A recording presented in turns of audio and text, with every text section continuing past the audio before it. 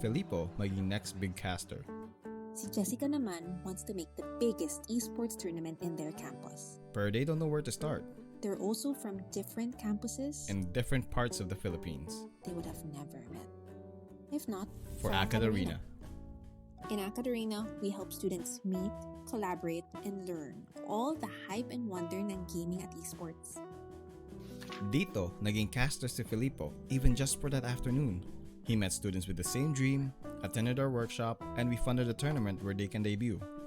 That was Jessica's tournament.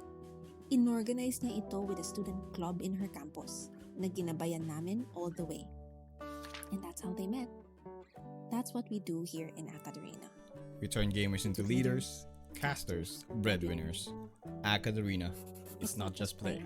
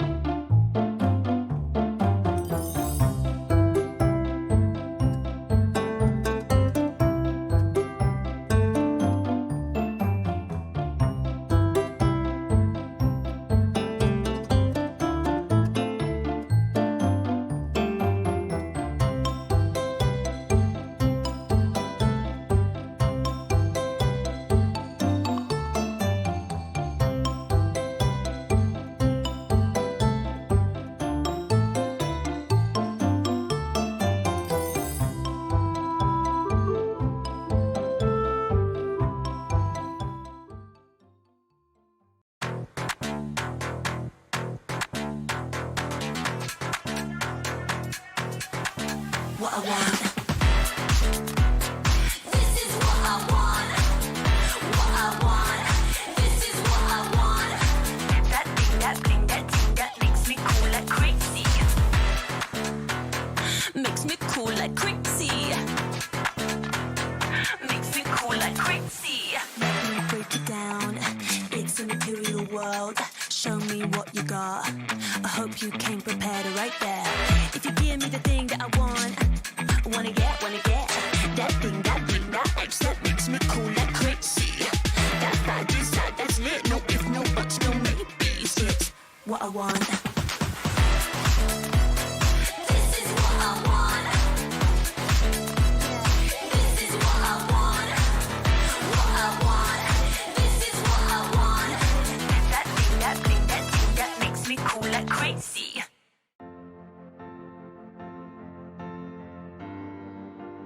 Outside the game, I'd have a hard time making decisions and just go through life without any direction really. But when I'm in the game and as captain of the team, I have to make confident split-second decisions to lead our team and give us that direction we need to win the game.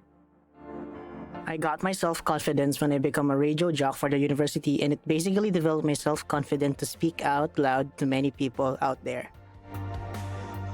As an ate, you're supposed to know what to do. Minsan, parang hindi na pwedeng magkamali. Kasi ate ka eh, dapat you serve as an example for the younger ones. But as a student leader, that was not the case for me. I was allowed to make mistakes, learn, and do better. Just like how we encourage you, our telecubs, to wear your stripes.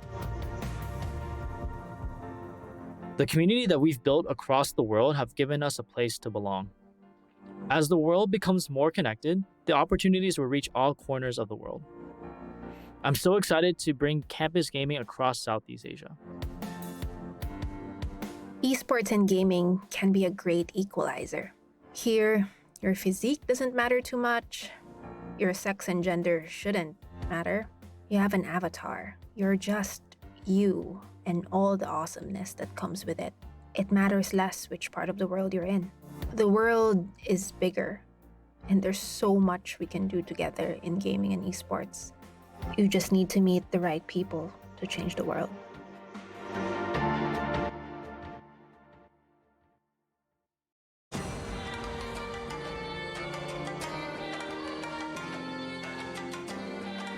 In AcadArena, I broke through solo queue and became a team player.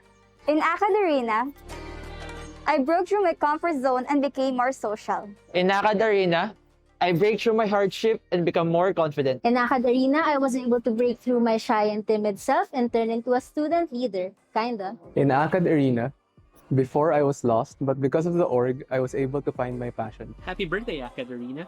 Continue breaking through the stigma of video games and academics. Happy birthday to AcadArena. We look forward to all the great work you guys will be doing in the coming years. Happy birthday, AcadArena. We hope you continue to support our industry and break the stereotypes of how student gamers can be.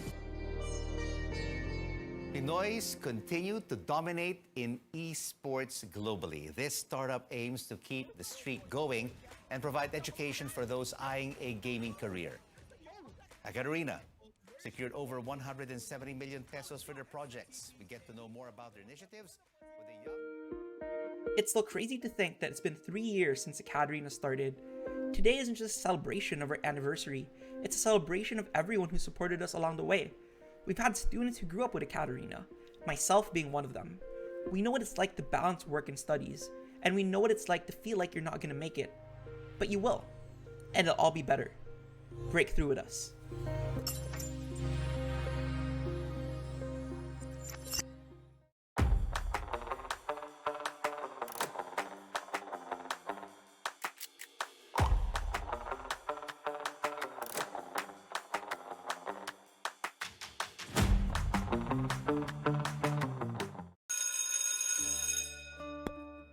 This is Filippo.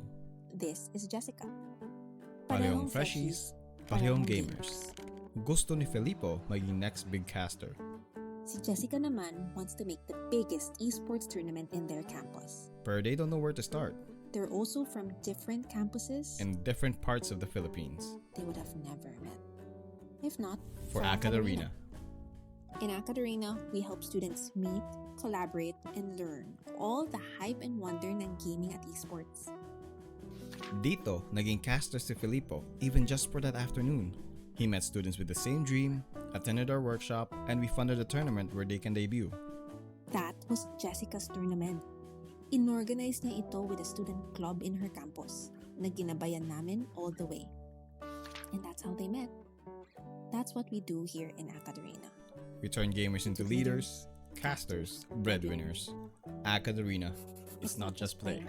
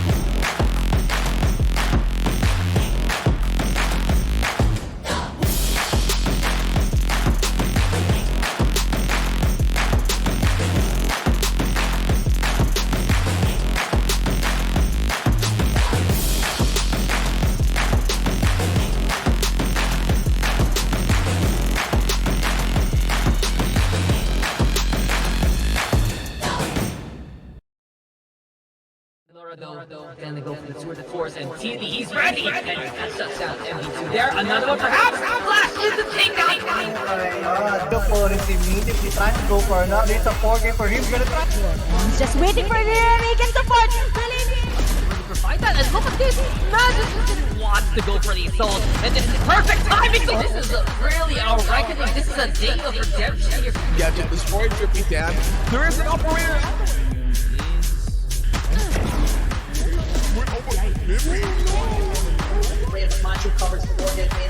Sai has his scope in. It was a bad spot. Furious well to counter this lockdown and just funky. The far side, Jin with another up air. The knife. Great to three now the score line. Here goes Quinto, and a paranoid keyboard back goes with two so far. And it's 3 versus 2 now. About to go for the win. One enemy remaining. That's the only way to get this guy. He got blinded! He got blinded! This is the perfect thing to do right now. Go for the shot. Now dash on the way with the prime. That's Halo. Surprise, surprise! You can hear the symphony! And they are the top dogs of the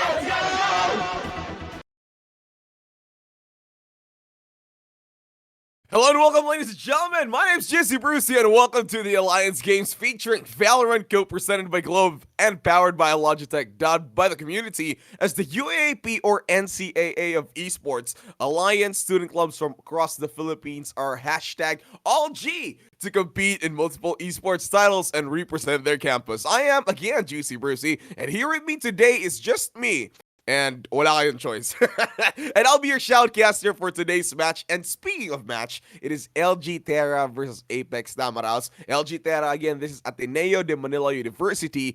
Apex Tamaraos, of course, is Far Eastern University from Alabang. So, from all the people out there, very excited for this first match on our Saturday. This is group stages, double LMs for all groups. So with that info in mind, alam ko that you guys probably are very excited for all the games to come. Don't worry, we'll also have our other casters. I'll be with Black and Blue in just a short bit. However, our first round one right now, we have FIT Pendulum versus CIT Wildcats Esports. And then over that we're going to be doing today is ADMU, LG Terra, FEUA by Apex Tamaraos. So whoever wins will be proceeding to semifinals, and then we also have Group B bracket. Anywho, this is the Group B bracket right here with HAU, Valiant Esports at Holy Angels University, UP Dilimans Oblation Esports, USC Mustang Warriors, CSB or Mankind Gaming Eclipse. Now, I love that they have all these extras in their names already, but you know what's more extra is the type of game that they'll be bringing, especially in Group C.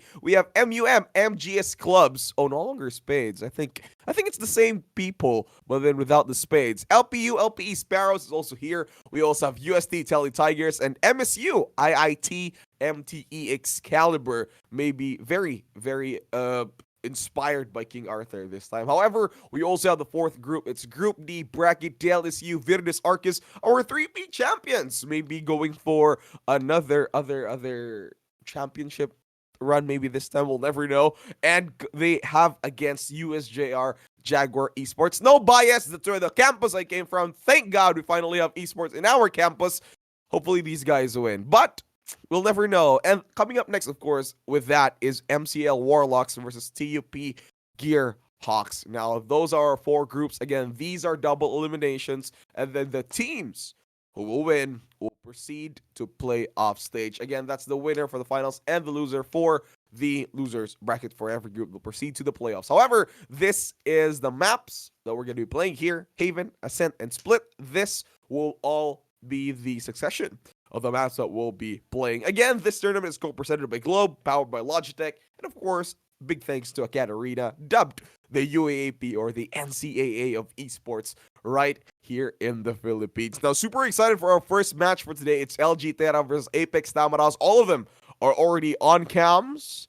We can see here from LG Terra. Now, finally, from ever since the first start of some of the games I've already casted, these players, these guys, don't really want to stop as to where they are. Nakita na nga natin, these people, they really want to prove that they're the best. A lot of prizes are at stake. Scholarship is at stake right here. So I do not blame these guys for taking these games seriously. However, what I can say is that these people, they just really want to give us really, really good games. Now, with that being said, maybe for strategies over at Haven, pretty excited as to how LG Terra. I mean, we've seen these guys come in. They did try to topple down our 3P champions. DLSU, a long rivalry has been awakened, has been, dormant in this game or in whatever they do. But still waiting if LG Terra could finally take on that chance again to take them down. However, we're not yet sure. Anyway, going to agent picks. Our first map for today again is Haven. 3 sites. Let's see how these people could go with the offensive, defensive. Right now, we're probably queuing up into the game. DC lang. Well, oh yeah, by the way, if you're asking why I'll be casting solo today, I'll be with Black and Blue in a bit. Black and Blue right now, pagkakaalam ko siya ay nagtitraining pa. He wants to also be used as a agent character, agent profile in Valorant. Probably he's with Riot Games today. Nagmo-model, T-posing for Riot Games so that he will be the next Filipino agent. That I'm pretty sure. But instead of Black and Blue, we're gonna call him Gunner. Yep, that's the new agent in Valorant. Spoiler alert. Anywho, don't forget to put in your comments out there over at the comment the comment section. Hashtag LGTara win or hashtag Apex Tamaraos. Those are the ways for you guys to make sure that you will be supporting your teams that you would love to win, both in spirit and in prosperity, if that ever makes sense. Yun lang yung kailangan nyo ilagay sa comment section, and then I'm pretty sure these players out here will feel that you guys really want them to win. A bit of a DC coming up for now, but don't you guys worry, because we will be bringing the matches to you shortly. All right. Now, speaking of teams, we have already gone into the group stages. Now, over the comment section, if you guys really feel that these guys really deserve to win and go off into the playoffs, just make sure it's over there. All right. Over the comment section, everybody is there. Hashtag LG win. Dito bardagulan na. Yeah, all right. They're bardagulaan. You know, that's how they say it in AcadArena. All right. Finally, we're back into the game. Agent selections, first of all. Sino ba yung mga dito? Alright, LG Terra, it's Moses God. We got Zief, Flex, Mateo, and Tino. Alright, the two guys that really sticks out. These names, Flex and Mateo, these guys have been long already in the LG Terra. So Moses God, Zief, and Tino, they came into this season maybe trying to match out the strategies of Flex and Mateo. It's been a long run since we've seen the OGs from LG Terra, but right now it's time for the new bloods to come in, maybe led by both Flex and Mateo. So that's what we're waiting for. However, on the side of Apex Tamaraos, it's Ham, Thea Disu, Don't Talking please. I'll just call him DTP. Chip Nico is here, and Blade. Right. Thea Desu? Is this your descendant, Thea Disu? Alright, there's a lot of new names here in Apex Tamaraos. Again, this is from Far Eastern University, Alabama. And by the way, guys, in this bracket, whoever goes into the finals of the winners bracket and the losers bracket, they're going to be invited over at the playoffs. That's already a secured slot. So now that the agent selection will be coming down in 3 seconds, we'll see these players lock in their agents. All right. So I do love that Apex Tamaraos does have a Yoru, a quick teleporter over at Haven. They're going to be starting out as attackers this time. So maybe going to defending, it's going to be a lot easier for them to do rotations. And lurking could be a great possibility. All right, so there you have it, ladies and gents. We're going to be starting in our game. LG Terra versus Apex Tamaraos. Coming in, it's game number 1 right here on a beautiful Saturday afternoon. So don't forget to put in your comments, hashtag LG Terra win or hashtag Apex Tamaraos win. And before anything else, the Alliance Games wouldn't be a thing without amazing sponsors and partners. Alliance Games is co-presented by Globe Telecom, our official telco sponsor, and powered by Logitech G, our official gaming gear partner. And also, Alliance teams will be competing across different game titles where their victories will have corresponding points on the Alliance leaderboard. The top 5 on the Alliance leaderboard, aka the All 5, will receive an AcadArena scholarships and aid ASA listing exclusive to their campus students worth 30,000 pesos. So there you have it. Now, since you already know what's going on, let's not forget that Fiber Strong, family strong. With the new G Fiber, only 2,099 ng Globe at home. Game with speeds of up to 150 Mbps. Mabilis na, unlimited internet pa. To learn more, go to shop.globe.com.ph/broadband. 10 seconds in before we start our first game. Nag-pause pa nga. Pinapahirapan ako ng mga players dito eh. Maybe they really wanna hear me talk. I think is that it. Well, let's see the positioning here over at LG Terra. 2 people over at A site. There is an Astra at C. Very confident he can defend that on his own. B site, it's a Cypher and a Breach. Well, Apex Tamaraos, they're still coupled up in mid. I mean, there's still a pause. We're still waiting for that to start with. Oh, for you guys who just came here and who is wondering, ba't mag-isa lang ako? I'm used to it. Ganyan talaga. That's how life is. You can't count on anyone but yourself. Eme. Again, don't forget to put in the comment section, hashtag LG win, LG Terra win, or hashtag Apex Tamaraos win. Alright? Here we go. I love how they decided to pause. But right now, back into the ball game. Pistol round 1 for both LGT and APT. There you have it. And let the games begin. Ham moving it forward over to mid. He's going to be accompanied by the Jet. Ready for the smoke. Some few cheap shots coming in from the Yoru over at Garage as they try to see it out here. Blade ready to initiate. A bit slower pace for Apex Tamaraos this time, as they do not want to push Blade. There is Tino right there, waiting patiently in the wake over at some pockets. Can he see the jet? Not yet.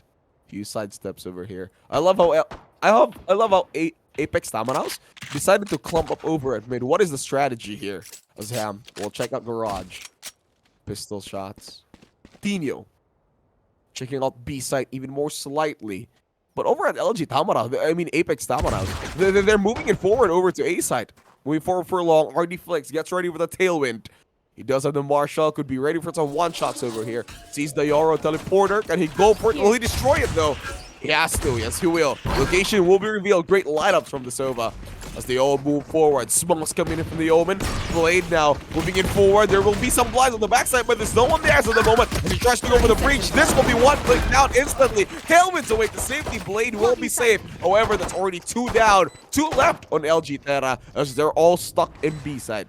They moving forward from the elbow. Zeev or Chief.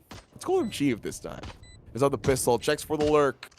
2 people in the same spot as 5 people from Apex Tamaraos. The smoke from the Omen will come out. Moving forward, sees down the Euro with the side steps from DPP. Will take him down. Frenzy kill over there on the other side as only 1 will die on the side of Apex Tamaraos. And the attackers will take this first round win. It's a 4-0 right over there.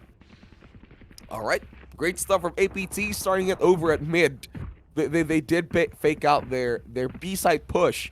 They did make some noise there, however, they decided, all right, no one's showing here. Let's move forward to A. And now, a very different approach and strategy going into the second round, the first half. Apex Tamaraos will be going to C-side. And then, of course, they're going to do their half buys, full armors, Spectres, just to get that eco round win against LG Terra. As they move in, Moses God does have a short. He's going to go for the peek, but he will die. That fake from the Euro will be more than perfect. Blinds him away. However, that's one down on the side of LGT. No damages yet going to Apex Tamaraos. Blind shots from Blade over to Garage to make sure that there will be some chip damages going on in that area.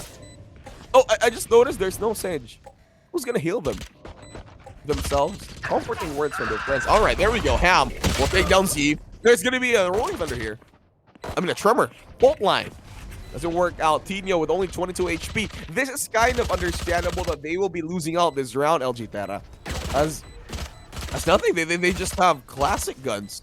Pistols. That's all they can do as Apex Tamaraos. They're pretty confident with their buys. They do have the Spectre. They do have almost everything that they need. All right, from the other side, Nico, though, will take down that kill and gets another as Tino will be looking in the wrong direction this time. Same as the Jet. So that is them. That's 0 for 4. Apex Tamaraos takes 0-2. However, in the standings of the agents, it's a flawless game for Apex Tamaraos for 2 rounds now. All right, so there you have it. 15 seconds in, 14 seconds for coming into the 3rd round. I think LG Terra is still going to find their footing. However, this is going to be a surefire way where they are also going to get their very own full buys, LG Terra. They will have their Phantoms. They will have their Vandals. And Guardians, too, for one. All right, Cloudburst. Going to be used instantly over here. This time, Apex Tamaraos playing it a lot more scattered. Most of them, they have everything. All right, Tailwind's away. Already Flex will not be able to get that kill. So they're moving forward. 2 people over here at Apex Tamaraos. So, some stars going to be exploded by the Astra, defending their A site. She's still pretty far away. She's still in C site as of the moment. There will be no charges left. Says the Jet. I think that was the updraft. All right. Pretty slow start here from Apex Tamaraos. As they move in, they're going for C site again. There is Moses God over here. Still complete with the stars, still ready to pop in those smokes to make sure she will be safe. Jumping ever so slightly to make sure that she will get some information over at Apex Tamaraos' movement. All right, here goes a teleporter. Waiting for the blind tailwind forward from Blade, though. Looking for some targets. Some great paranoia from the Omen that helps out Sheep instantly take out Blade. However, though, on the other side, Moses God will take down PTP. 3-4-3 right now is Mateo. The only one remaining. Here comes the OG, but from the other side, it is Flex waiting for that kill, going in again, and that is Ham out of the game. 14 seconds in. No plant is still available as RD Flex is a one right now. Like plants going in from the snowball, but it will not work out. Flex finally gets a point for LG Terra. 1/2. All right, there we go. A lot of walking done by Epic Stamaras this time. However, 20 seconds in, finally, LG Terra able to get that great shot for a point there. I mean, it's not that late. They still got that point well. However, it's only gonna be Flex remaining with a Vandal right now. Oh, Mateo's there too. Mateo still caught off guard in the last skirmish. All right, we're moving over to Garage. Blade. All right, here we go. There's gonna be some blinds coming from the Yoro. It's a fake though. Soba will destroy that. You know what they say in both Iron and Immortal? Shoot everything that moves. And it's gonna be more than evident here. It's Mateo in the blind shot. Gets the kill, a headshot over to Taya Desu. And that's a spike. Gonna be gone now. The blinds coming in. Also Ham from the other side though. That's a sneaky play from Garage. 4 for 4. It's Apex Tamaras. They're all both cornered. Spike is being retrieved by Apex Tamaras. And they're gonna be looking forward to move away this time, and Moses God, he does something God. Judge will get the kill. A few more cheap shots. The Wallbacks over there make it two. And he made it 3. No, not this time. DTP stops the killing spree of Moses God. It's only 2 right now. Trip Nico, they will take down Jeef. 2-4-2 again. This kill will even out the playing field. Now that the spray will miss out. Mateo will be a lot better this time. No talking, please. We'll get that kill. It will be revealed. The blind comes in, tries to sidestep away, but Mateo with a 3K. Make sure that this will be an even playing field. 2-4-2. Wow. All right, so the analyst, what can you say about that? Oh, actually, it's a pretty good play. Actually, that's all me. I have no choice. I am alone. But you know what's better than being alone with you guys watching there in the comment section? And don't forget to put in your hashtag LG Terra win or hashtag Apex Tamaras win. If you guys want to vie for the people or the team that you guys are gonna think they can win our first game for today. Don't worry, this is a best of 3. So whoever wins will be proceeding in the upper bracket semifinals. Alright? So you guys chill out there. RD Flex, riding on the tailwind. We'll be moving it forward. I think this is an eco round for Apex Tamaras. I do see the Omen with nothing but a gun. All right, here we go. A lot of sound effects here. Pretty scary. Blade. Oh, gotta be careful there. Tries to destroy the Recon Bolt, I think. Or the Cypher Queen. Tripwire, I may say. Okay, LG Tino. Oh, and he get those kills. That's a Phantom, baby. Gotta be super careful. All right, here we go. The Phantom. Try to move in forward. Jeef. All right, there's a lot of lesser movements here. Jeef to get the kills with the Guardians, so the wall back. Pretty close there. Right, here comes the smoke. Jeef got to be careful with the reel. The fault line will be there. However, is he has the chance to take this out. All right, another smoke coming in forward over the seaside. That's 4 for 4. Blade gets the headshot over to Jeef. But again, Mateo with the quick trades knows where Blade is. Sells him down. Rolling Thunder going to be casted by Mateo with a flash out. Also, he gets the kill over to... Well, that is not the way to go. Killjoy, the only one remaining over at Pockets. Will try to get the kill over the Guardian. Gets the kill to Mateo. However, Flex with an instant trade kill. 3-2, LG Terra finally leading the charge as they change the favors into the tides. The tides into their favors. Now, I can't even speak properly now. Oh! LG Esports says, love you, Juicy. I love you too. Huwag ka mag-alala. You guys don't worry. I will also give you great analysis. You guys out there watching, I'll give you great analysis here. I have an analyst coming with me from the 1940s. Let's talk to him. Mr. Analyst, what can you say? This is a pretty good strategy from LG Terra, forcing out the buy from them. And now look at them, they're moving to Garage. Now back to you, Juicy. Thank you, Mr. Analyst. Pretty good stuff that you had a great analysis. You're like the best Valorant player in the 1940s. Pretty old school. The blind will be removed. Tailwind from Blade will be used instantly trying to get out. Here comes the Cloud Burst, moving it forward. Here comes the Hunter Spear, but Blade, he'll be taking some damage just from Hunter Spear out of there now. However, the updraft will not work out. The Sheaf is there, ready for the positioning. 5 for 3. As Apex Tamaraos, only 3 remaining. Another kill for Moses God. Quick trades right away. Nico, the only one remaining. Can he get a clutch this time? It's 1 for 3. Only needs a 4 to make it. I love you. 1 for 3. Let's go. Oh, what? Again, the operator from Flex will take him down, Nico. Nico will not be out here. 4 for 2 is the score as LG Tamaraos still leading in the charge. Now let's talk to our analyst. What can you say? Oh, yeah. Thank you, Brucey. Now, they're going to be going for a timeout. They're trying to make your job a lot more harder. I'm going crazy here. But you know what's crazier? These games right here. LG Terra, Apex Tamaraos, they really want to deliver out what is great. I think Apex Tamaraos calls for this break because they're like, oh, hey, we were leading 0-2. Now it's 4 for 2. Maybe a bit of a recuperation on their strategies. Or I don't know who's doing the pause. Maybe the real pause is from you guys. Maybe you requested a chat pause because the games were too intense. You don't know anymore what is right or what is wrong or who will win. You know, it's your heart. Well, but it's like it's so intense. Pero game 3 naman to. Huwag kayong mag-alala. This game is a game 3. So you guys better chill out. So you guys better download some food there. You know, we don't eat food, we download food because we're like millennials.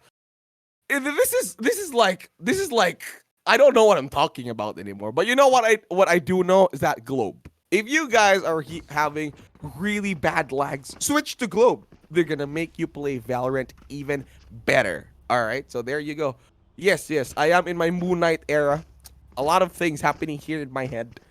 But you know what? Operators, that will get me good. However, DTP, the Yoru from Apex Tamaraos, he does have a Stinger, which is pretty hard. Why would you play a Stinger? On this game, Operator shot already flex with a very, very aggressive peek. We'll get that kill over to DTP, and he will be out as Yeev, though, has to take that. That is Blade, though. Taking it out. Goes for the wallbacks. Will not work out this time as, you know, Blade's kind of it over here on the other side. Moses God tries to get that shot. Sees down the pixel of Blade, however. Will not get that kill. However, another smoke here gets the headshot. Finally, Moses God will take down Blade. As he moves in forward, can he see some more? Mateo will get down the kill over to Nico. Nico will be out. He's on the Silva also, but Moses God on the other side will take that kill. Quick rounds. Quick 7th round from LG Terra right there this time. They do know it's an eco round, so what they did instead of cowering down from their bases, they moving forward, tries to go for that kill, you know, raises the blue flag over the faces of Apex Tamaraos, and that is it. For pretty good stuff coming in from LG Terra, making this game into a lot more faster game. All right. So there you have it. I also love that we have player cams here in this tournament. It's like one of the best things that's ever happened. You do see the intense faces of these players, which kind of makes it even better. All right, here we go. LG Terra again, very aggressive over to Seaside. DTP strategy will get the kill. Tailwinds away, doesn't want a return kill this time, but that operator shot pretty aggressive from Flex. Flexing it down this time. One more, gonna get the operator. No, wall banks from Blade will take the kill. Flex will be out 4 for 4. As 2 duelists are down for both LG Terra and Apex Tamaraos. Alright. Okay, gotta be careful, gotta be revealed there. Tino will destroy that recon. Take flight. The rest of Apex Tamaraos. They're gonna be an A site. Drone instantly destroyed by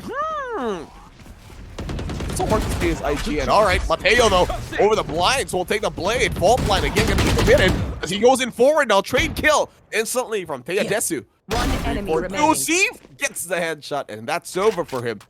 From the other side, Teyadesu, no armor, 70 HP. Has got to get away now, or not. He wants to be a strong man, a strong boy, a graduating boy. 30 Are you seconds graduating? left. Do you pass your chemistry? Can you get the trajectory with mathematics and physics combined all together? Teyadesu, what can he do? Oh, there's a smoke. You can't see anything. So you better pray. Recon Bolt will be destroyed. The Silva will be revealed. So you gotta be super careful here, Taya. But it's 11 seconds. This should probably be the end for their run in this round. However, Teyadesu, better if he saves. I wanted him to get that operator over at Garage at Seaside. However, it's too far. So I'm pretty sure he won't make it. But you know what he can make? A degree. I'm pretty sure he can do that. 6-2 is the score. Bye phase coming up now. The next round half would be a lot easier for Apex Tamaraos, I guess. I mean, they do have the Yoru this time, so it's gonna be a lot easier for them to do rotations when it comes to defense. Now, don't believe whatever I say. I'm a gold player. And that's it. It will never be better. All right, 5 seconds in. Let's get some analysis from Mr. Analyst. All right, Bruce, this is going to be a hot game for APP. That's all that I can say. All right, back to you. Thank you, Mr. Analyst. Great analysis out there. What a 1940s analyst. Here we go. 6-2 is the score. Apex Tamaraos. Something to prove here. Again, upper bracket winners and losers bracket winners will proceed to the playoff. Continue their duel over here. We'll get the kill over to Tino. Tino gets the kill instantly. Blade. The Blade Storm will not get the kill this time. Trade kill from Taya Desu. Mateo, the only one remaining. This is an eco round for Apex Tamaraos. I'm pretty great that they get this kill. GTP will have a final headshot over to Mateo, getting another score. Apex Tamaraos. That's going to be 6-3. Finally. There you have it. It did take some time for these guys to finally get over the board. However, they do stop that rampage of LG Terra. They took it slowly, and they do get 6-3. Finally, Apex Tamaraos was able to get the score on the board. Star plans coming in from Astra. Nebula stuff. You know, if you're a big fan of stars, always remember it's the fault in our stars. That's the joke. I just realized, ang hirap pala mag-joke if mag-isa ka lang, no? Alright, there we go. Blind shots from the operator. Will be able to operate a kill this time. However, we'll get the kill over to Flex. Flex will be out. Again, that's from A side. Who's next? He's gonna be dead. Alright, Yoru. Rift walking right now. Let's see what he can do. Alright, here you have it. Tailwind forward from Blade. Gonna be a bit more confusing. However, though, Moses got to be a lot more quicker. As Moses God gets 2 Ks already, gets the Jet, gets the Yoru, able to stand her ground over at Seaside. Here is gonna be one more kill. However, trade kill from Taya Desu, but she has done his job. Rolling Thunder gonna be committed by Mateo instantly as he moves in, gets the kill. Spike will be dropped. There will be some blinds from Mateo. They do know where the spike is already. However, Nico's pretty far. He does have the operator. Will get the kill over to Mateo. But how can he move forward? He does have the lockdown. Is she able to commit this? Is she willing to commit this, though? That is the question. Has to find some vandal of some sorts. I got the spike. Or maybe she wants to play this into an operator. Very confident with her quick reactions here. 20 seconds in. Nico could still move away and do a rotation and plan it over to B. Jif, though. Gotta be careful. 11 seconds in. 10 seconds Nico, left. what is your game strategy? There, she does have time. There will be some alarm bot over here. 4 seconds in. Goes for the plant instantly.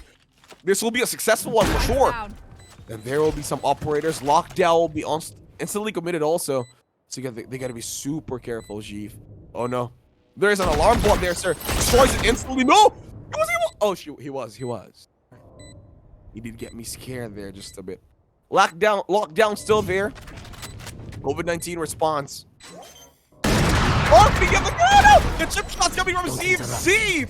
Able to clutch this game, and you saw the guy in the middle of the camera giving us that dab. 7-3 is the score. Operator will be instantly reclaimed. Zeev with that headshot. Nico unable to respond properly yet. All right, so now let's talk to our pediatrician on how it is with trigger discipline. All right, thank you, Bruce. Now, for trigger discipline, you gotta make sure that you watch a lot of Pokemon, because they will tell you to choose your best friend, and your best friend is your trigger finger. That's it. That's the whole analysis. Thank you. 1940s guy. Anyway, 0 seconds in. We're already in our 7, 8, 9, 10. We're already in our 11th round. Sorry, I did quick maths along the way. Flex, and he hit the shot. No, not this time. Has to ready up the tailwind. We're gonna be careful though. They will not hear the tailwind commit from Flex, so I'm pretty sure they know with this jet is still staying there along the wakes. DTP goes over here though. Some operator shots. Cloud burst, and he gets the kill. Yes, he will. DTP gets a return kill for the sake of will get it. Blade. Oh, however, Tripwire going to be casted as Mateo will be killed. 3-4-4. Apex Tamaraos making this game a lot more harder for LGT as they do not allow more kills or more points to get into this scoreboard. Let's see. Blade. What can he do? Plants it. Spike planted. There we go. Congratulations on the plant. You will now save Mother Earth. That's all that I can say. Moses God has to move in forward. Can he see flex? Nico! Nico! A lot quicker this time. Moses God unable to get that kill. 4-4-2. As this game's gonna be a lot more longer. Yes. All right, camera. He takes it out. Can he get the kill? No, Zeeb. He's not the chief this time. Crossfire is coming in DTP. He will go down the chief this time though. Can we see it launch? No, not yet. Whips out. That's a great crouch from Blade. Really does the job. Last round in the half. Well played. There you have it. Last round of the half. Moving forward to our second round into this game. It's 7-4-4. Does Flex have his operator? No. There's nothing. She has no gold. No credits, I may say. APT this time. We do have, with the operator, your Omen will be playing your operating operator this time. So they move in. Everybody gets into place. 7-5 would be great for APT. And just 7-4, Blade Storm moving in forward. No Flex. He does have the stinger. Oh my god. With that gun, Eno and Mateo will get the wall back and Blade. That's the operator out. And that's going to be the fake. Here. The fake Yoru. They've been short blinded instantly. However, another blind moving in forward. DTP unable to finish out the kills. It's a 5-4-3 right now. Wall will be divided, says the Astra. Finally, we've seen her ult. Been a long time. Here. Oh, a blind. I'm now. Oh god, DTP knows where he is. But Mateo, quick with the trades. 4-4-2. Attacker Killjoy with the lockdown over at mid. They will try to save this score as much as possible. Oh, there we go. Oh, what is going on? No one's moving it forward. 7-5 would be great for Epic Tamaraos. However, LG Tera making this job a lot more harder. Oh, pick up the operator, Nico. Pick up the operator, please. No. He doesn't want to pick it up. Oh, which I understand, by the way. Bot I'm not coming pushing. back. Recalling my bot. All right, bot will be coming back as Nico has to move in forward. Okay. Forward over to A site. No one knows this yet. There's going to be some cameras out here installed. CCTVs. Tripwire will be there. They're just going to jump over this for sure. Just to make sure that no one knows. As they move in. That's the camera destroyed instantly. Alarm bot will be planted. Soba with the plants. He does have Hunter's Fury available. So he will stake it out there. Swarm Grenade is going to be casted out. No Rolling Thunder. We'll go for the fault line instead, Mateo. Or trust him, for sure. He's gonna jump in. No, not yet. All right, clear out the bottoms. Does he see no one else? Hunter's Fury is available though. All right, there you have it. Gonna be casted out. Nico will get that jet over to Mateo. Hunter's Fury casted out. Nico with a 2K, 3Ks. What a play from Nico. As it's gonna be Astra, the only one remaining. Gets another one. Nico with a 4Ks. Ultra kill for this guy. And we doubted his clutching abilities a while ago, but now, look at that! He's finally claimed his proper prize of being the best clutcher in this world. Congratulations to him, yay! He can now graduate. I love this solo casting. It feels like it's going crazy in my head. but great games over here. We're already in our second half. Here in the first round, LG Tera versus Apex Tamaraos. Wow. 7-5. LG Tera still leading the game. It's Apex Tamaraos. They have 2 more points. 3 points exactly. If they want to take it out. Let's see how LG Tera will do this as as the attackers. If I remember correctly, I think this has been LG Tera who played as a Haven and never lost, or was that Viridis Arcus? Can't remember. Brain lags. Alright, Garage blinds. DTP to get the kill. Side steps moving forward. 2 people from LG Tera rushes forward. Pressing over the blind test here. However, Z from the backside will get that kill. 5-4-2 instantly. LG Tera going for the plant. Spike planted. Quick reactions from these guys. APT. Apex Tamaras. They're going in from elbow. Let's see how quick all these would be. All right. Be super careful. We'll get the kill. Teyadesu. No flawless victory for LG Tamarao. Spike has been planted over to C side. So Teyadesu. Super careful. Moses God doesn't even need a headshot. Ashteya has already been very low. That's kind of okay. 8-5 is the score here. As LG Tamarao and Apex LG Tamarao. LG Terra and Apex Tamaros. What if ADMU and FEU combine teams and they call it LG Tamarao? Right? Shouldn't that be a thing? You know, friendship in all universities. Or Apex Terra. Whatever. Anywho, this is what solo casting does to you. 8/5. Here's the score. Apex Tamarao still unable to narrow the gap between both of them. Full buys. I'm gonna be going to AP Tamarao instantly. Apex Tamaraos. As they're going for it. Oh, it's LG Terra actually. They're going for Vandals. But they're doing a slow push. Apex Tamarao, since they are on their eco round, they do want to commit everything over to A side just to get this over with. There is a shorty from Blade. Switches to the knife, but nothing's gonna happen that much. Alright. Cameras slowly scouting them in, but LG Tamaraos, they know what's going on. They're gonna be switching over to C, but very, very slowly this time. There is gonna be some tripwire over at A. So that will alarm them. Gonna be destroyed instantly. Cloudburst by Flex. Goes for the entry already. No pretty quick plays. Alright. So there you have it. Apex Tamaros, they will take a long time to get here.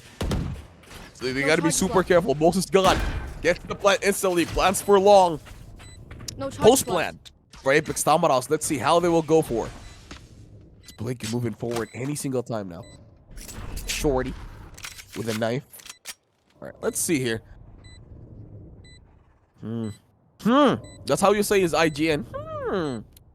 I'm not yet sure on what to do. Oh, they do get the kill. The Bulldoge will be taking DTP. Pretty short outplay here from Apex Tamaros. They might want to clutch this. However, they're in their eco round, so chances are pretty slim. LG Tamaros gonna get the kill, though. Mateo will be able to get this kill this time. However, Teyadesu with just the classic. Classically kills Mateo, probably picking up that gun. And then going for that save, and has to get away. Blade gets the shorty, gonna get the kill. No, not this time. Bulldoge. Or finish the job. Or Moses God takes 2 Ks. Both Nico and Blade. 9/5 is the score now. LG Terra. Moving forward. Alright, there you go. I mean, for Apex Tamaros, Teyadesu was able to save some credits here. Or did he not take the gun? Anything. I didn't steal, didn't loot it. Spike has been left, so Astra is moving forward now. Or, by the way, guys, for all of you in this game, don't forget, in the comment section, don't forget to put in your comments, hashtag LG Terra win, or hashtag Apex Tamaros win. If you want them to feel the, you know, the friendship, it's pretty strong. Out of the blood with the Yoro coming in forward now. Oh, DTP tries to play it cheeky this time, but RD Flex knows what's going on. Gets the kill instantly, wants to push in forward. Yoru, not successful this time. Here we go. Tino. And the others going for A site, perhaps. There is a turret waiting for them in the wake. And it's a 5-man rotation by LG Terra going to A site. Killjoy, the only one remaining, as their Yoro is dead. Too aggressive from Apex Tamaros. Alright. Moving forward. Stars will be planted. Coming over at Heaven Fault line. Will be there as Sheep. Alarm ball will be triggered. However, that's no use. As Nico will be blinding down from the backside as Sheep knows where he is instantly placed. Sentinel mindset right there. Maybe knows where he is. Mateo goes for the pocket shots. Trying to get some damage over the 3 people remaining. Wall divided. Cosmic divide. Cast it out with Moses God. He does love his Bulldoge.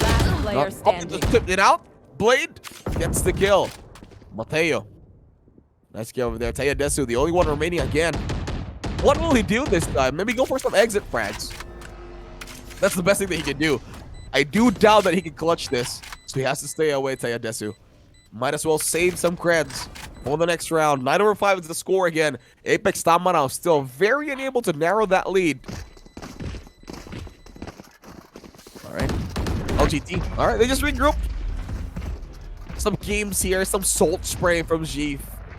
All right, there we go. 10/5 is the score now. LG Tamaraos making this slowly and better for them as they look poised to take this game number 1. However, Apex Tamaraos can learn from their mistakes. If they do not win this, there's a game number 2. However, I mean, second round of this game, of the series. However, if they do win this, wow, that would be a massive comeback coming from them. LG Terra, we have seen them before. We've seen these guys getting comeback from before, but I've seen them dominate from seasons 2 and 3, which those I have casted. It's been a great journey watching LG Terra. And right now, they look poised for this game. And I think they probably are the strongest in their group this time. Or already Flex. Tailwind forward. Yes, they can.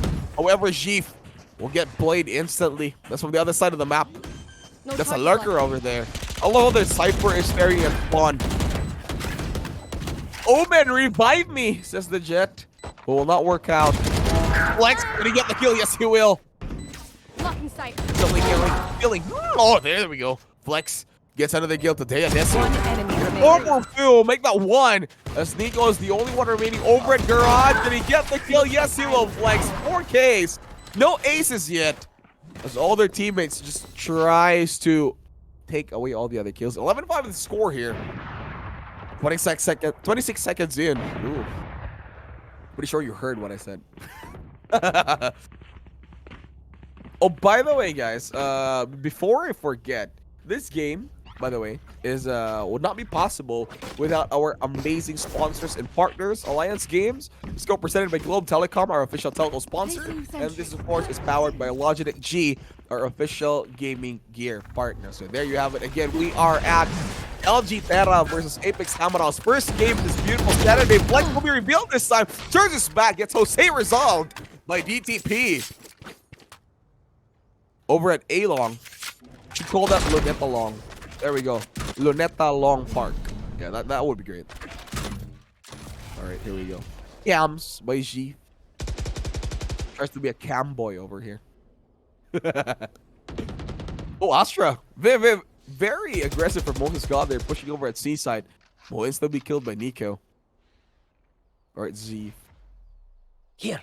Slow pushes coming from LG Terra this time. Nothing that they can do. Over at A-Side, Mateo's already in. However, Taya Deso will get that kill. LG Tamaro this time, very, very scattered in their pushes. Only 2 remaining. Are they trying to prove themselves? As they moving forward, DTP. Let's get the gold. Blade. Operator shot over to C. He'll get headshot over to DTP. Some operator shots with the wall back. Will get the kill. Teammates over the side of Apex Tamaraos. 11-6 is the score. LG Terra coming in closer slowly by slowly.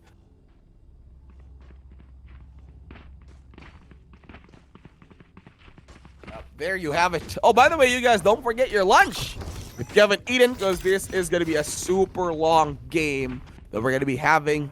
We have 3 games, 3 rounds today, a total of 9. 3 series, 9 rounds. That's going to be the whole thing and shenanigans for today.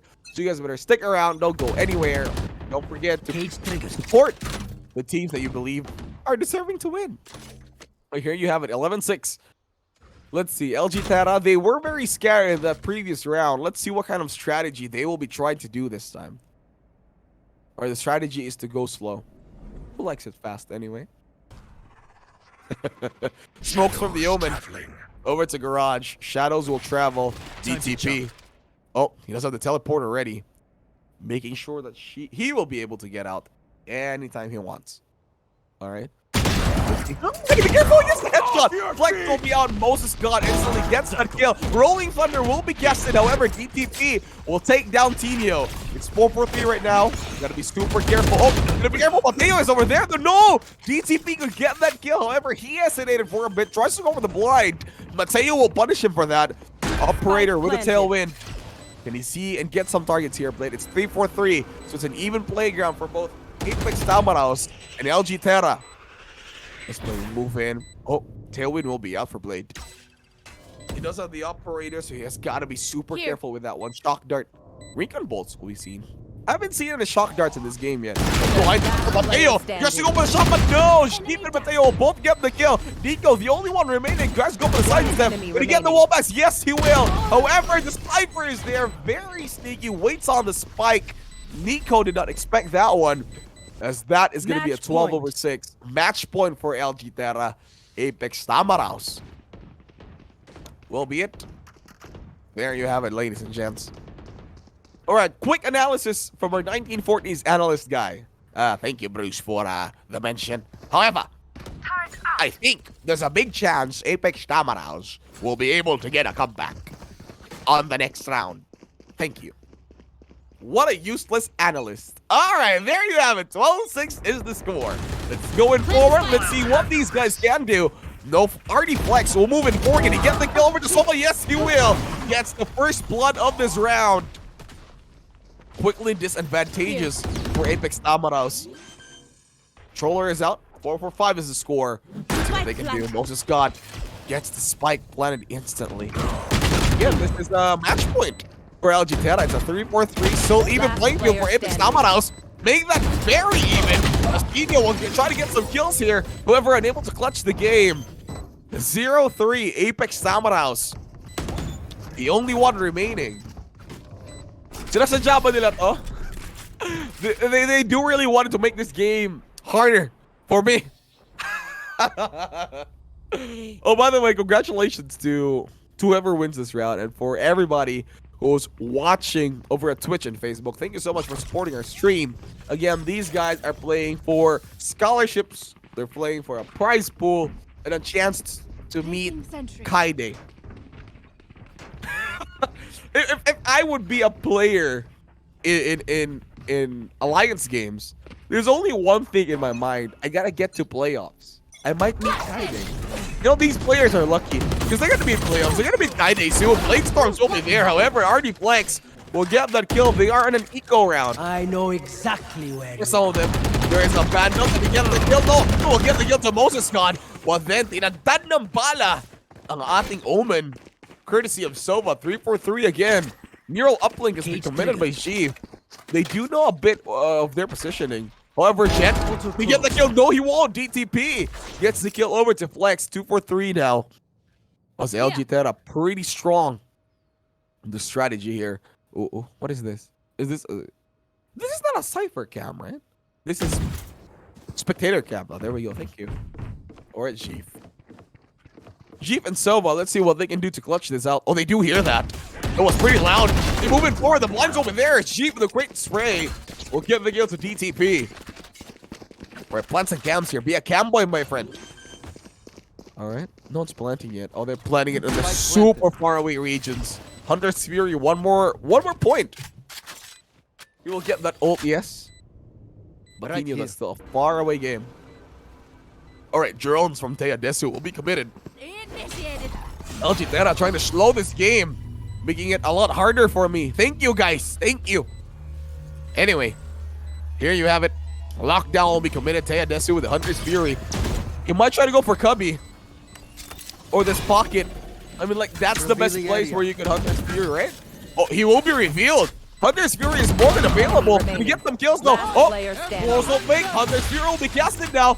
Will he get some cheap shots? No, yes, he won't. And yes, he will get the kill, Tino. Attackers will win. LG Terra finally closes out this game.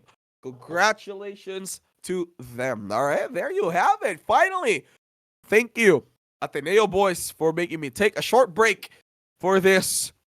But anyway, there you go. Haven, our first map for today. If I'm not mistaken, next up would be Ascent. Am I right? I'll never know. All right, here are some highlights. By the way, they're going to be watching. This is like the last gameplay. The Hunter's Fury doesn't even commit for it fully. That is like one commitment done with the Sova that he does perfectly. Instead of just going in, Hunter's Fury randomly, he's like, I'm going to cut this up, use my gun, get the kill. That's the mentality you guys should have.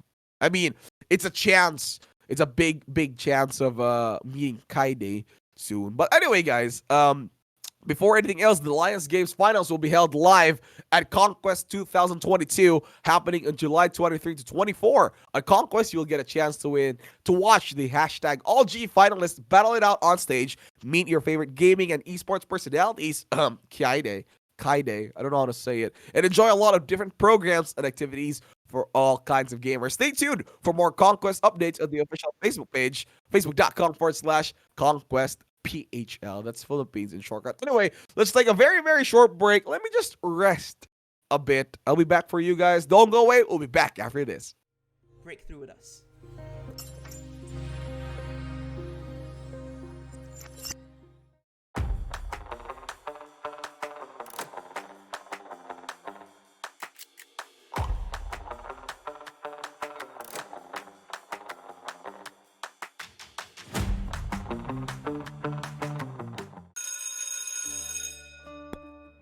This is Filippo.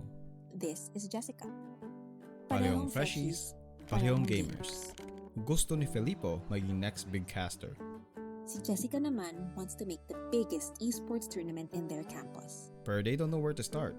They're also from different campuses In different parts of the Philippines. they would have never met. If not, For AcadArena. In AcadArena, we help students meet, collaborate, and learn all the hype and wonder ng gaming at esports.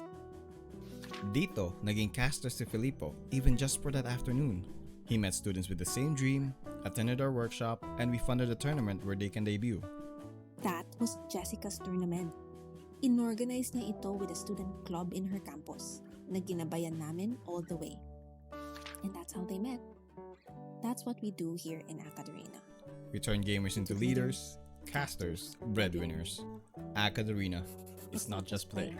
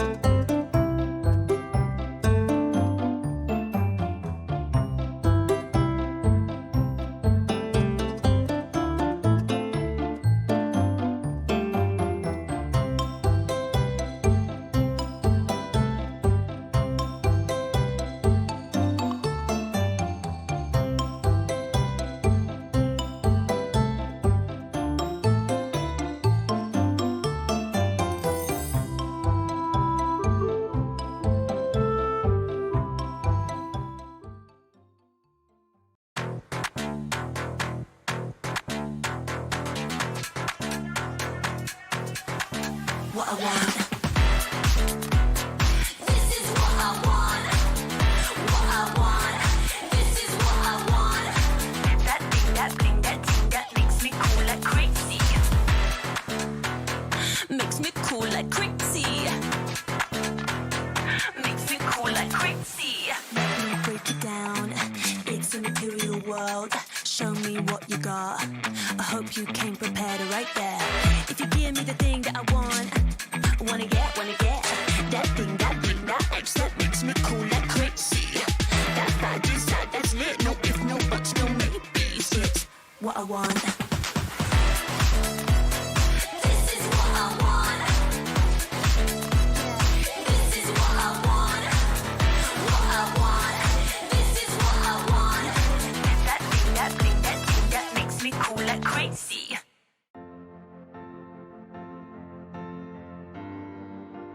Outside the game, I'd have a hard time making decisions and just go through life without any direction really. But when I'm in the game and as captain of the team, I have to make confident split-second decisions to lead our team and give us that direction we need to win the game. I got my self-confidence when I become a radio jock for the university, and it basically developed my self-confidence to speak out loud to many people out there. As an ate, you're supposed to know what to do. Minsan, parang hindi na pwedeng magkamali. Kasi ate ka dapat you serve as an example for the younger ones. But as a student leader, that was not the case for me. I was allowed to make mistakes, learn, and do better. Just like how we encourage you, our telecubs, to wear your stripes. The community that we've built across the world have given us a place to belong. As the world becomes more connected, the opportunities will reach all corners of the world. I'm so excited to bring campus gaming across Southeast Asia. Esports and gaming can be a great equalizer.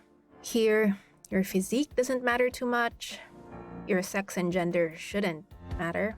You have an avatar. You're just you and all the awesomeness.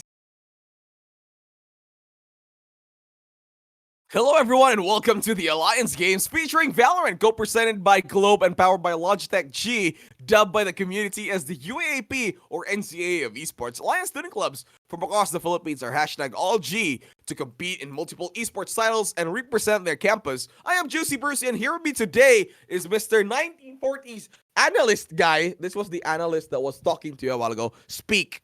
Yes, Bruce, thank you. Thank you for everything. Anyway, I am with Moo. I will be your shoutcasters for today's matches. I told you, I'm never alone. I was never alone. Anyway, Apex Tamaraos versus LG Terra. We just had their first game in Haven. All right, my analyst is tired. All right, say goodbye. You analyze for us later, okay? Bye-bye. Thank you. All right. So I told you, I'm never alone. I'm never alone. By the way, the Alliance Games major events consist of... Oh, there we go. The Alliance Games major events consist of 3 stages. Number 1, the play-in stage. Second, the group stage. And the playoff stage. Right now, we are in the group stages. We just had the play-ins. The play-ins will run for 3 weeks, which already happened, with teams playing a double elimination pools format. The top 16 teams will advance to the group stage, which is this. The top 8 will advance to the playoffs. And the finalists will have the opportunity to compete live at Conquest 2022. All right. For anything else, the Alliance Games wouldn't be a thing without our amazing sponsors and partners. Alliance Games is co-presented by Globe Telecom, our official telco sponsor, and powered by Logitech G, our official gaming gear partner. So there you have it. Apex Tamaraos. It is now up to LG Terra to make this a 2-0. Or will Apex Tamaraos make this into a 2-1? So there you have it. Mateo is top frag a while ago, am I right? So also over the comment section, we do hear a lot of here. Says Angelo Co says Tino likes Sky Day. Oh man, that's great. If he gets to the finals, he will be there. Which he will be there. And then they will meet. Then fall in love. Maybe 1v1 versus 10s. I don't know. Winner gets a photo with Kaide. I think that's the only way that things could go. Anywho, here we are. Agent select now. As we are here, where are we? Apex Tamaraos versus LG Terra. Oh, wait. What? Oh, we're in Ascent. Also, I thought we're doing Icebox. My bad. Oh, anyway. I have somebody to tell you guys. Somebody's here. Oh, wait. He will come in shortly. Mr. 1940s analyst guy, he will be out of commission for this job. Thank you for the time, Bruce. I will be out. You have your partner already. You have betrayed me. Yeah. I was never alone, by the way. Anywho, let's move it forward over here. As where are we? Oh, there we go. Sorry, I was lagging. All right, Ascent will be your game. Tegadesu will be playing as Omen. Mitsu playing as KO. Blade. Mitsu. We didn't have that a while ago. I think this is a replacement for will be out. Blade DTP is here. LG Terra Mateo will be playing that Battle Sage again, I guess. And yes, he will.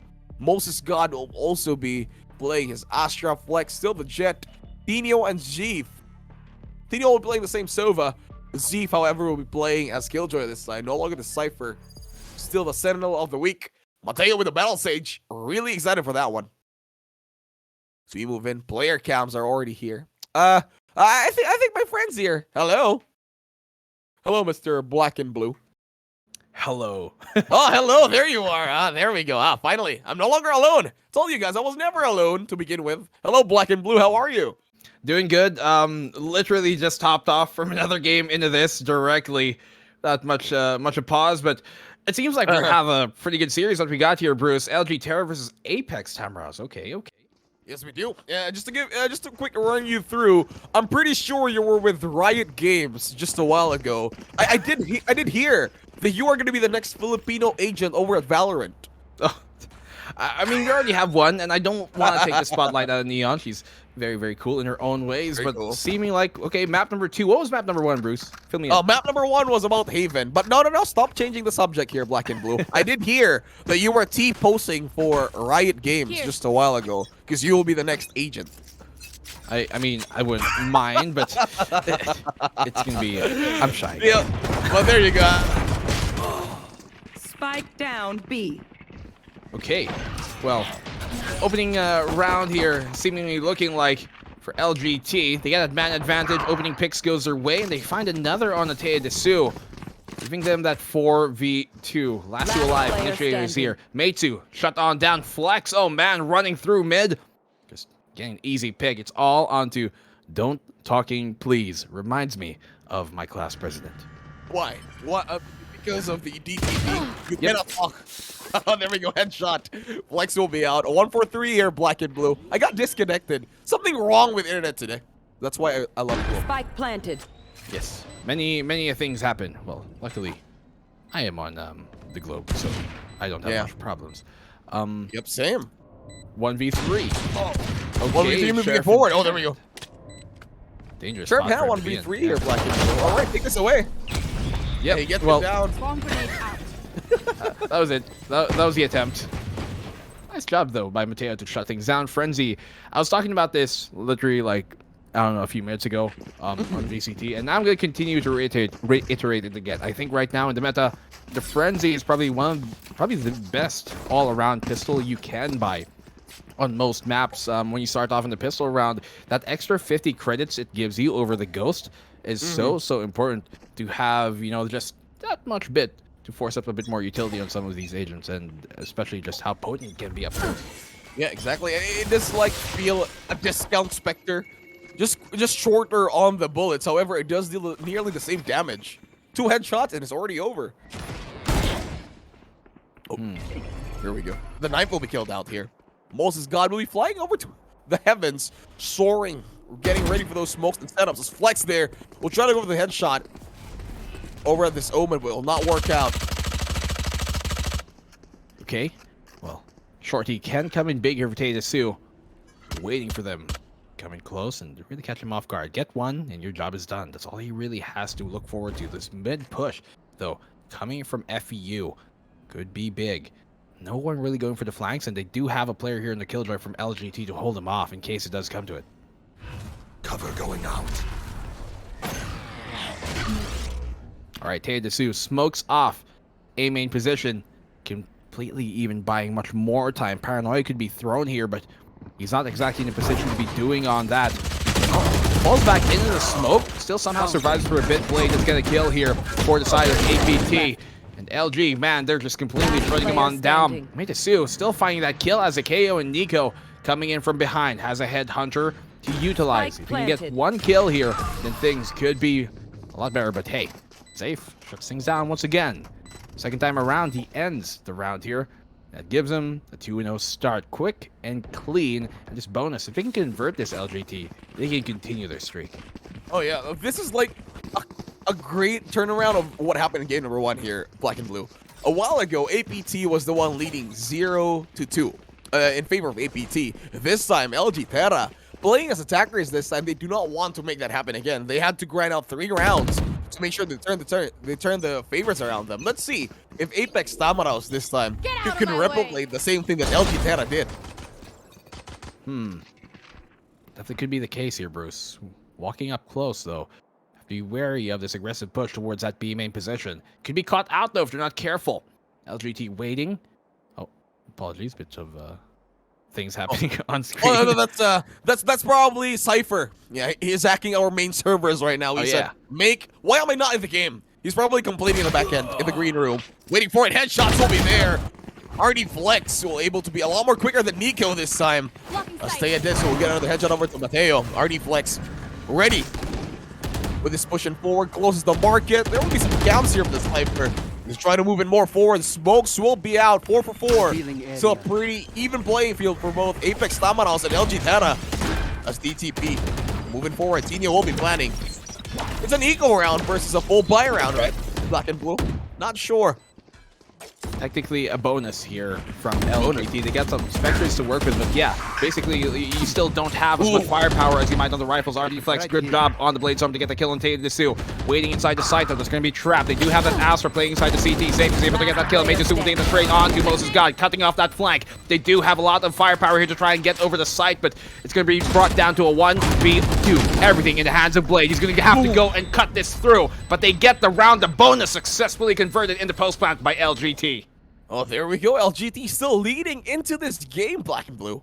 0-3 Apex Stamina was unable to replicate whatever LG Terra did just a while ago from this game. However, it's a 0-3 right now. Alliance Games, there you have it. Player counts will be on set. Apex Stamina is still pretty stunned as to what happened. It really calls in for a pause this time. Poised here. Try and, continue this round into even further lead.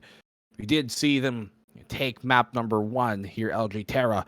And that's something that they can continue on forward here in the map number 2, just to decimate the Apex Tamaraos if they can get to 2-0. Be a great start for the day here, for the weekend for LG Terra. If they can get that in their pocket. I see a panda in one of the player cams over there. Very nice, very cute. well, the panda says, I think he's the guide for whoever that player is. I think that's Mateo over there. I think he's just ready to get that guiding panda light over him. However, we're at the pause. Currently, it's Apex Dominos again versus LG Terra as the games will begin. 15 seconds in, Black and Blue. It's going to be an eco round for Apex Dominos. They did try to get those full buys a while ago. However, LG Terra still able to stop that onslaught that they want to deliver on that round. 0-3 is the score here. Be careful with what could come. Even though they do have the firepower advantage, they can get caught out here by FEU Alabang in case it does go that way.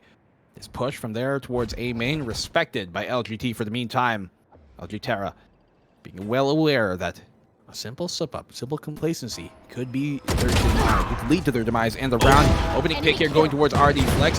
Frag being found though, trading jet for jet on either side, and another frag being found here by Blade. 2 for 2 on this. Could continue to dip with the Bladestorm, but cannot confirm the kill here versus Moses God. Really splitting the sea apart. 3v2. APT still have a chance. Oh, they do have a chance here. It's 2-4-3. However, LG Terra, they're going to be quick to the plans. However, only one will be remaining. From the backside, though, Flex will get those kills. Make it a 2K. Make that a 3K. Actually, he did kill someone a while ago. However, LG Terra, 0-4ing. Apex Dominos unable to get into that scoreboard here in Black and Blue. You think, what strategy should they change up here for Apex Dominos defenders? Well, on that eco round, at least, I do like the fact that they went for that aggression towards A main, try and get something going for them on the eco round. You have to not just, sit back and let them walk into you, because you have to go make a play in that situation. But let's see them be a bit more proactive. I want to see a bit more of that proactiveness here on the defensive side, because going down 0-4 on the defense in the first half is not a good sign for a map typically generally regarded as a defender's side. So for LGT to get 4 rounds to start things off is already a pretty good sign for them. They get 1 more round at the very least. This is already an okay half, so this could snowball into an even bigger problem if it does go unchecked. Market has been found though. They know that. Mateo with the wall though, instantly over to mid, but he's playing it super cautiously. Mateo not even opting to push it forward. 5-4-3 now as Apex Dominos finally getting the upper hand here, Black and Blue. And that's what I'm talking about here, Bruce. When they go on the be a bit more proactive as they did there towards A main, they can really throw things up versus LGT. Mateo holding them back for the meantime though, but quickly traded out by Metsu. Last one left alive is Tino, and he's got a lot to do. He's hiding here in the pockets. However, can he spot out Nico? Nico, the chamber will be out. Scanning ahead. 1-4-3 now. Oh, finally I've seen a chamber in this season. First time. However, on the other side of it, try to get that kill. Tino will not be able to get it down. Wall bangs from Teyadesu. We'll take Tino away. Finally, a point over to Apex Dominos here, Black and Blue. Yeah, a lot better here from Apex Tamaraos. We saw them, paranoia on out, flash out towards A main, seize control of it by force. They get the round done, 4-1. LG Tamaraos still have more than enough though to buy on back and rally through this storm. I think we're gonna answer back that. Sorry, Bruce. Just kidding. Sure, but finally, all I can say, let us address the elephant in the room. All right, they are all in full buys. Nico and I are pretty stunned that Apex Tamaraos finally got a point. That's what we meant. We were kind of choking up our emotions over here. First time to work with this great and wonderful guy, and man, you sound like a Vandal. Very strong and brazen. What does that make you an Odin? How about that? Yeah, I'll be an Odin. Because I'm a Messiah guy, and Odin. Anywho, moving it forward into the game. Over to Market, Mateo will try to get over to Nico. I mean, Mitsu, but Mitsu will take the kill instead. Desu over on the other side here, and Desu will get 4 kills, making sure he will stand his ground over here, black and blue. I want to see a big Odin be pulled out here on this Ascent map. We know it's very viable, but safe. Catching him off guard. 3v2 still doable. Maybe quite awkward to place a lockdown there, but still he gets a kill. Oh my goodness, how does he do it? 2v2 gonna get denied over the fragment. Perfect piece of utility here coming from Mateo to deny that from really popping on off. 2v2. They've got ultimates to use, and they don't even need it. Doing it the old-fashioned way once again. Apex Tamaraos cut the lead in half. Only its abilities if you have gunplay, you know? That's what Apex Tamaraos says. You can lock us down as much as you want, but we'll remove everything. We'll win everything, and they did prove it perfectly this time. 2 for 4. 2 more points away, and these guys could slowly catch up. Slowly but surely. Goodness. Well, looking at how things are progressing on here, Eco State could be forced upon LG Terra. Is this a timeout, or are they just talking things over? I think this is powwow. Oh, so it is a timeout. It is. How many timeouts do they get per half? 1? I think yeah, 1. I think so. 1 each team. Oh, right. Oh god. Oh god. Oh wait. Oh, timeout active. It's from the attackers. Moses God will be the one timing out for this time. I see. Well, that means they, at the very least, get that kind of small bit of breathing space to talk things over. Like, hey, this is getting a bit too out of hand here, LG Terror boys. Let's bring it back versus the Tamaraos Zoo. We know we're very valiant. No can come back. How close was map number 1? What happened? Oh, it wasn't close at all. it was pretty sad for Apex Tamaraos. It was just a big onslaught for LG Terra going in forward into that game. I mean, we did try to make sure that Apex Tamaraos did try to make sure that they will be trying to win some of the rounds. However, it did end up in a 12-6. So it was a very long stride for them. LG Terra just really dominated moving in forward into the second half. And I think it's showing here too. First half even, LG Terra, they're slowly dominating even more and more against Apex Tamaraos. Get out of my way! Well, hopefully for the Tamaraos, they can come back into this one. Tour de Force has been spied on out. They know he's playing there towards the short position. Blade doing the same thing here towards that B main. Oh yeah, falling on back will give him a bit of leeway here, though, to kind of get moving. And it seems like they want to not re-hit, but rotate in towards this A site instead. All right. 5-4 now. I mean, as I was saying that LG Terra was dominating, instantly gets a kill over to Mateo. Mateo's out already. Great operator shot from Flex there. You want from to find it? Nowhere Scan, lineups will work out. Hunter Spear will be casted too. Will hit to anybody, not this time. As Apex Tamaraos have already moved in forward into the side. Quick plans coming in from Nico, as he's ready for that one. Waiting for the right opportunity to strike here. They do have an operator, which can make things quite more difficult on the retake, as well as that Tour de Force trying to come on in. So Desu's going to have to find something to get going here. They do have smokes, full utility to try and make this retake work. Paranoia as well could come out. Blade, great pick for him to equalize things up. 5-3, make that a 4-3 as Flex coming in from the flank. Huge kills coming from Flex. Moses as well, really keeping them at bay. Blade though, 4K, but Flex gets around in the end. 2v 2-5, and LG Terra finally answer back.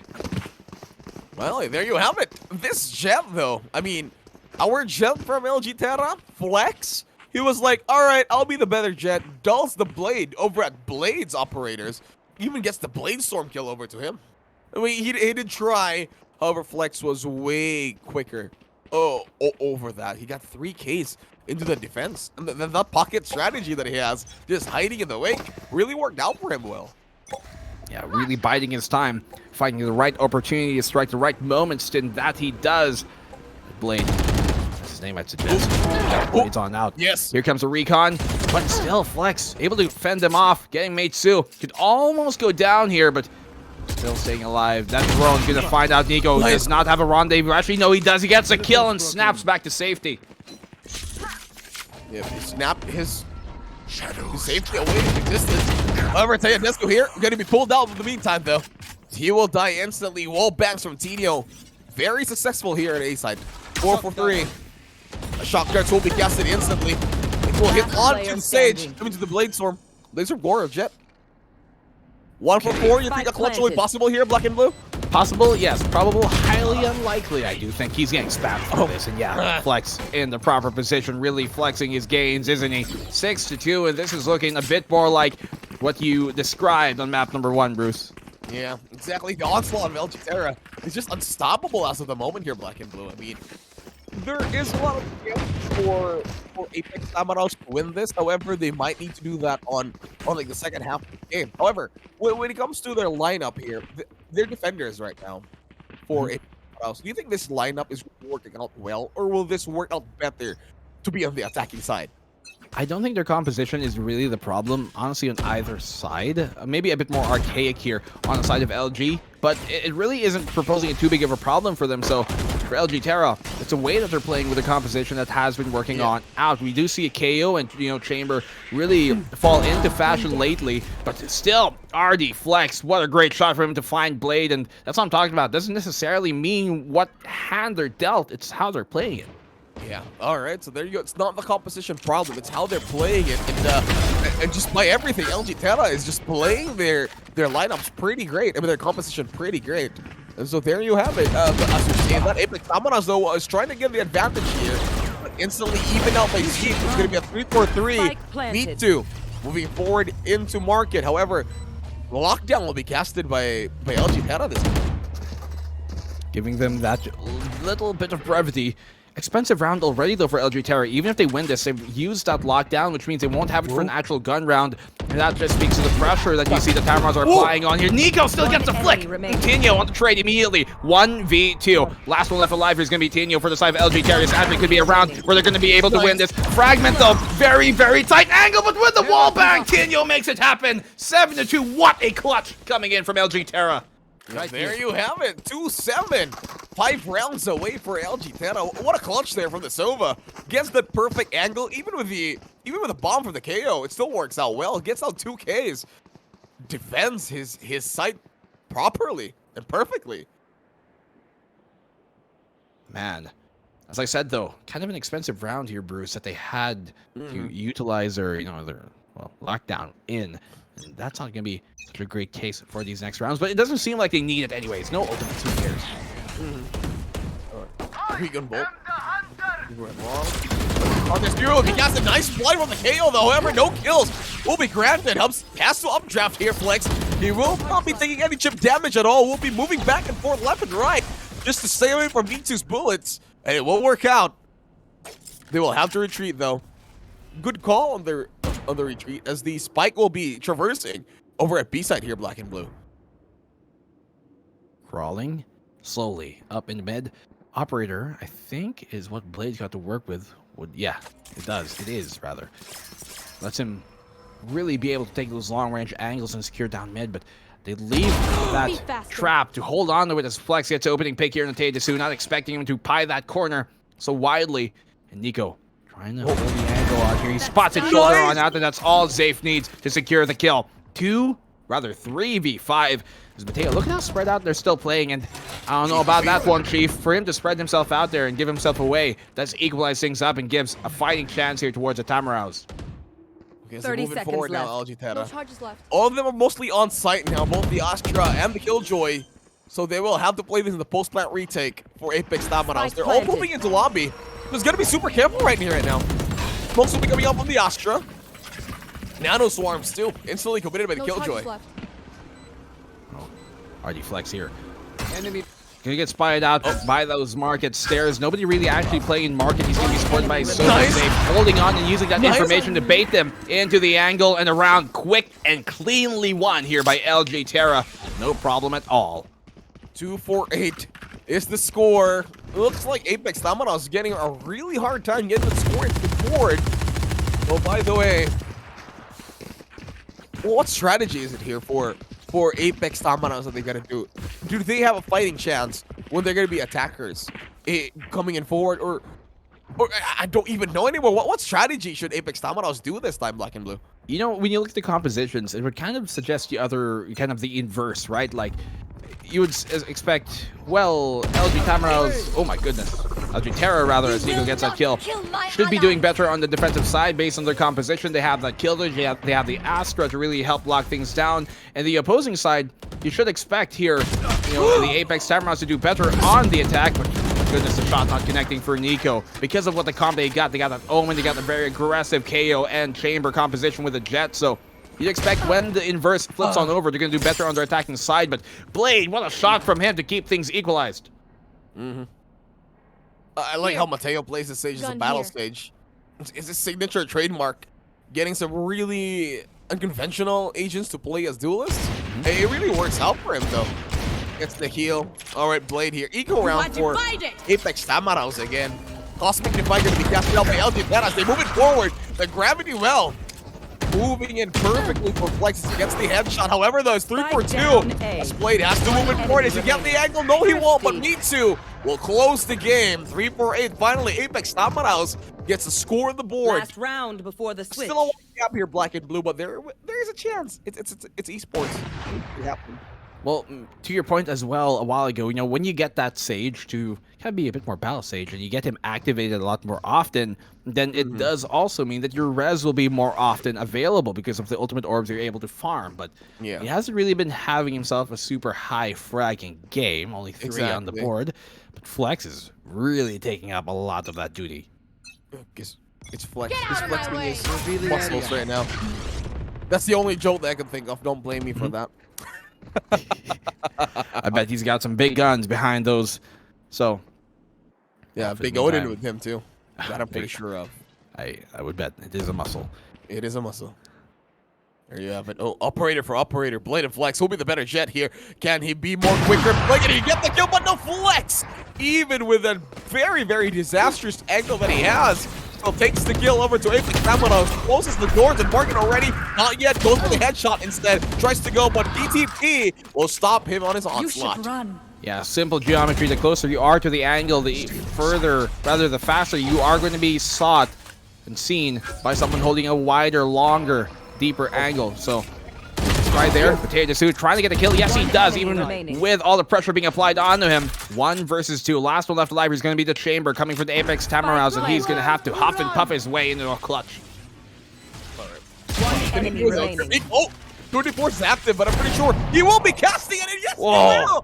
What a clutch from this guy. He was unaware there, Sova. Apex Tamaras, 4-4-8 now. Yeah, where's the comms? Where's the comms? He had to know at that point, oh, it's B main. Just put your bow away, bro. It's against Switching sides. Confidence, maybe confidence right there. You know? Like, oh, we got this in the bag. 2 for 1. It's a chamber anyway. Well, then to be fair, it all kind of happened in, you know, a swift motion, so it could get lost in the mix. Oh yeah, that's true. Maybe 4 comms were already moving in. Oh, it's a B main, lobby, market, and then you won't know where it is already. But still, big props to Nico here for getting that shot, and then, you know, clutching this round into going into the second half. All right, so we're gonna be seeing finally LG Terra as our defenders this time. Look at Flex. Almost absolutely smurfing here. 21 kills on the man, and we're only going into the second, well, half here. Second Smurf, pistol hello. of the half. Yeah. Smurf, hello. There you have it. No wonder his Blade Storm's been active for like 2 times already into this game. I think it's more, like 3 times already in the half.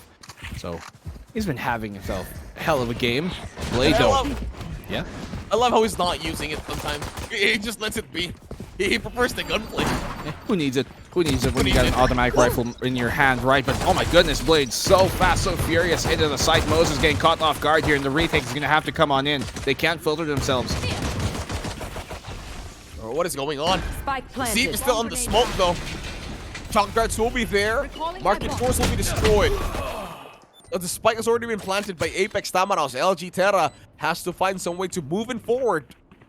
Not as of the moment, Mitsu. Waiting in the pockets right now. All right, Blade though will take 3Ks around that, but they are like, oh my god, questing over more, sidesteps away. Not be perfect. Tinio, 1 for 2. The other one's very low, so maybe it's 1 versus 1/4. Tinio will have to win for it. He's on the sofa. Can he get the kill? No, DTP will take that shot as 5 for 8. Only 3 remaining here, black and blue for APT to catch up. Yeah, DTP telling him to, quiet down, simmer down, and sit down as well. Blade, huge play there, though, from him to be waiting in the wings, swinging wide, and landing in shots true. 5 to 8. Spectres abound here for the side of the Apex Tamaraos, and this should be a clean round that they can just, run on through the defense. But then after that, that is when you need to see LG Terra really bounce back and get that third round turnaround. Unless LG Terra has some strategies to get into this. Oh, a martial gameplay from Blade. Be careful, some damage here. I mean, for Flex. He does have the martial gameplay now. Shock darts will be there. Instantly clearing out the B site here, black and blue. Yeah, nothing he could have done. Shock darts raining down on you with Blade on the stairs. Really isn't much we can do, but Flex, they do have armor here on the opposing side of the Tamaraos, so it's going to be a bit more difficult, but he doesn't matter. It doesn't matter. He just lands ahead anyways, which is all you really need in that situation. Nice. Does get the tag, does get the double, actually. The follow-up shot to confirm it on Blade and equalizes things up to a 3v3, but what can you really do here? Safe. Huge kill with a Sheriff. Trying to find DTP does help things go their way a bit more. Flex though, sticking on this Spectre. Okay, he gets the kill. He knows where Taya Desu is right now. He could actually switch onto the Sheriff if he does retrieve it. Going on the wide swing. Taya Desu shutting him down, but what an expensive round here from LG. Yep, exactly. And then I'm pretty sure right now that they can go for their full buys. Especially Flex, who's got a lot of credits for that game. Oh, there we go. Vandals. 25. Is this for real? 25? And we just started the second half. A while ago you were pretty shocked. First half was already at 21. Second half, maybe 40. 40 kills for this guy. He isn't stopping his onslaught against Apex Tamaraos. This dude is playing for clips and still almost dropping a 30 bomb over, like what, round 14? Round 15 max? That is sure. Incredible coming from a player of his caliber, especially. Man, Vandals in hand, rifles abound. I have a good feeling that this is where the Tamaraos are going to suddenly bounce back. Mm-hmm. Rather, hopefully. Terra. LG Terra. Hopefully, yeah. I mean, they could do this into a clean sweep. 2-0 could be the face here for LG Terra. However, Apex Tamaraos, we still cannot discredit that they are taking slowly points away from LG Terra themselves. So, still a big chance that they're going to make this into a game 3. There is definitely a chance, but the probability of that sinks as every round that LG Terra take further pushes the pendulum their way. Small timeout here. You can see him really talking things over. Hey, it's not my fault. Hey, it's yours. No, I'm kidding. Maybe probably not like that, but you know what I'm saying. Who called for the timeout? Let me check. Not too sure. Whoever that is, on LG Terra's side in the upper right, has a nice house, and the one beside him is definitely a streamer. Definitely a streamer. Callers itself. Is that a Twice album I'm seeing? I think so. I think so. Yeah, it's a BTS. Oh, no wonder this guy looks like a BTS guy. Third one on the going to your right. Oh, what does that mean? Is that a CCTV behind him? Who? Where? Look at that third guy from LG Terra. There's like a small monitor on top of him on his right. Ah, yeah, it does look like maybe a home CCTV or maybe just a television, a console. There we go. Oh. Someone's looking at your CCTV. Somebody stole something probably. Someone's on the cams. In talks of stealing, Apex Tamaraos stealing some rounds here against LG Terra. So let's see if LG Terra can still widen up the gap here. Flex gets the kill to Nico. Instantly gets a disadvantageous play for Apex Tamaraos. 5 for 4. Could be really widening things, as you said here, for LG Terra to continue this streak of theirs. Re-pick it up, really. Blade has got his ult out. Potentially to try and make a really fast on entry, but the rest of the team aren't just there yet to support them. They're trying to go on to rotate here. Finally back him on up. Still have a bunch of time to work with, but You can see that LG Terra, they are more than ready to fend this off. Look at how many defenders there are on the site and how much utility there is to fend off the push here. Most of the Killjoy utility, though, placed here towards the grass, and that information suppression as well is going to connect on Flex. Oh, see those kills here. Smoke, Flex gonna get some kills. Yes, you will. Meatfield will go down. And only one remaining. It's gonna be the Jet, and it's gonna be over. Astino close it down. 6-9 LGT. Still widening this gap here, Black and Blue. No space for Apex Tamaraws to breathe at all. Yeah, very clean shutdown round there coming from LG Terra. See, only Flex really going down in that round, and that was with him on, you know, just basically trying to wide swing and get the job done himself. But bonus round, not really too bonusy coming from Apex Tamaraws. So it's more of a oofy. Yeah. To be fair, it's not in December, so no bonuses this time. Oh, no 13th month. Yeah, no 13th month. Corporate is not that good. You guys better chill out. All right, Wall will be here by Mateo. Giving some information over there to LG Terra that they are trying to commit for Apex Tamaraws. However, there will be a crossover from the KO from mid to A. Has to make the traverse safely. Freelance life really is difficult, isn't it, Bruce? It is. It is not a good place to start your early 20s, my friend. Yeah. That's some good advice for you all. Yeah, but well, if you're thinking about casting esports, get a proper job first, then take it from there. Yeah, sometimes you will starve. That's the best advice you'll hear all day. Yeah, like Mateo over here arms and eats the bullet out of Nico's headshot. He's moving forward, 4 for 4. Nico will take on Moses Gun from the blinds. Sheep will try to get the kill. However, Nico with the trade will get the kill. Bladestorm not successful this time. Astino has to moving forward. He does have the Recon Bolt. Recon Dart tries to see some more, sees down and spots out the Omen. Tino, can he clutch this? He has done this time and time again. He will try to go for more. 2Ks, they line up perfectly. That fake TP, not a good shot. Even bad mouths them with a like zone. Tino, kaldagan mo. Hindi. Good play. Painful. Bakit na? Malike zone ka lang. Nag-like. Yeah, you got like zone. Lamang wow or hard? But you have won in that life, Black and Blue, so congratulations to you. Thank you. Thank you. Timeout starting. 6. Oh by my Ham goodness. again. Yeah. What was the final scoreline like on map 1? 12-6, 12-8. 13-6, you mean? Or 13-6, yeah. If I see 12, I default it as 13. Just round down. Just I round bet down. like when choosing the volume on the television, you're like, 26? I'd rather 27. Nah. You gotta go 30. Yeah. You can't go 23, 24. It's gotta be 25. I mean, multiples of either 5 or 2.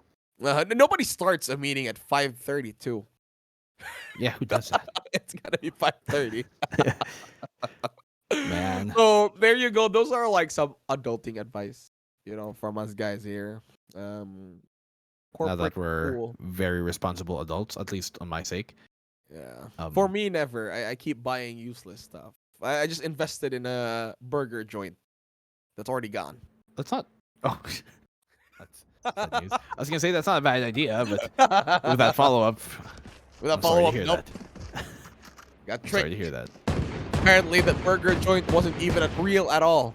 It was for a cartoon character game show, whatever. Oh. It pushed through. By the way, Black and Blue, all of this is not true, by the way, before you believe. Okay. I love how you're starting to believe that he invested in something, tries to get the kill. Tour de Force will be the perfect operator against Flex, and he's already out. LG Terra already down 1 member into this game. Oh, tries to go for more 2Ks by Tino.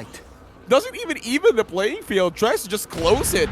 Make it 4-4-3. Tour de Force still there over the long shot over at mid. Nico tries to get some more kills here, Black and Blue. Yeah, Tino's like, playground is closed. And for a second there, Bruce, I thought you were talking about like the burger joint that you guys have in Cebu. Oh, no, not that. Not that. It was like, I was like thinking of SpongeBob SquarePants burger joint.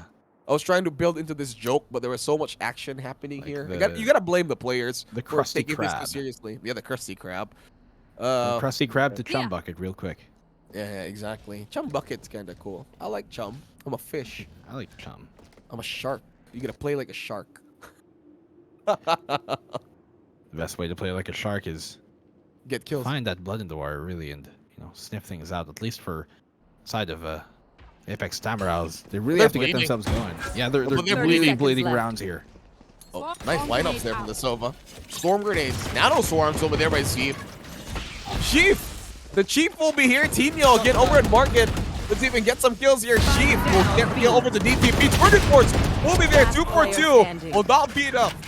As Mateo will get the kill to Nico. Rushing over the wall backs there though. Can he see that? Oh, the Sage. 8 seconds in. I have the spy. Gotta be super careful. Is there even gonna be time here as Astra has to traverse from A side to B side? No time. It's 2 seconds in. It's already out. Round is done. If he had like less than half a second, really, like even 0.3 more, he could have gotten that plant down because the safe one is, if you have 4 seconds, you can plant, yes, but it's more like if you have 3.7 seconds, you can actually get a plant down, 3.75.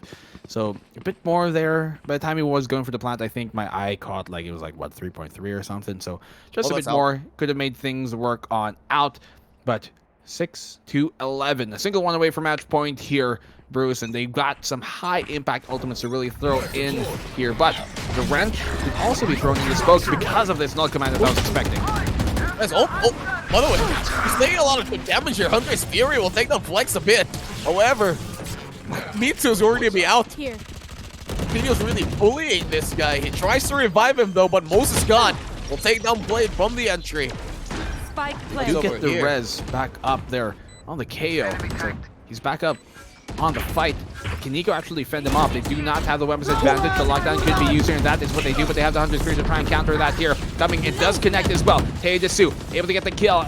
Teeth and Tino both just shredding on down within the side. Teidesu does get found, and it's all going to be left on to DTP, who's going to say goodbye. There's nothing more he can do. 6-12 now, match point taken and seized by LGT. Oh, that's a win. That's a win. What? Yeah. That's how you judge wins now. You see 12. So if it's overtime, just surrender. The other guys have won. That's how you... No, don't take that advice. Match play point. Until a winner has been declared. That's the best way to play the game. So dangerous a lot of these moments are for the Apex Tamaraos. How do they even rally back? They have a force buy here. Well, not really a force. Actually, kind of a bye-bye, finally, but they don't have the full armor that they'd want, maybe lacking some utility here and there, and that's going to be potentially costly, but I'm expecting a few more rounds at the very least coming from Apex Tamaraos, so they can really go down with a fight here before the series is ended 2-0 by LG Terra. Oh. Recons? Alright. That's a friendly one. I misread that. Oh, Mateo! What is this gameplay here? Can you see Blade coming in? Gotta be super careful here as he will back out. He doesn't want to risk it, Mateo. We'll go over to the pockets.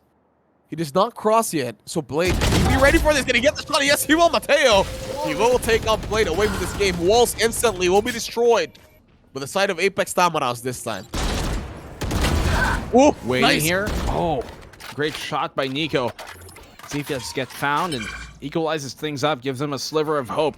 Utility could be bought up. Mateo, look at this. He's trying to dip into the fight to try and get that res quick and early. Could actually find himself in wine if the smoke doesn't dissipate in time. Yes, it perfectly positioned himself here in wine, and they might not be able to expect this. Nico has some notion, or at least some idea that that is a possibility.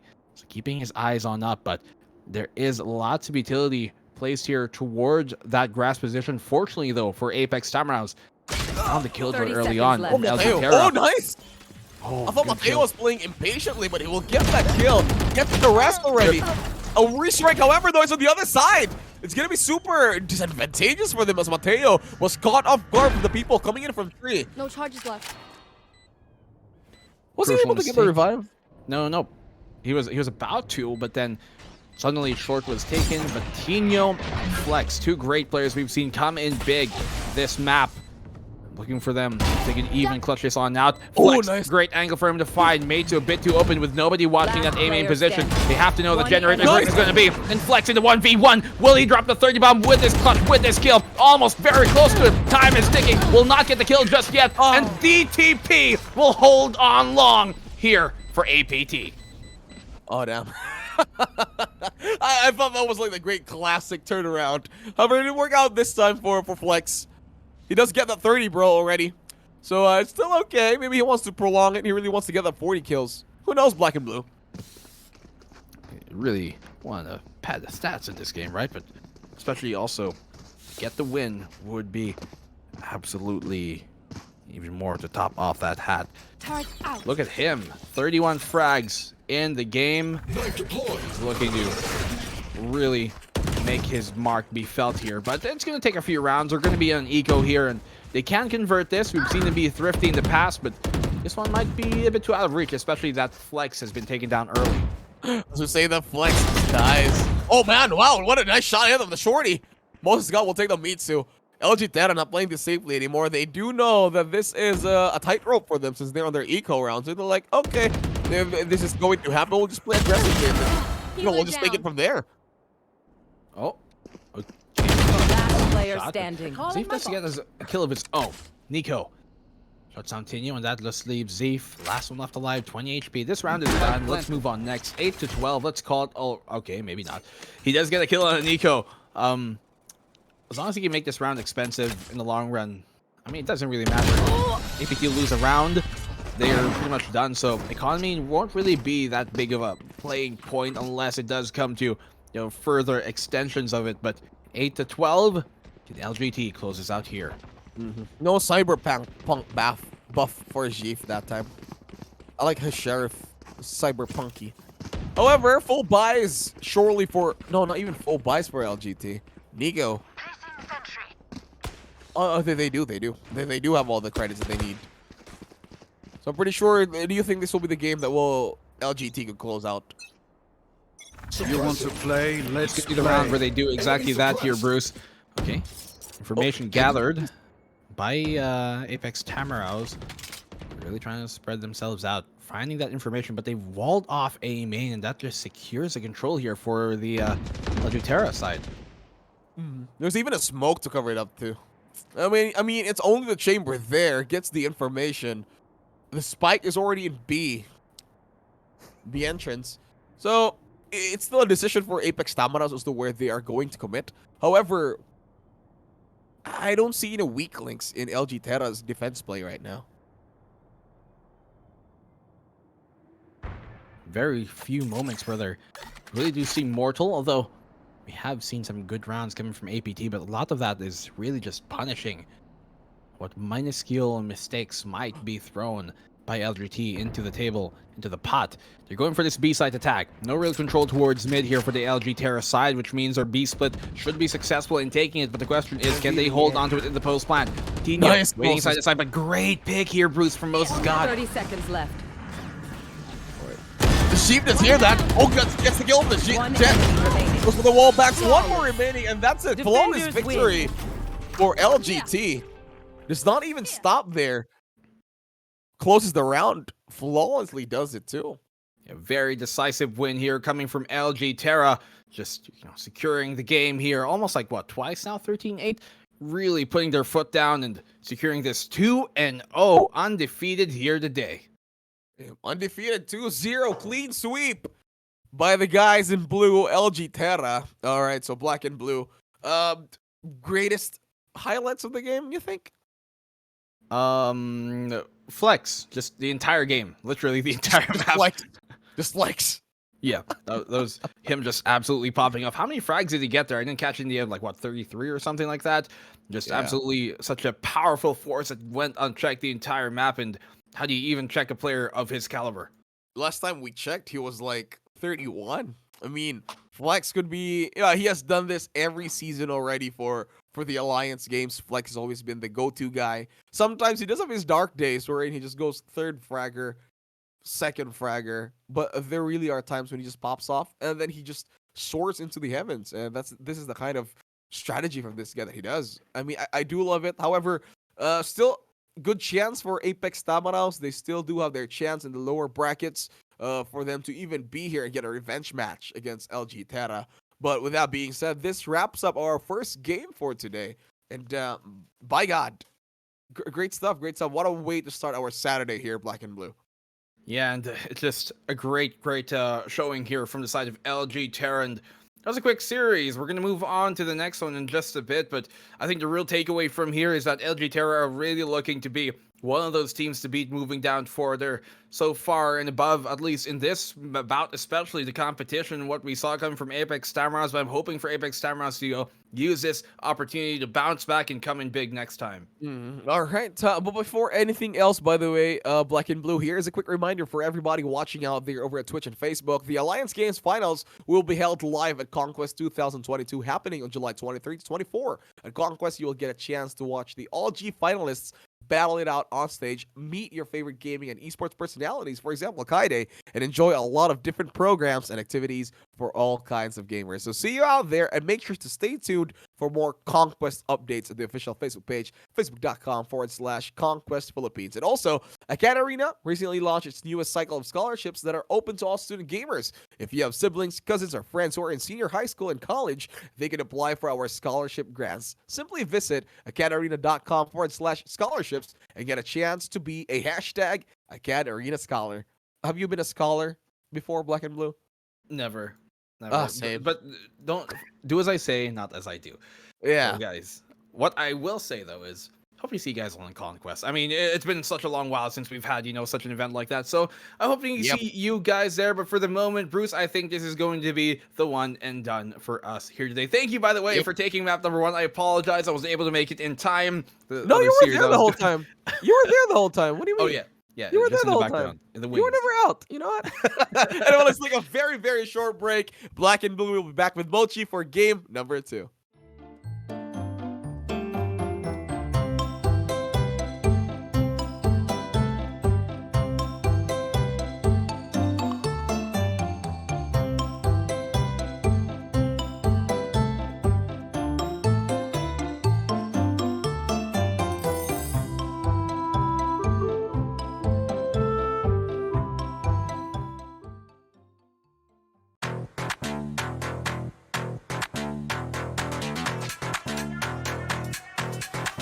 What I want.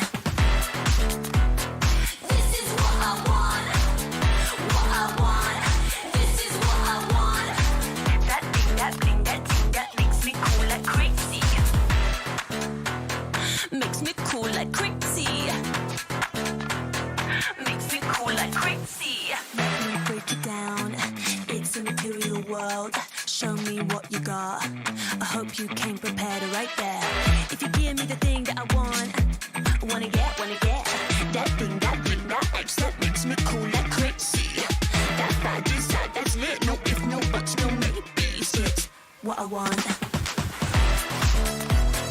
This is what I want. This is what I want. What I want. This is what I want. That thing, that thing, that thing that makes me cool like crazy.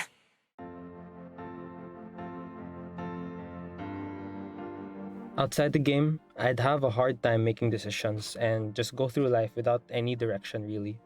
But when I'm in the game and as captain of the team, I have to make confident split-second decisions to lead our team and give us that direction we need to win the game. I got my self-confidence when I become a radio jock for the university, and it basically developed my self-confidence to speak out loud to many people out there. As an ate, you're supposed to know what to do. Minsan, parang hindi na pwedeng magkamali. Kasi ate ka dapat you serve as an example for the younger ones. But as a student leader, that was not the case for me. I was allowed to make mistakes, learn, and do better. Just like how we encourage you, our teleclubs, to wear your stripes. The community that we've built across the world have given us a place to belong. As the world becomes more connected, the opportunities will reach all corners of the world. I'm so excited to bring campus gaming across Southeast Asia. Esports and gaming can be a great equalizer. Here, your physique doesn't matter too much. Your sex and gender shouldn't matter. You have an avatar. You're just you and all the awesomeness that comes with it. It matters less which part of the world you're in. The world is bigger, and there's so much we can do together in gaming and esports. You just need to meet the right people to change the world.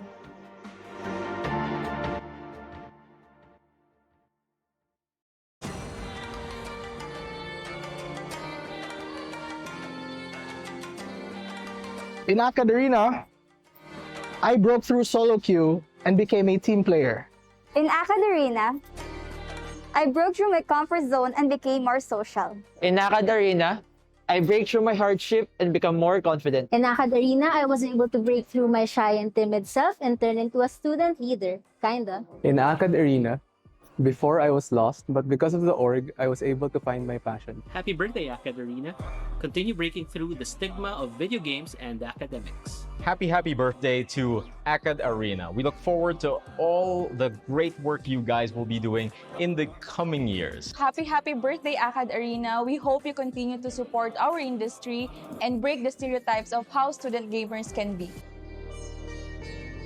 Pinoys continue to dominate in esports globally. This startup aims to keep the streak going and provide education for those eyeing a gaming career.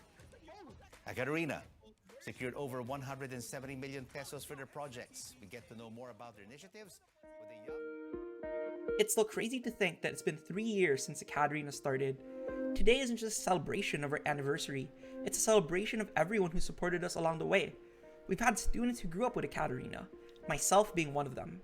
We know what it's like to balance work and studies, and we know what it's like to feel like you're not gonna make it. But you will, and it'll all be better. Break through with us.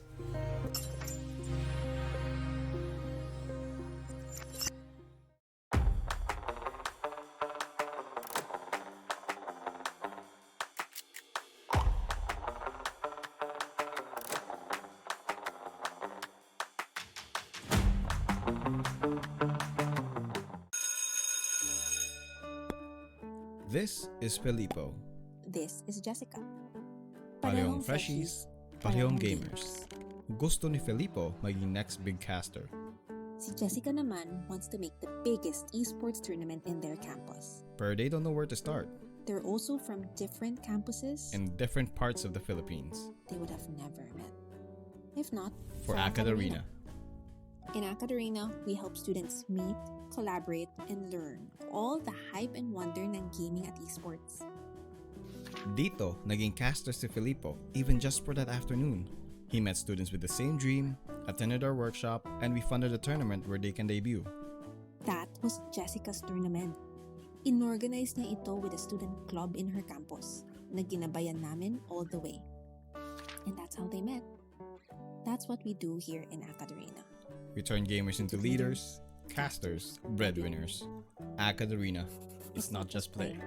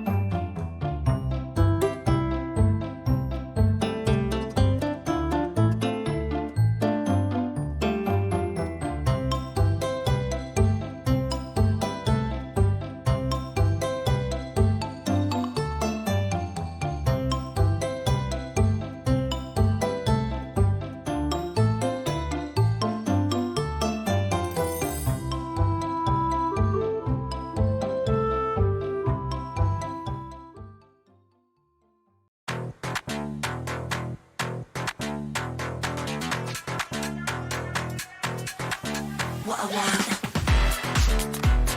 This is what I want. What I want. This is what I want. That thing, that bling, that thing that makes me cool like crazy. Makes me cool like crazy. Makes me cool like crazy. Let me break it down. It's a material world. Show me what you got. I hope you came prepared right there. If you give me the thing that I want, wanna get that thing, that bling, that X that makes me cool like crazy. That's that desire, that's lit. No if, no buts, no maybes. It's what I want. This is what I want. This is what I want. What I want. This is what I want. That thing, that bling, that thing that makes me cool like crazy.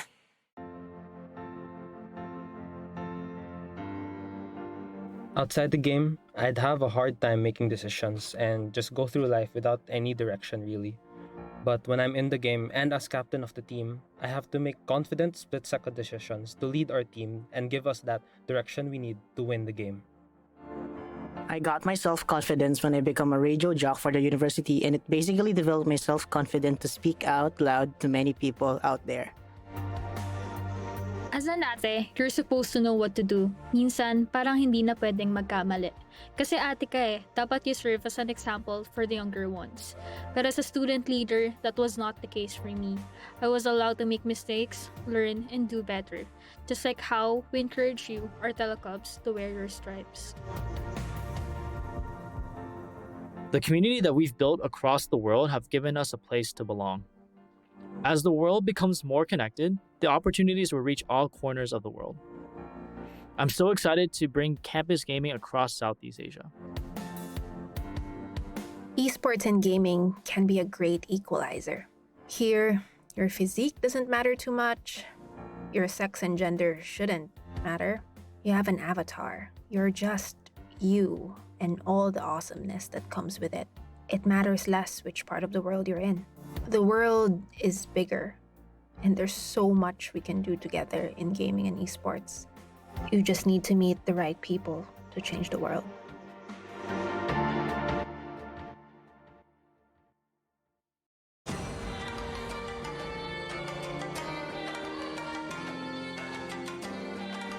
In AcadArena, I broke through solo queue and became a team player.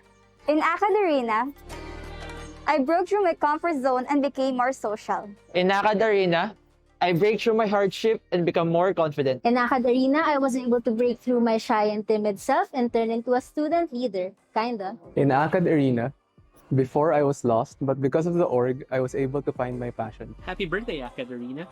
Continue breaking through the stigma of video games and academics. Happy birthday to AcadArena. We look forward to all the great work you guys will be doing in the coming years. Happy birthday, AcadArena. We hope you continue to support our industry and break the stereotypes of how student gamers can be.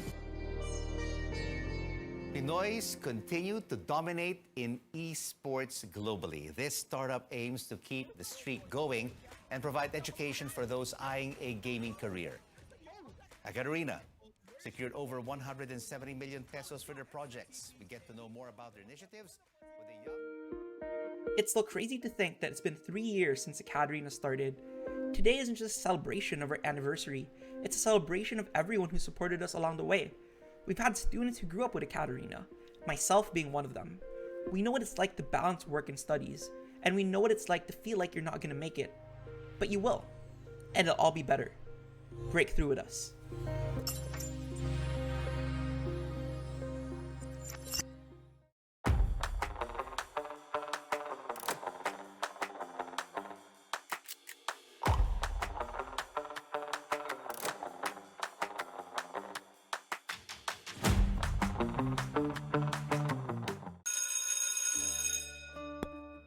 This is Filippo. This is Jessica. Parehong freshies, parehong gamers. Gusto ni Filippo maging next big caster. Si Jessica naman wants to make the biggest esports tournament in their campus. But they don't know where to start. They're also from different campuses In different parts of the Philippines. they would have never met. If not, For AcadArena. In AcadArena, we help students meet, collaborate, and learn all the hype and wonder ng gaming at esports. Dito, naging caster si Filippo, even just for that afternoon. He met students with the same dream, attended our workshop, and we funded a tournament where they can debut. That was Jessica's tournament. Inorganize niya ito with a student club in her campus na ginabayan namin all the way. And that's how they met. That's what we do here in AcadArena. We turn gamers into leaders, casters, breadwinners. AcadArena is not just play.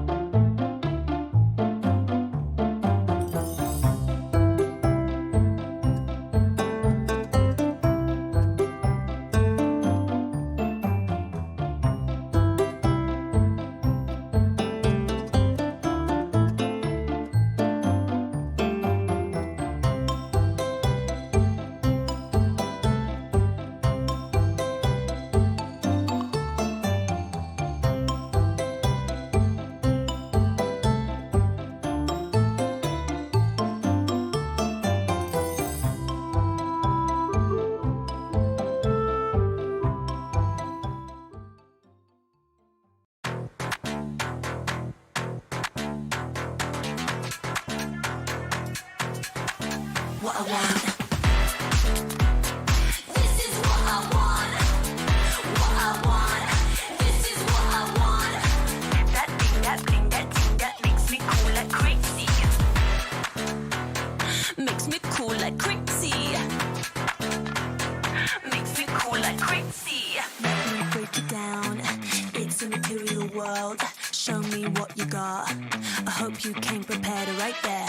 If you give me the thing that I want, wanna get that thing, that bling, that X that makes me cool like crazy. That bad desire, that's lit. No if, no buts, no maybes. It's what I want. This is what I want. This is what I want. What I want. This is what I want. That thing, that bling, that thing that makes me cool like crazy.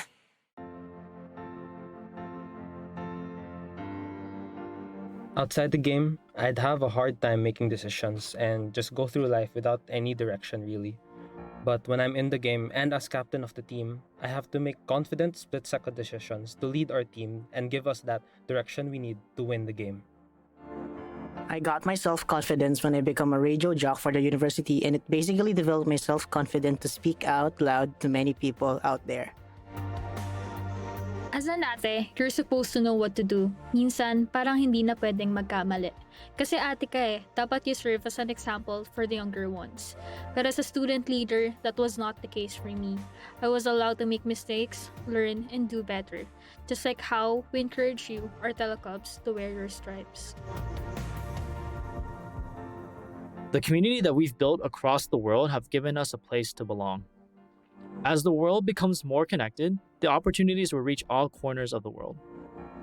I'm so excited to bring campus gaming across Southeast Asia. Esports and gaming can be a great equalizer. Here, your physique doesn't matter too much. Your sex and gender shouldn't matter. You have an avatar. You're just you and all the awesomeness that comes with it. It matters less which part of the world you're in. The world is bigger, and there's so much we can do together in gaming and esports. You just need to meet the right people to change the world.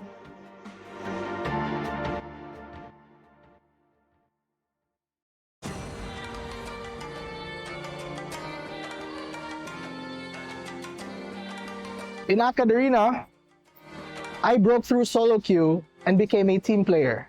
In AcadArena, I broke through my comfort zone and became more social. In AcadArena, I break through my hardship and become more confident. In AcadArena, I was able to break through my shy and timid self and turn into a student leader, kinda. In AcadArena, before I was lost, but because of the org, I was able to find my passion. Happy birthday, AcadArena.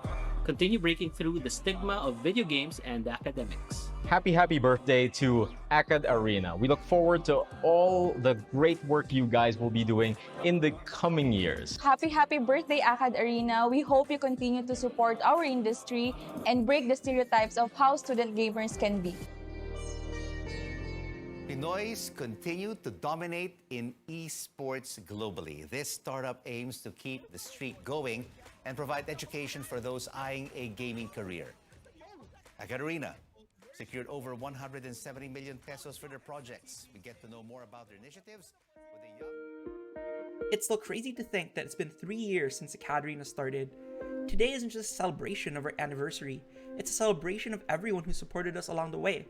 We've had students who grew up with AcadArena, myself being one of them. We know what it's like to balance work and studies, and we know what it's like to feel like you're not going to make it. But you will, and it'll all be better. Break through with us.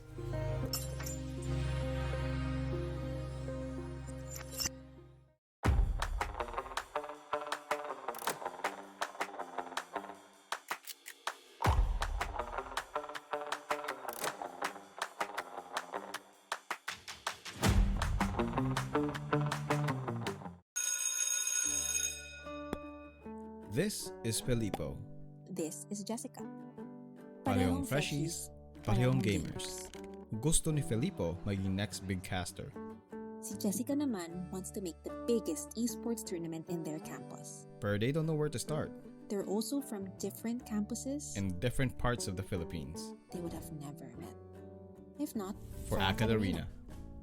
In AcadArena, we help students meet, collaborate, and learn all the hype and wonder ng gaming at esports. Dito, naging caster si Filippo, even just for that afternoon. He met students with the same dream, attended our workshop, and we funded a tournament where they can debut. That was Jessica's tournament. Inorganize niya ito with a student club in her campus na ginabayan namin all the way. And that's how they met. That's what we do here in AcadArena. We turn gamers into leaders, casters, breadwinners. AcadArena, it's not just play.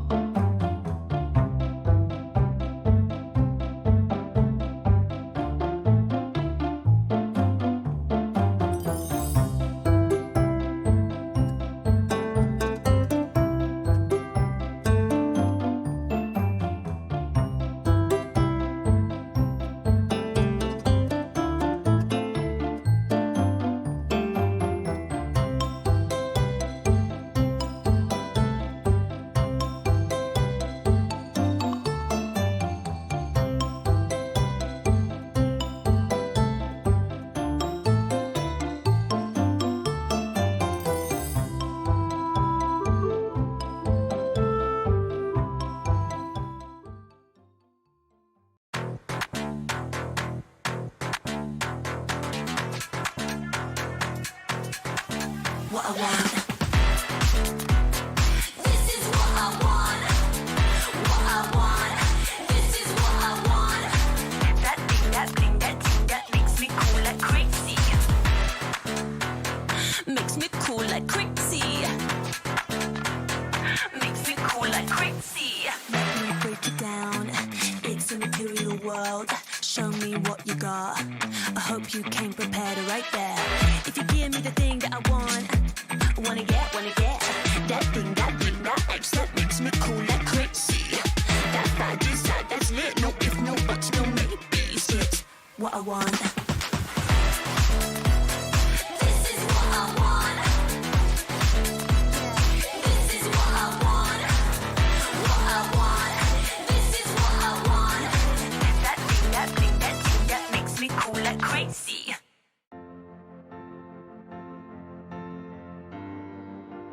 Outside the game, I'd have a hard time making decisions and just go through life without any direction really.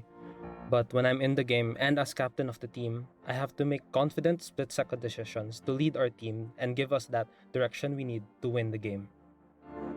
I got my self-confidence when I become a radio jock for the university, and it basically developed my self-confidence to speak out loud to many people out there. As an ate, you're supposed to know what to do. Minsan, parang hindi na pwedeng magkamali. Kasi ate ka eh, dapat you serve as an example for the younger ones. But as a student leader, that was not the case for me. I was allowed to make mistakes, learn, and do better. Just like how we encourage you, our telecubs, to wear your stripes. The community that we've built across the world have given us a place to belong. As the world becomes more connected, the opportunities will reach all corners of the world. I'm so excited to bring campus gaming across Southeast Asia. Esports and gaming can be a great equalizer. Here, your physique doesn't matter too much. Your sex and gender shouldn't matter.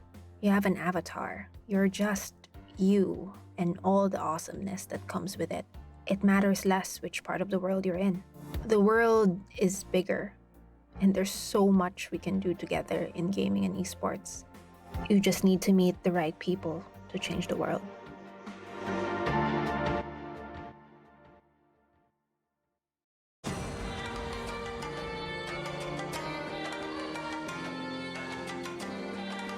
In AcadArena, I broke through solo queue and became a team player. In AcadArena, I broke through my comfort zone and became more social. In AcadArena, I break through my hardship and become more confident. In AcadArena, I was able to break through my shy and timid self and turn into a student leader, kinda. In AcadArena, before I was lost, but because of the org, I was able to find my passion. Happy birthday, AcadArena. Continue breaking through the stigma of video games and academics. happy birthday to AcadArena. We look forward to all the great work you guys will be doing in the coming years. Happy birthday, AcadArena. We hope you continue to support our industry and break the stereotypes of how student gamers can be. Pinoys continue to dominate in esports globally. This startup aims to keep the streak going and provide education for those eyeing a gaming career. AcadArena secured over 170 million pesos for their projects. We get to know more about their initiatives with a young... It's still crazy to think that it's been 3 years since AcadArena started. Today isn't just a celebration of our anniversary, it's a celebration of everyone who supported us along the way. We've had students who grew up with AcadArena, myself being one of them. We know what it's like to balance work and studies, and we know what it's like to feel like you're not going to make it. But you will, and it'll all be better. Break through with us.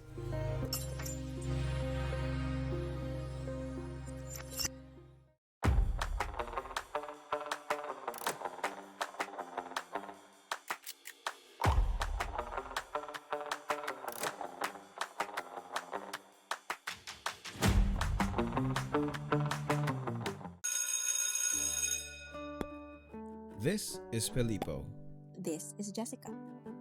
Parehong freshies, parehong gamers. Gusto ni Filippo maging next big caster.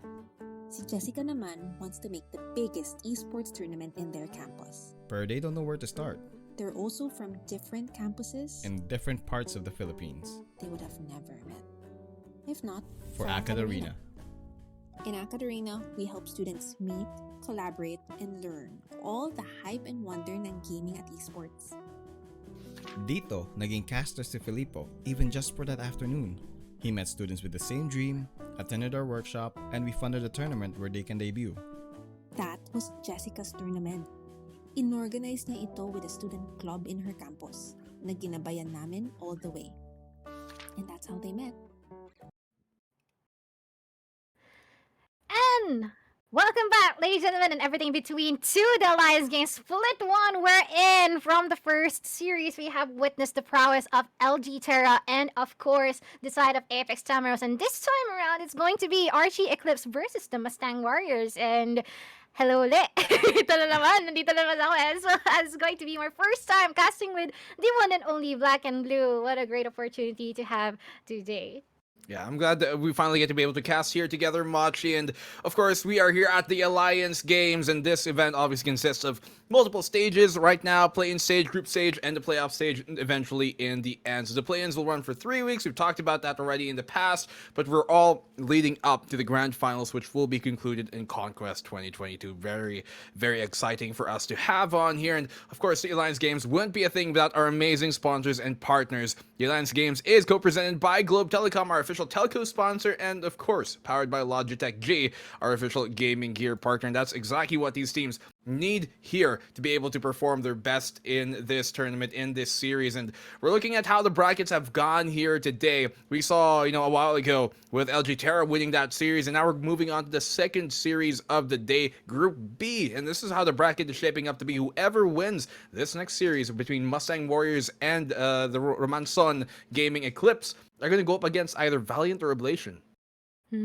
Interesting. And so far, we're already having really great backgrounds from these teams and from the last season. And of course, how has actually done their fair share in the Division B. And I'm actually happy that the divisions are no longer existing. Like, it's already free for all. It's just up to the teams of who to be able to face up against. And as well as the fact that they can prove themselves without having the boundaries, just similar to the last season. Pero ngayon, it's going to be really interesting because it's going to be the University of San Carlos Mustang Warriors, the rebranded of the Paradigm Warriors, and we also have DLSCSB Romanson Gaming Eclipse, and we're expecting Fire Saiyan's presence this time around.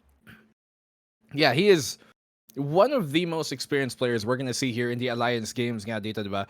We've seen him obviously, compete in the professional circuit, and he brings that experience dito para sa Mustang Warriors, and that kind of I guess, just the experience that he brings, but not just that, just the, I guess, calmness that he can help elevate this team to is really an edge that they have against most other teams. And so what he brings to the table is just complete utter domination. We see him do it no matter what stage he's put on, and I'm expecting for him to go big here today again.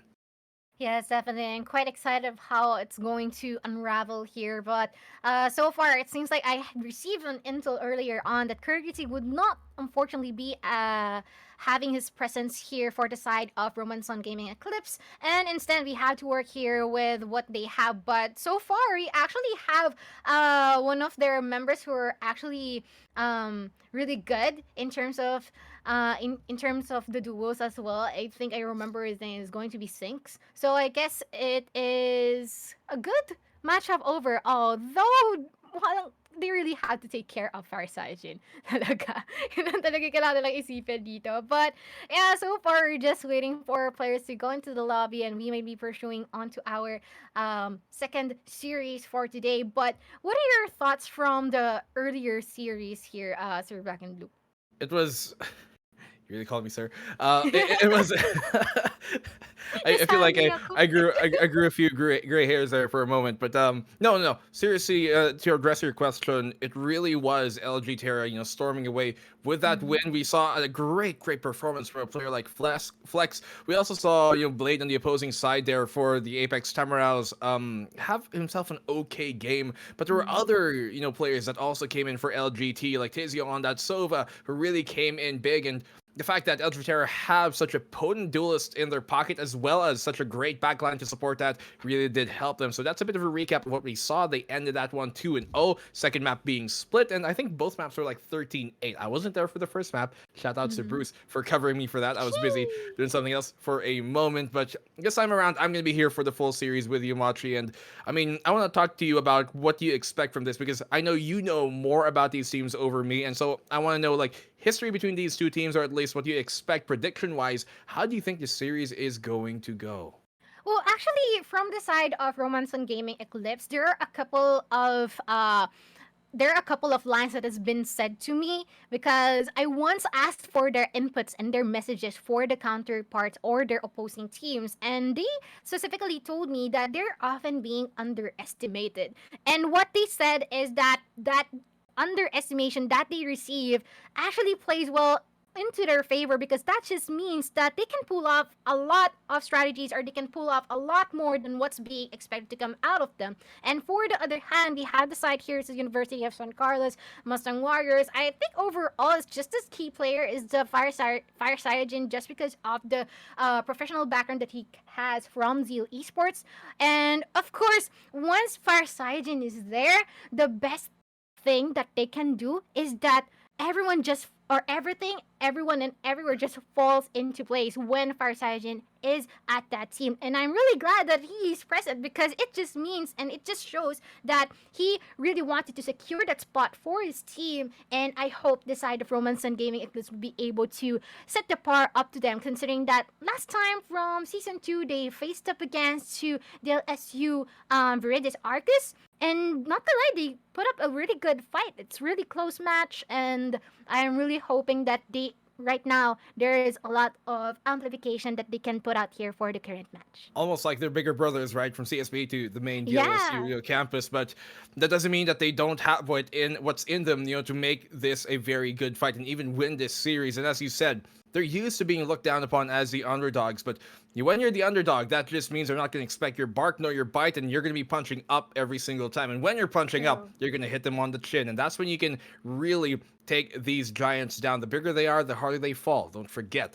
Mustang Warriors, though, they definitely have the firepower advantage here. They have the experience as well, and they have the tenure and also, the results in the history to really prove that, or at least give us a reasonable kind of assumption that they should be, the team with the advantage on here. But they've got lots of things going for them. They got Fire Sidron, who he himself might be having a bit, more of a. He's been on the quieter side of things lately, but he has a Joa buff, so maybe that will help him move on forward. And it seems like here for the Mustang Warriors that everything is really, I guess, kind of in their pocket to try and secure this series. But I'm gonna expect honestly from RG Eclipse here to really make this a tough one. I don't expect that any of these teams are really gonna be able to run through them, especially now that we're moving this far up the stage. Maybe earlier in the first early weeks, yes, that would be true. But the longer that this competition goes, the longer that this season goes, the level of competition will just get tighter and tighter and even higher. And so I'm expecting a really good show from both of these two teams. Definitely the survival of the fittest, and of course the background. And actually, it's also a game of knowing some background about your opposing teams from the last tournaments of UAC, the last seasons. Right now is already we're running into alliance games, so I guess it's a matter of taking a lot of intel or as much intel as you can from the other teams as well. But of course, it's not sure if ever that you'll be able to get a hands on that. So it's better to be prepared and take the lead out the game and focus on your own so that you'll be able to go for the best strategies that you can in order to work with your team. But this time around, as far as we can recall earlier on, we have seen like the map of Ascent, Bind, and Haven. Right? That's our map pool that might be present this time around. So you're expecting fast games and as well as some really great lurks and defaults at the Haven map. But yeah, of course, the aggression would also be present, considering that the aggression really speaks a lot, but can be a double-edged sword as well. Yeah, and we ended last series on Ascent, so if we're gonna start on it, it almost feels like a part two. Ulit naman tayo. But guys, speaking of ulit naman tayo dito sa break, because we're gonna have to go on a short pause after, though. We will be back here at the AcadArena Alliance Games. Shall return after this break. Don't go anywhere. I am Black and Blue with Mizumachi, and we'll be back. Many people out there. As an ate, you're supposed to know what to do. Minsan, parang hindi na pwedeng magkamali. Kasi ate ka dapat you serve as an example for the younger ones. But as a student leader, that was not the case for me. I was allowed to make mistakes, learn, and do better. Just like how we encourage you, our telecubs, to wear your stripes. The community that we've built across the world have given us a place to belong. As the world becomes more connected, the opportunities will reach all corners of the world. I'm so excited to bring campus gaming across Southeast Asia. Esports and gaming can be a great equalizer. Here, your physique doesn't matter too much. Your sex and gender shouldn't matter. You have an avatar. You're just you and all the awesomeness that comes with it. It matters less which part of the world you're in. The world is bigger, and there's so much we can do together in gaming and esports. You just need to meet the right people to change the world.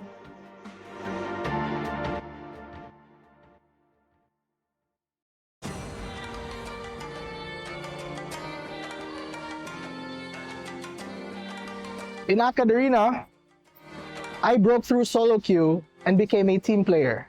In AcadArena, I broke through my comfort zone and became more social. In AcadArena, I break through my hardship and become more confident. In AcadArena, I was able to break through my shy and timid self and turn into a student leader, kinda. In AcadArena, before I was lost, but because of the org, I was able to find my passion. Happy birthday, AcadArena. Continue breaking through the stigma of video games and academics. Happy birthday to AcadArena. We look forward to all the great work you guys will be doing in the coming years. Happy birthday, AcadArena. We hope you continue to support our industry and break the stereotypes of how student gamers can be. Pinoys continue to dominate in esports globally. This startup aims to keep the streak going and provide education for those eyeing a gaming career. AcadArena secured over 170 million pesos for their projects. We get to know more about their initiatives with a young... It's still crazy to think that it's been 3 years since AcadArena started. Today isn't just a celebration of our anniversary, it's a celebration of everyone who supported us along the way. We've had students who grew up with AcadArena, myself being one of them. We know what it's like to balance work and studies, and we know what it's like to feel like you're not going to make it. But you will, and it'll all be better. Break through with us.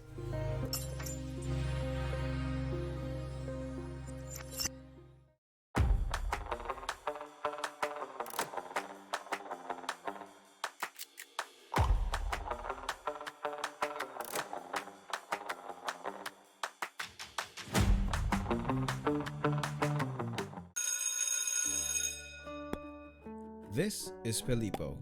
This is Jessica. Parehong freshies, parehong gamers. Gusto ni Filippo maging next big caster. Si Jessica naman wants to make the biggest esports tournament in their campus. But they don't know where to start.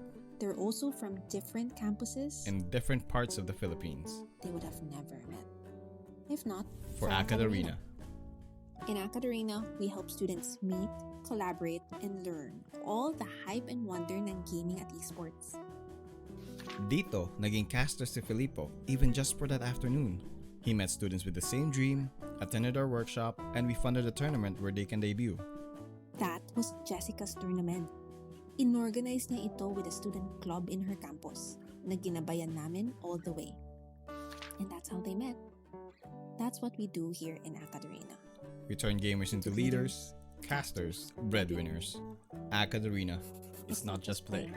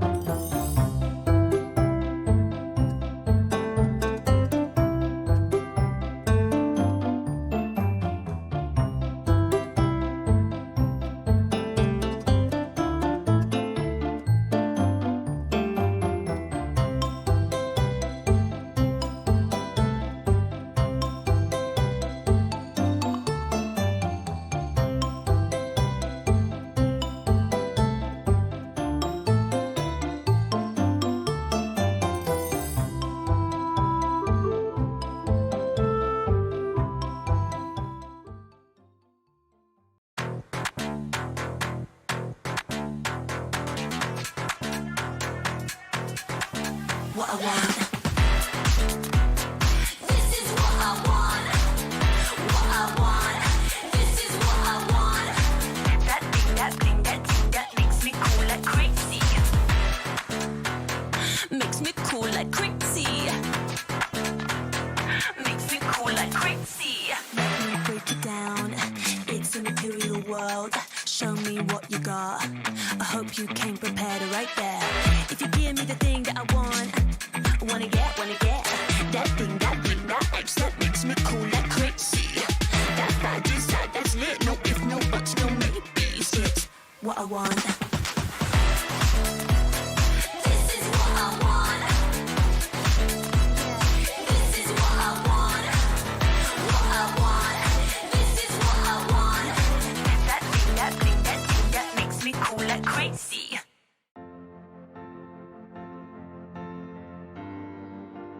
Outside the game, I'd have a hard time making decisions and just go through life without any direction really.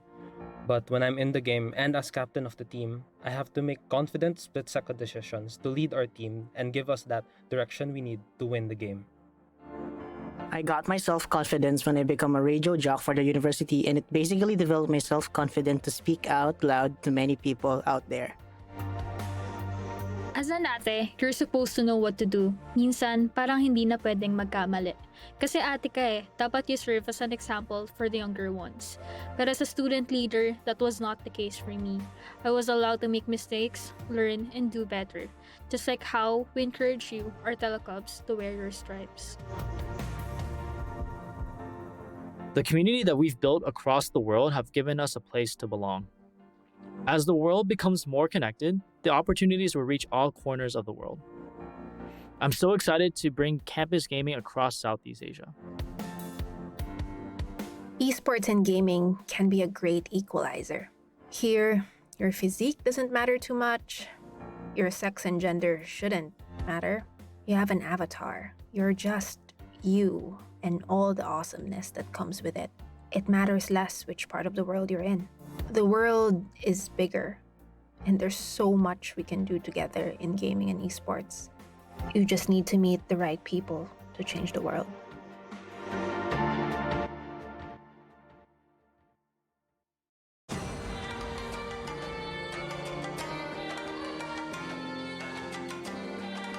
In AcadArena, I broke through solo queue and became a team player.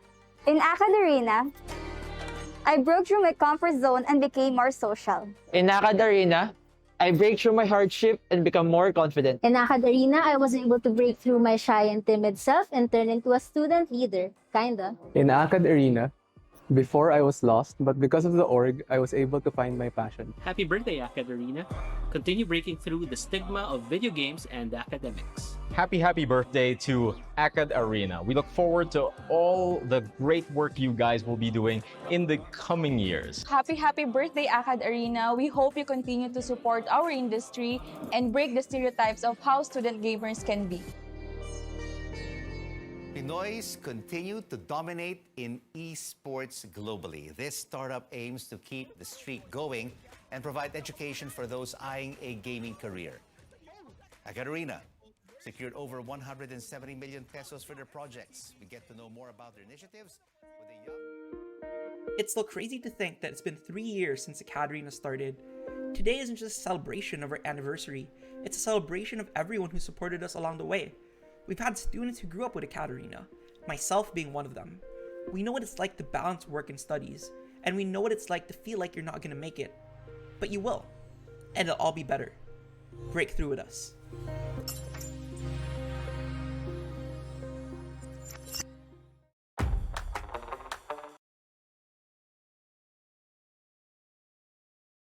We're now back here onto the second series, and we'll be having the what they call this? We'll be having the second series between the two sides. But sadly, it seems like our one of our members, one of the teams here has failed to complete their roster, so they will be DQ'd for the first map. But we'll be continuing on to our second map, which would be the map of Ascent. Yeah, unfortunately, as you talked about, to be the bearer of bad news, Mustang Warriors here from USC, they're going to be losing map number 1, so that will be forfeited, and so we're going to go directly into map 2, as you talked about. I believe it's Bind, diba? Or am I wrong? Yeah, the first map is Bind, supposedly. Yeah, and then we'll be having Ascent for the second time around, and rather it's opposite pala. Okay, my bad. But yeah, okay. We're expecting fast games here in the Bind, and so far we're expecting really great plays for Fire Sargent, but let's see what they have up in their arsenal. Yeah, hoping that USC, they can bounce back after forfeiting map number 1, to be a bit clearer on that aspect. But we know that they can, and we said that they have the advantage in this series, at least in terms of history and tenure and what they've been able to prove. Although from what I kind of have devised, it seemingly looks like they kind of had a shorter falling last season. They're not really able to step up to the plate and perform as people were expecting. So looking to make that comeback here this season to get them back to the top. Yeah, and hopefully this would be the opportunity. And as similar as to what we have usually said from the past games, it's just each to their own. And of course, each university or college or institution in general just have their own values that they want to fight for. And of course, they really want to secure us a lot on the top as much as possible. But of course, they should really have to possess all those abilities, the skills, and even the knowledge in order to do so. And hopefully that our current series, RG Eclipse and Mustang Warriors, will be able to show that this time around. And once again, Kaiju St. Bullet is already in a good spot, already in a 1-0 for this series, considering the DQ from earlier on. And let's see if they would be able to finish this off. Yeah, hopefully that will be the case, and we could really go into map number 3 here, especially if they win the second map following up, and then at that point, it's anybody's game. So RG Eclipse here, I think they're going to be starting on the defensive side with USC Mustang Warriors starting on the attack. We're looking at, I think Heart Fanboy is supposed to be Fire Cyjin. Am I right? I love Aiki. Oh, okay. From one of our I see. marshals. Well, obviously, I didn't see that at the very bottom. I had a window blocking that last picture. But yeah, obviously it's him. So as I said, they got that Joa buff going for him. Yes, sir.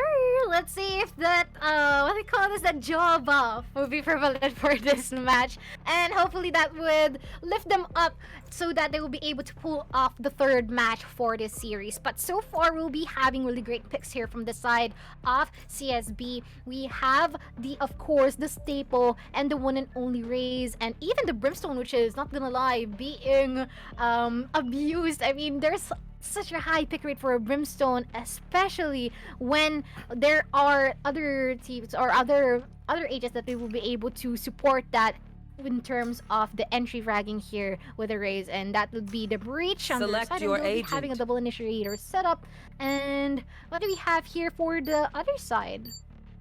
Well, I mean, first off, there is that Fade here coming on, well, Fade, which I think is very appropriate. By the way, not the team secret Fade. That would be something, that would be a bit of a crossover, but a very own Fade in his own right, and he's playing on, well, the U agent Fade specifically, who has been kind of, I guess, coming into the fold, coming into the meta a lot recently in this past season. Even the past 2 weeks, we've been seeing it. Like, for example, in the pro scene, on how they're really utilizing that. And I like the fact that RG Eclipse are, being flexible enough to be able to incorporate that into their composition with, very little prep time, really. And so, Mustang Warriors, how do they deal with the Fade? Because most teams aren't used to dealing with that agent yet in, a competitive setting like this. Yeah, actually, like, from when the first time that I encountered Fade came in, like, I cannot entirely fathom the fact that there is the deafen mechanic on this ultimate. Like, the Nightfall is just overall OP personally for me, because there is like a huge amount of decay that can be pulled off once you reconnect, and there are even trails that leads to you, and you'll be deafened. So that just means that you wouldn't know when the enemy would be able to catch up or rush up to you. So I guess those are some of the mechanics that a Fade can give, and entirely would be a really great factor in terms of attacking into a specific site. But let's see, it seems like we'll be starting right now here in the potential B. Yeah, that decay is just such a big problem, right? Time and time on over. But Bry gets the opening pick here on the fire side. Jin himself does allow here RGE to get themselves going in. The round defensive side from there is looking pretty good here, Machi, and that's going to trap M-Dubs into that hookah position.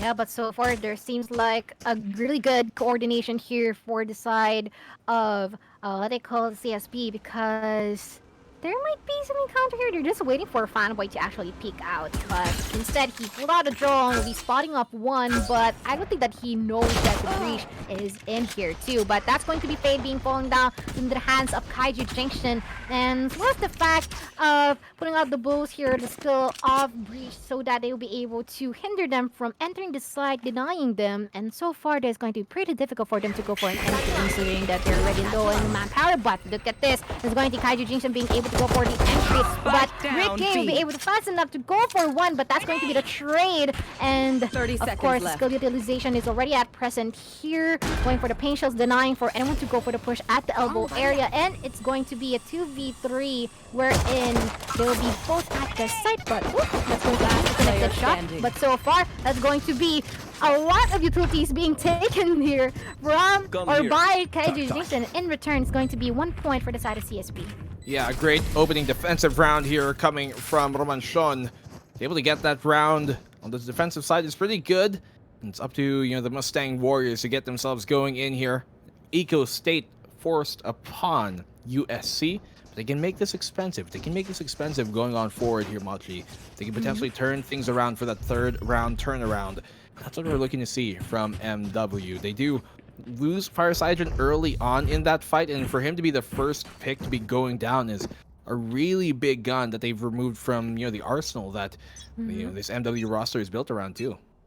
Yeah, definitely. Like, that has been a really big bone off of fish that's been removed out of their throats at that situation. But this time around, it's going to be pretty interesting because we decided to shift towards our A side. Like, you know what? The B side didn't work, but oh no! I guess it won't work for this time around either, as Dreamy 3K will be able to go for the first round for this round. And so far, we are seeing some anchoring here that's happening from Kaiju Jinx and really being eager to look out for any lurks that's going to be coming from the side of CSP. And it's going to be Bry being able to go for it. And I guess he might be really successful in doing so. Oh no, they don't know that this guy is already here. But look at them, he'll be able to secure one. Already good for almost two. And now it's going to be the shorty not actually denying this guy. But at least for the third shot, it would be it. But Kaiju Jinxen is still surviving, trying to go for actually to take the spike first, but it's going to be pretty difficult, so he decided to just go for the push as not it's going to be expected 30 for seconds him. left. But I have the spike. So far, there's still 25 seconds on the clock, and I guess it's going to be pretty difficult to about this. Oh, yep. Yep. NT, nice try. Did a bit of damage there in that fight, but that's all they really get. Their ultimate goal there, Machi, was just to make things expensive, right? And so that they can, you know, hurt the economy here of Romanshon, but they get that kill only on the fire side, actually on the opposite way. It was only on Bry here. That's all they really needed to do, though. So for the Mustang Warriors, this is a round that they really need to win. I mean, they are on the attacking side, and sometimes this map can be a bit more defender-sided favored, but as many rounds as they can get on the attack will help them in the long run.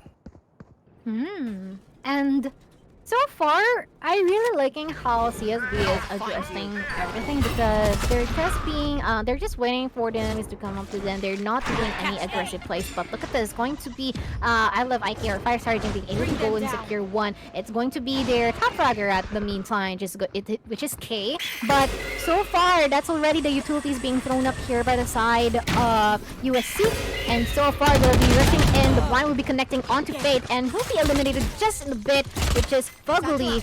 But so far, they are pushing through our lamps at the moment. Dream 3K would not do anything despite of the satchel play that he's trying to pull out, but this is going to be a potential play. It's not actually commencing yet, and instead they're just pushing him in, going for the kills. Bry already on the tour de force, but sadly would not be able to secure anyone out, and that's going to be a 2-1 onto our scoreline. Great opening entry there from Fire Saijin. I love Ike, his name is, obviously, so yes, very clear that he's trying to shout someone in specific out, close to his heart. Congratulations. Well, I mean, RGE, I would have liked to see, or at least rather hear from Fade when he was playing on that pocket position on the Fade, that not to play those type of committed positions so far forward. The Fade is very strong when the Fade gets to back behind the corner, throw some Prowlers out, throw that Haunt out, but when you're in a committed position like that, you don't have an escape tool like a Chamber might be, like with the Rendezvous, the Dash might have on a Jet, so you have to be very careful. But this Eco position is looking a bit better because this is where a Fade can be very deadly. Pummel opening pick here on the Bride, giving the advantage on this attacking side for the Mustang Warriors, and this is looking where they're going to gallop into a potentially a tight scoreline. Yeah, I agree. And so far, it's a good start for the side of UFC because they've been able to secure the chamber out, which is really good in terms of going for the pick-offs. And so far, that would just give them generally more room in order to work with. But so far, they're really being cautious here. And I love actually still entering this area just in case anyone decided to push. But oh no, I guess they did not expect that coming. It's going to be Kai and Fade, one for each. But so far, CSB is just manipulating the strings right now, being able to go for 3 in a row. And this is just 2 more people remaining here from the side of USC. And so far, they're trying to do what they can, but it's not actually working, and they're really struggling to do something about it. Yeah, really struggling, as you say, for them to warm up into this game, but defensive side looking impervious here from RGE. Romanshon, they're really making things so much more difficult for, you know, the Mustang Warriors to get going. They found the opening pick here, USC, but can't convert it into the round, and as soon as the guns were in the hands of RGE, they just made the round a bit too easy. Great 3-1 lead they're starting to build upon, but luckily for M-Dubs, they got some economy to work with. They don't typically see this, where the team that loses, you know, that round is going to be able to buy on up after you lose round 4, but at the very least, they have something to work with here. They can just fight back with ultimates to come on in. Fade to try and make that early contact. They do have a Haunt to get that information early, but great paint shell here to paint things red on Fugly. Yes, definitely, and so far the Seekers has not been fully utilized considering that it has been shut down at that instant. But so far, Dreamy 3K will be going for the free fire shots here. That is not going to be anyone, but still be receiving some blows in return. It's going to be the blind being pulled out here. And oh no, what's happening? This is free fire is being prevalent here, but sadly, I love IQ will be losing all the bullets that he can use, and in return he'll be rushed by the 3 members here from the side of CSB, and this now ready. Our members going in with a 2v5, and it's going to be pretty difficult for them. All the denial of information with the smokes that's been put out here by Telmo. Let's see if this would actually last long, because so far they still have a lot of utilities to work with for the side of CSB. And so far it seems like it's going to be a 1v5. And little do we know, Dreamy 3K will be pulling off a 3K indeed, and that's going to be a flawless round by the side of CSB. Great round, flawless as you said, Mochi. Just really stepping up to the plate here and knocking it out of the park. We talked about how, they might be considered the underdogs, but that's where you have to be the most wary of. Just like any wild animal, cornered, underestimated. So dangerous in those situations. Dreaming 3K, he's living in the dream and really rent-free. Are we all in it? MW here, coming from the Mustang Warriors, struggling to get themselves going on this attacking side so far. Only early in the half, yes, but once again, goal here, make this eco round or really worth it by making it expensive here for RG, because if RG continue this streak, it can be very, very difficult to come back and break their economy. Great shot by IK to get things going, and they do burn that tour de force to maybe equalize things up. Yes, and so far I actually like the duo of the Breach and as well as the Bren, because it's just like a Brusco brothers, as what the other people say. They're both orange. Yeah, like both of them. It's so cute to look at them just go for the body system, and even the utilization of the blinds, and someone will rush, etc. But this time it is going to be most awaited A push for the side of USC, and so far Tour de Force is going to try and spot out anyone, but no ask at the moment. But that's going to be the concussion put out here by Briquet, and another to be preventing them or denying them to pushing further. Like all of the police are being thrown up here right now and been able to connect onto the members here from the side of USC, and in return it's going to be a 2v3. And so far, they haven't been able to enter a site complete and intact there. Oh, there was always some denials, but oh no! Oh my! Great Rolling Thunder there to secure the round, Mochi, but at the very least, they did make it expensive here. As I said, Mustang Warriors, that's all they have to do. They got 2 picks, but more importantly, they burned that Rolling Thunder. The fact they made RGE commit to using that here against an eco round was a big thing for them in the long run. Now, attacking side, typically not the favorite side here in Bind. Pero dun sa point mo kanina, it's nice to see a Brim and the Breach together kasi ang ganda ng balbas nila, and whenever I see them, I just think, sana all. Nakakatubo ng ganyang klaseng beard. Yeah, like it's so defined. Ang ganda ng cut. No? Ganda ng jawline. Yeah, it's the emphasis for the jawline. But oh my, going to be Bri trying to go in combat. I love Aiki, but you will be losing that duel, trying to shut down the Tiger at that moment. But that's going to be a potential B push, and not gonna lie, this is a good adjustment for them. It is undeniable that it is much more easier for them to go for the B slide, because that's just they can rush more. But this time around, it is going to be the spike being planted, and so far there's a lot of trades happening here, about to be a massacre, and so far CSB is a bit struggling on how they'll be able to catch up. But look at this, they managed to go for a 2v3 this time around, and they still have a lot of utilities they can use and utilize this time around. And so far just free firing being denied because of the smoke, but they might be starting to go in the orbital, right, going in, going for the player standing. What they call the blinding lights, but that's going to be a 4K by 3v3K. What is that, Blickman? And he has more than enough time to get the defuse off. What a play coming from Dreamy. Certainly living his best moments here. Lucid, his dreams are in full control of the situation. No real problem for a player of his caliber. RGE extend the lead even further. 5 rounds now they build up upon here, Machi. That's so crazy. Like this guy is just popping off every round, and so far, look at this. He has a lot. Like imagine that being real money. Oh my! But so Oh my far, goodness. our members here on the side of USC, it is undeniable that they're really going for this nonstop repetition of buying and saving. So I guess that is one of the stuff that we don't like to see here. Parang ako din tuloy gusto ko mag-glitch pop glitch pop phantom. True. Pag yan dumaan sa store ko, huli ka sa akin, bro. Auto buying. Auto buy. Well, Bright, hindi tumama yung shot. He needed to connect that. Here comes the orbital strike to get them the control of the site. They do take it by force. Here on towards elbow, though. Briquet falling back very smartly. He knows he can get pushed here, especially with his low health state. Has to be careful with that. They need his utility for this retake, waiting for the smokes to dissipate. Look how far Ike has pushed himself up though on the back of the site. When they cross, I'm not too sure if he has a rendezvous to back on off here, but if he does, this could be very deadly if RG don't expect it on the retake. Flash on now to try and gain them control. They have a fault line as well to try and address that B-long hold on the post plant. And so here it comes. Here comes the push. Ike finding a triple. They all go down to fire Cyanogen. Fry finding two, but the damage has been done. 1v3, low HP.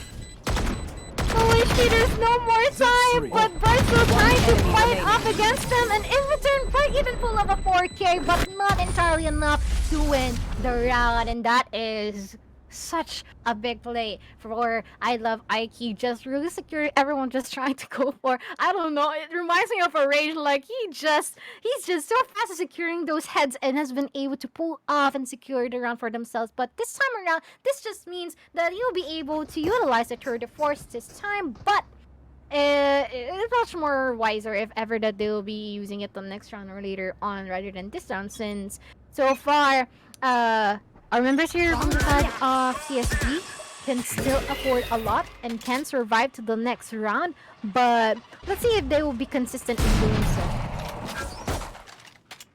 Man, what a play there coming from Fireside. And I was talking about it nga, Mochi, nung pa-retake sila na they have to be careful. Kailangan lang ingatan ang position doon ni Fireside because even if he doesn't have a rendezvous para makabak, he's always going to be deadly and potent in those committed positions, and always make sure to get at least 1 or 2 frags before going down, and that's exactly what happens. Now, the push coming here towards the A site, waiting for time. They still have some time to work with, so they can even rotate if this doesn't go right. They can even TP into B if they need to do so. Haunt out here, doesn't find much information that they're pushed up just yet, but here they go, committing to the site. They have pushed Kaiju very far up ahead to take this triple position, and there isn't much that RG are going to be able to do to stop this time from happening. They do deny it for the meantime because of the Molly. That's all it's really got to go, and Fade with a huge kill to find Fireside, and Patoriku finding a second follow-up, completely breaking down the attack here.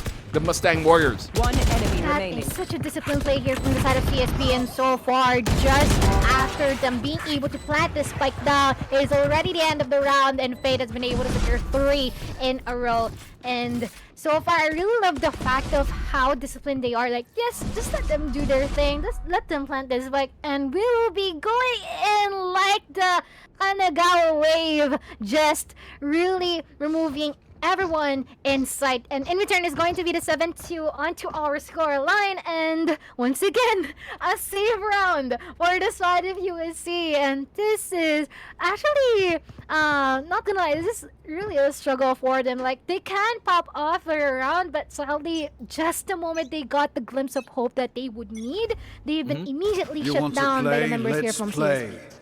And ang talino din galing sa RG dito ng CSB na hihintayin talaga nila parang susubok ng plant dito ang Mustang Warriors. We're gonna wait for them to actually try and attempt the plant before they go for the retake para, you know, they have a bit of a distraction when M-dubs are kind of worried about if they're gonna push. That's when they make it happen. But great opening pick dito galing kay Fireside, and still though choosing to still hold on to this off-the-ground position. This Guardian can be deadly because he can get flanked from Ruka. But look at this, Dreamy finding all the kills are going their way here with Briquet as well on that bridge. The flank though coming in here on this eco from the side of the Mustang Warriors, and they fall on back through the TP, realizing that's not the fight they need to stay in. And still nets them a 3v2 advantage. Rifle can be seized here by the Mustang Warriors, and Kaiju does pick that up for himself, but the time is ticking. They can and they should commit towards his B site. Yeah, actually, that's what they play, no? Like, alam mo, sige, bahala sila dyan. Dyan sila sa dyan sila sa long. As long as wala na pupunta sa site, then we should be fine. So, in the turn, the 30 breach has seconds gone to left. A, and they tried to go for an anchor there. Spike planted. But, so far, look at these two just really utilize the buddy system. them They know down. that the odds are in their favor because it is going to be the manpower on the side. But that's going to be the Nightfall being put out here by Fade. And you're seeing pinpointing everyone inside is going to be 3K here from the hands of Brick A, and in return, Pato Rico will be the last man who will be able to go for a frag. And so far, it's going to be 8-2 for the first half. Good opening half already here from RGE for them to secure 8. It's going to make things, well, give them a bit more breath to continue on the marathon for second half when they go over to the attacking side. If they secure 9-3 here, well, aside from superstitions, then it's going to be even better. But operator out here for Bry. We know he can be very potent with that weapon in his hands. We've seen it time and time again. I'm looking for that to come in big here to even further secure their advantage. But man, here for the Mustang Warriors, they are really struggling on these attacking executes of theirs. Look at the showstopper being popped early on by Dreamy. Doesn't get a kill with it though. Yeah, sadly, but at least he got a lot of information and freed a lot of space for himself. But this time around, they really have to secure the last two remaining rounds that we have so that they will be able to reach the bounds. But so far, Olive Aiki will be able to go for 2 more. And look at this. This is a huge opportunity for them to go into the side and battle everyone head on because still the numbers is on their favor this time. But Aturik decided to go for the entering the lance, and in return he receive a blow from Heart Fanboy, and that's going to be a 2v5. And still, this might be they might try and go for a retake though. With just 2 more people remaining, I would preferably not. And they still have a lot of utilities for themselves, so at least they can secure some exit frags if they can. I mean, they do have enough economy, and the next round is the last one, so that is something they can, they can still almost go for it. But I do realize that, they have the operator, so they really want to hold on to that, not have to reinvest. They could send this solo breach just to get a few kills, make sure that, Mustang Warriors have to reinvest for the next round, at the very least the final round of the half. But round conceded, 8-3. Good comeback round here from Mustang Warriors, and they can string this into a second, at least get it 8-4. Oh. Okay. I know, like, he even secured Brian out. Like, my eye is just on Olive Aiki because he's just going for a jog from the link to the fountain, to the long, to garden, and even the elbow. And that's where their eyes met with Bry, and he won the duel. And at least he's been able to secure 1 more. But yeah, hopefully 8-4 is our ball here, so that it will be much more easier for them to go for a counter on the second half. But this time around, it might be a potential B push as present, and Brio's already memorized where the reconnaissance ball will be landing. But that's going to be the Tiger not actually connecting it to him. What? It didn't connect, but yeah, they might be waiting for any pushes here. The guiding lights would do though, so that's going to be the TP at present, and they're just waiting for the right time to strike. He can TP out with the rendezvous, but still, even though he's dinked, Fireside and FSJ going ham and hay.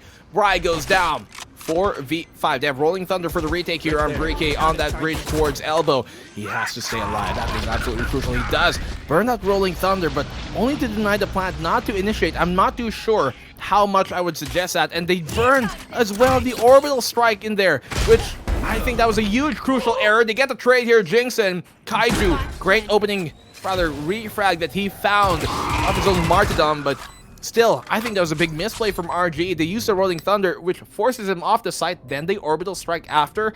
Bit of a waste of the Orbital.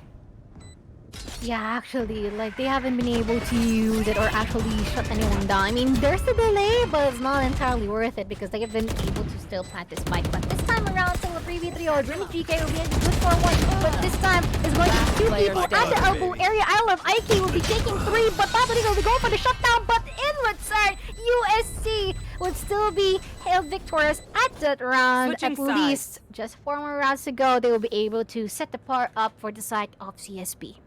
Yeah, that's where you really see the problem be fully at fault there. How they use their utility. Either the option there is, okay, they burn the Rolling Thunder and then use that Orbital Strike maybe towards Hookah or maybe towards especially the Gardens, because that's where they're going to fall back from the Rolling Thunder to catch him while they're dazed and stunned. Or you just save both of those ultimates and use it for the retake, reinitiate. And in that case, they went with neither. It does bite them out in the end, so good job here from Mustang Warriors to capitalize on that opening and that mistake shown by CSP. And with that, that allows them now to have a better chance of coming back into this round. 16 frags on Fire Cygen, and their defensive side could bode better for them. Yeah, I agree. I think that would be the same case here as well, but I love Ike would be bitten by the Prowler, but would be fast enough to react and TP out of there. But so far it's going to be the scarring of information. It's a game of information after all. And also the fact that Heart Fanboy would be trying to go for a duel with his friend Tomo here against Bry, but so far they'll be backing out. You know what? Let's just chill, just let them push, and here comes. It seems to be the thing at play right now. They might be pushing in. Dreamy 3K just waiting for anyone to go for a peek. But, oh no! He's gonna be shut down by Tomo as well and going for the Aftershock as well. But at least it's just a utilization being here at present. But 3v4, Regardless Bow would be spotting a lot of people out of there. I would not dare to peek. But at least the shelter will be connecting and that would be doing a lot of damage. Silence. One enemy remaining. Round here looking to go in the way of the Mustang Warriors as it's all on the Bry, who's going to go down dry. Quick defuse, and that was it. Great retake here coming for the Mustang Warriors. This is almost looking like a potential comeback, and if that happens, well, map 3 is at the cusp around the corner. I agree, and as far as we may recall, it's going to be in the land of Haven, but can be hell for others. But this time, it is going to be, 4 more rounds to actually secure the match point here for the side of CSP. But this time, it seems like you're having really great occurrences from USC in terms of adjustments. I mean, I can see why it is much more favorable for them to go for the defensive style, like one initiator for each side, and as well as the fact that they'll be much more leveraged for them in terms of the coverage, and as well as the fact that the pick-off points rather than a fade being more good in an attacker. Actually, they're already in the good sides that they should excel on right now, and hopefully that will be the same case. But this time around, it's going to be the Spectre buy for the side of USC. So it is. We are assuming, rather, that this round would be theirs, considering that, of course, it's the difference in terms of gunpowder. Yeah, those weapons really do help them lock things down there. So, there should be a round where they're going to be able to secure this, unless they catch the defensive Warriors here out for a surprise. You know, sa mga gito, this is one of those moments where you have to be like, okay, sige, bigyan na lang natin, basta gawin nating expensive yung round dito para sa Mustang Warriors and everything is gonna be all fine. Pero time is ticking, naubusan na sila ng oras, so they have to commit sa B site. It's going to be, Fire Cygen as well as that Sky to support him when they do go on in. Smokes to be dropped at 30 seconds, and here they go. Left. Oh, still, no. Slowing things down a bit, but there you go. Frisbee on out. They use that to help them initiate, and great entry here. Dekvatoru and Dreamy on the side. Fugly only good for one.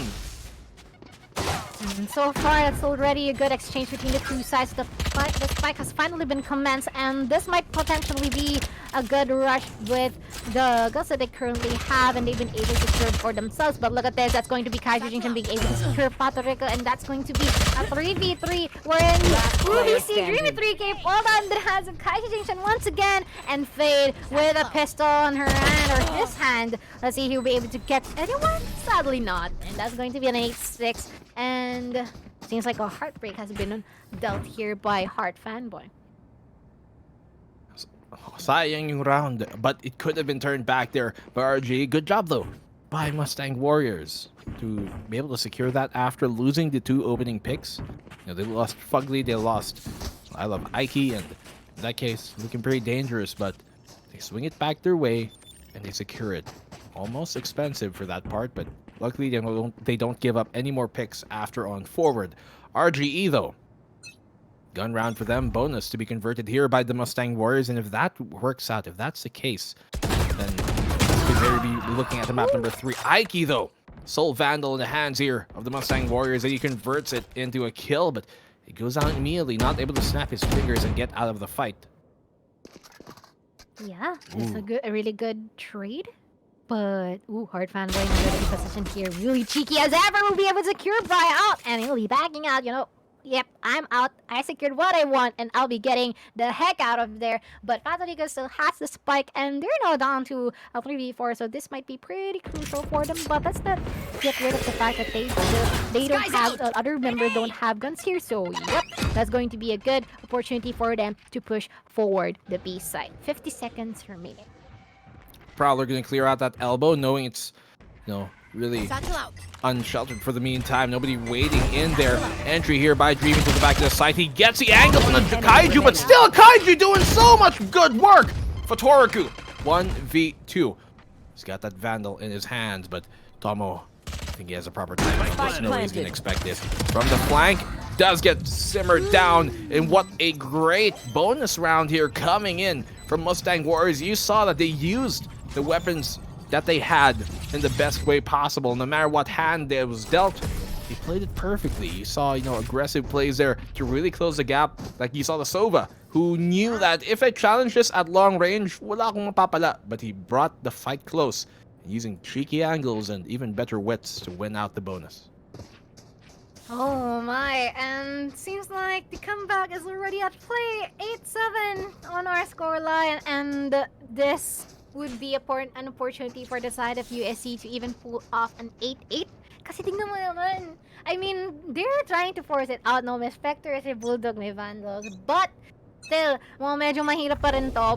And, of course, may chance na maganda. So, that just means that parang nag-reset ng uli tayo with the economy difference. But, that's a lot of damage from the Paintions. That's going to be Dreamy 3K being able to scare Delmo out. But that's going to be more utilities being thrown up here. It's just everywhere. How Fanboy being able to secure 3 in a row.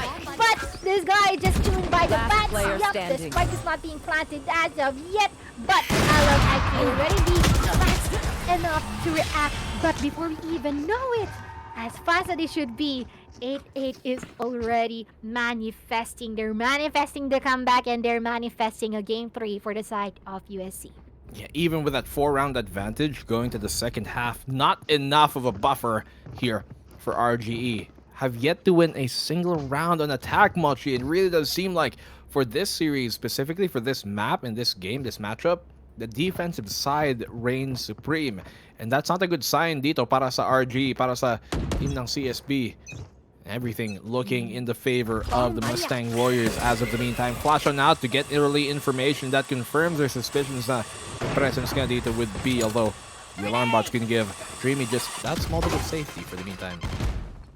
Yes, and so far, Dreamy 3K, little does he know that his mirror counterpart is just chilling and waiting for anyone to push onto the hookah area. But going to be them backing out from that area, but so far, there might be some aggression being put out here by the side of USC. I mean, they're being comfortable. They know that they're on an eco round, and as much as possible, they will be securing some heads and putting out some bullets as much as possible. That's going to be the jiggle pick here from Kaiju Jinsen. And at the other side, it's going to be Tomo just eagerly waiting for any prey who'll be going for his trap. Well, they can get some few picks here, then once again, expense is what they have to do. Expend the utility and as well as the economy of the Mustang Warriors, especially on the defensive side like this. Look at this showstopper, so deep. Let's get a free kill here on Kinshin, and Bri gets another one. 3v5. We've seen these situations be slipped away from their hands, though, especially with the firepower advantage that the Mustang Warriors have. But Bri, huge kill. This is almost assuredly an eco round that they should win.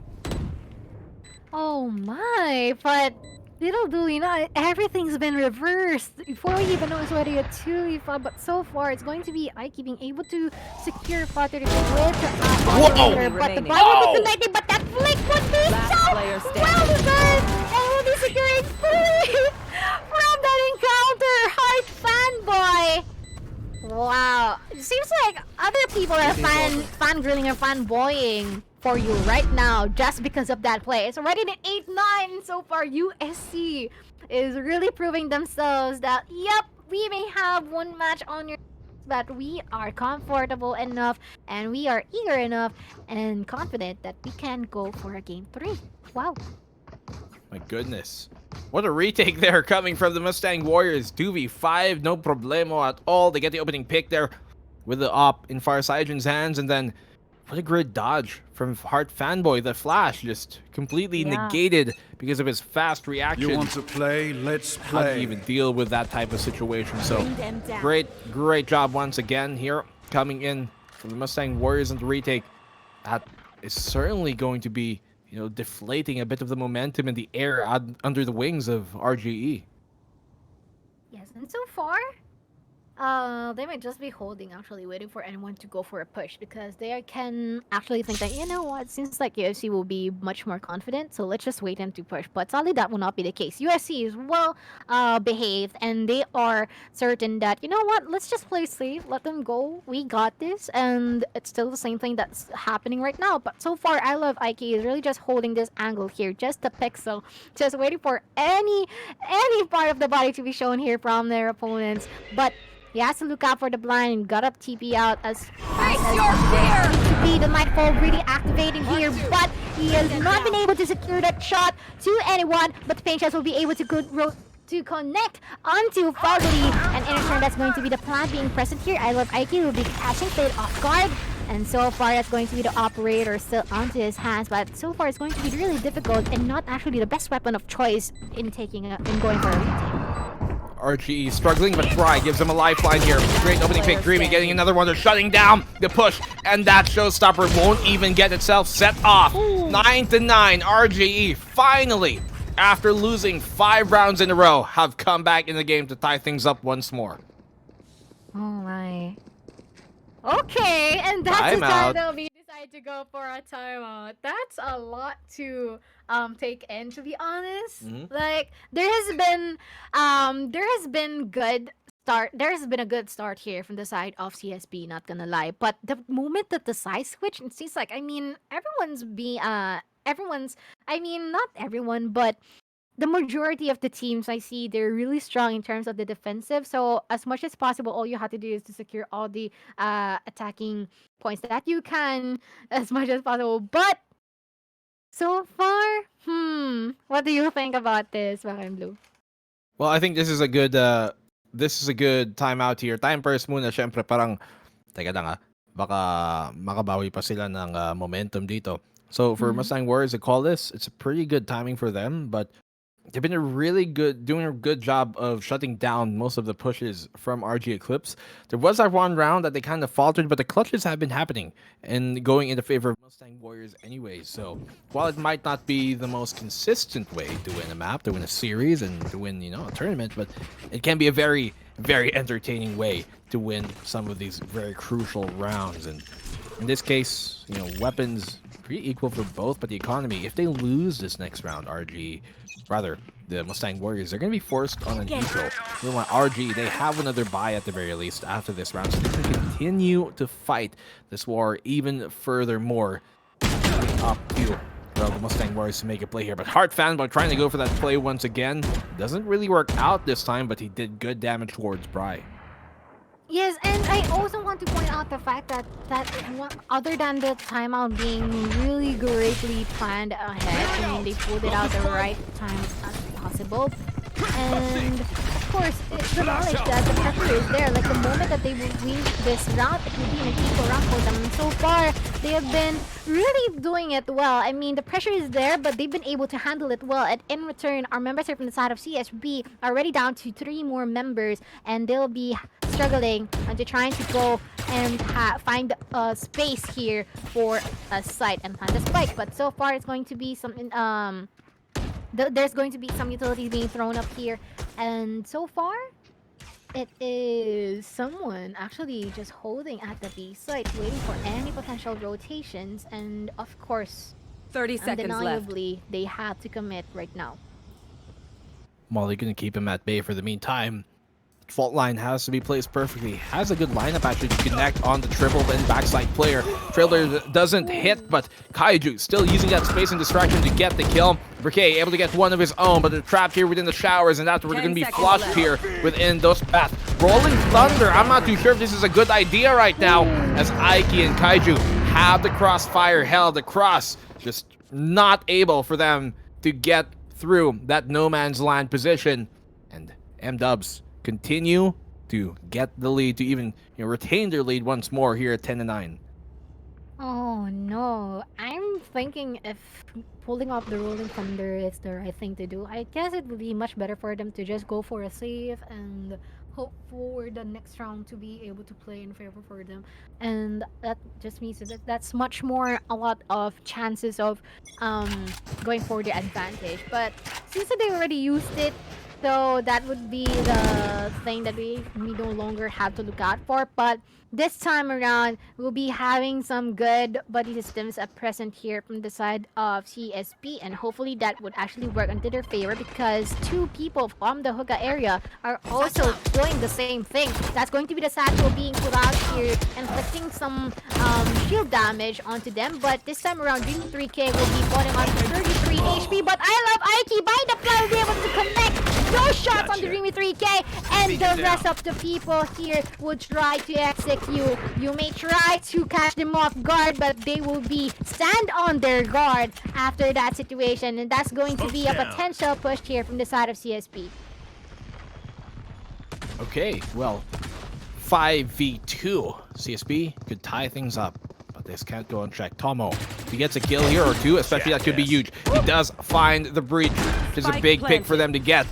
Here on the help, though, comes in Kaiju on that raise paint shell to try and force him out of those angles. They've got the molly as well. I would like to see them kind of coordinate that to really deny two positions at once. They have a smoke to block off that short position. Have as well that stim beacon trying to swing on wide, but not using a utility that they have to its fullest extent. Going for the dry peek here. Tomo gets one.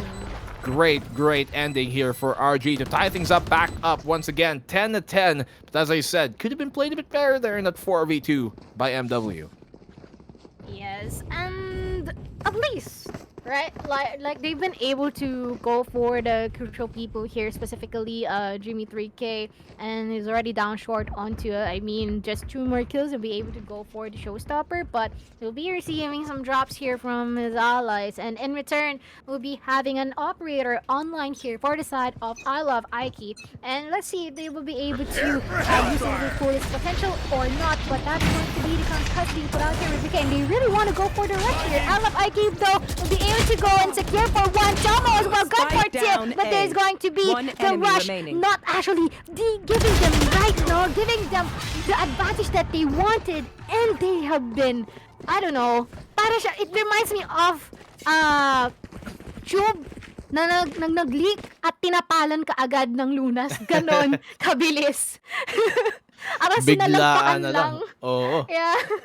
Parang kung may butas, binantatakpan agad. No problem, easily done. And ang problema pa naman dito, Mochi, is RGE. Para sa kanila, they're on an eco. Wala silang pera. And so the question is, do they force buy here? You can see, parang natatempt sila. Bibili ba tayo o eco ba tayo? Ayaw ba nilang ibigay ang match point? Syempre. So they're gonna buy up Bulldogs and Spectres here. But this just means if they don't win this force buy of theirs, wala silang pera for the next round. It's gonna be very difficult. And pa naman, Aiki here on Fireside, and he gets that opening pick on Bri with the operator. It's gonna be so much more difficult to win this round, Mochi. Definitely so much more difficult, and so far, I mean, they might try to go for a trade and attempt to do so, but there's still the risk considering that they don't have the necessary arsenals that they should have, which is the standard Vandals, the Phantoms, etc. But this time, they might try and shift their attention towards the A side, so this might be a potential for them to push forward, except for the fact that the trademark might actually delay them in pushing through and in return catch them off guard and making themselves vulnerable. But this time, we still have the orbital striker in the hands of Tomo. I doubt that they'll be using it unless they have gone for a plant. But yeah, I guess they're really hesitating. Orbital strike here to keep him at bay. doesn't really connect. I think they could have used it and waited for the plant before they dropped that, but Ike, huge pick here to find Dreamy. This is looking pretty dire right now for RG. Not a single comes on their way, and fire Cyajin on pace for the ace, but Hard Fanboy takes it away. 12-10, match point and seized here by the side of Mustang Warriors. We are looking at the map 3 already. Yeah, we're looking at the map 3. I mean, they're really manifesting it, pulling up a comeback, and so far, regardless of the close fight that they have encountered here for CSB, at least they've been able to last this long and even in turn might possibly win the round. But let's not cut this short, because our members here from the side of CSB might still have a chance. Let's not underestimate the capability of the one-tap potential that Sheriffs have. But yeah, let's see if they would actually be successful in doing so. It's going to be a very do-or-die moment. Hero plays have to come in here big right now for RGE. Boombot can confirm that there is presence here towards that B-long spot. Kaiju, realizing that, falls back instead, making letting someone else be that contact, letting Heart be that contact instead. Looking to dip into the fight, chuck a nade whenever they do push on forward. With a peek, has to be careful. Bry has a headhunter, and that could be found and taken down if he's not careful. Yes, and so far, though, they're just holding. And I guess they really want to time this perfectly. They're just communicating. Pero the aggression coming out here from the side of USC will be able to go for the trades here, the exchanges between the Fade and Kaiju Jinxon, but that's going to be 2v3. Just at that instant, everything. Hisang kisak mata. Naging ganda na agad lahat, but that's going to be a 1v3. I love Ike going for the 1v3 contestment, but that would not be the case. And in return, they'll be weighing that round, and still we'll be getting a lot of guns for themselves for free. Nice. What an eco there coming in from RGE. Just Roman Song Gaming just not going down too easily for the Mustang Warriors, though. Can't let those type of rounds slip. And now we're going to the final round of regulation. If RGE brings us in overtime, man, what a comeback that would be. They're going to have to secure it here, though. No operators out for either side, but there is, at the very least, that tour de force that Cyajin can pull off here. They have Nightfall and Rolling Thunder, 2 big waves that could make a huge splash in the round. And so far, they're really taking this seriously. They're really cautious on their reactions because, of course, it's the pressure of the match point here for the side of USC. But I guess there might be a chance that they can actually take everything down, because the good thing for the side of UST too is that the moment that they decided to go for a rush, it will be them being disciplined enough to go for a retake. But oh no, Tomo will be able to go for the denial of entry for Dreamy 3K, and in return that's going to be the Nightfall actually connecting to everyone, and that's going to be still an opportunity for them to go for the plant. But there's a lot of utilities being committed here, and so the fact that there's still a lot of smoke to be worked with here for the side of CSP, and in return that's going to be the showstopper. Still waiting for anyone to connect it to, and that might be a potential 2v5, and in return, Faberico would not have any chance to face up against the 5 members, even finishing this round with a flawless round in the 13-11. Congratulations to USC.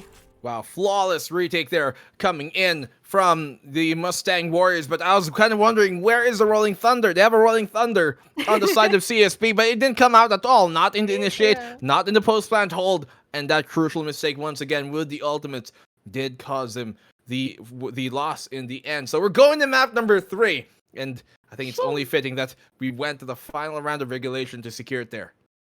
Yeah, and so far, I really love the adjustments being taken here by USC. I mean, like, there are some hiccups from here and there, but at least they managed to pull it out. That's what is important. And even all the efforts that's been put out here by the side of CSB, they haven't been taken down, and in return, they use that as an opportunity to strengthen themselves further, and in return, they managed to hold up their momentum until the last cent. And yeah, congratulations, pulling up a game 3. Sheesh. Yeah, that's a sheesh and a half right there. We are too as well. My goodness, I mean, what a match we're already getting into as expected, it's really those two big guns from either side that are doing so much work. We see, like, especially like on USC side, Fire Sargent come in big, and he had so many rounds where, he got that almost ace, and so many other things that he was able to do. But on the opposing side here, when you look at CSB side, it was a bit more of a team Herculean effort, really, that was all uplifting them into this map potential win. Very, very close, though, to bring it to that final round. 13-11, it shall be stated. But we're going to map number 3 after the break. Globally, this startup aims to keep the streak going and provide education for those eyeing a gaming career. AcadArena secured over 170 million pesos for their projects. We get to know more about their initiatives with a young... It's still crazy to think that it's been 3 years since AcadArena started. Today isn't just a celebration of our anniversary, it's a celebration of everyone who supported us along the way. We've had students who grew up with AcadArena, myself being one of them. We know what it's like to balance work and studies, and we know what it's like to feel like you're not going to make it. But you will, and it'll all be better. Break through with us.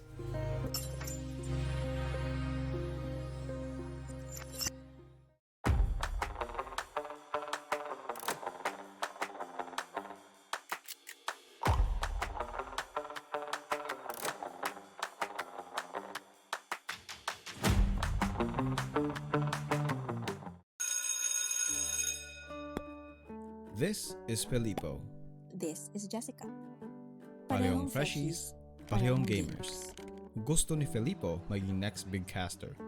Si Jessica naman wants to make the biggest esports tournament in their campus. But they don't know where to start. They're also from different campuses in different parts of the Philippines. They would have never met. If not, for AcadArena.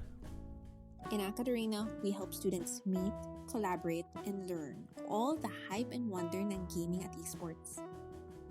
Dito, naging caster si Filippo, even just for that afternoon. He met students with the same dream, attended our workshop, and we funded a tournament where they can debut. That was Jessica's tournament. Inorganize niya ito with a student club in her campus na ginabayan namin all the way. And that's how they met. That's what we do here in AcadArena. We turn gamers into leaders, casters, breadwinners. AcadArena. It's not just play.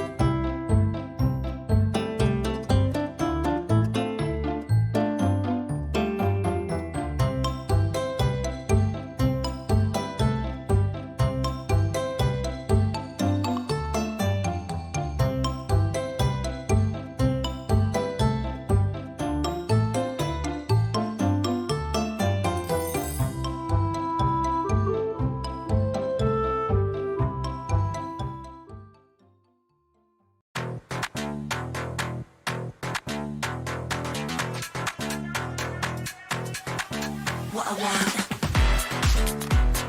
This is what I want. What I want. This is what I want. That thing, that thing, that thing that makes me cool like crazy. Makes me cool like crazy. Makes me cool like crazy. Let me break it down. It's a material world. Show me what you got. I hope you came prepared right there. If you give me the thing that I want, wanna get that thing, that edge that makes me cool like crazy. That vibe inside, that's lit. No if, no buts, no maybes. It's what I want. This is what I want. This is what I want. What I want. This is what I want. That thing, that thing, that thing that makes me cool like crazy.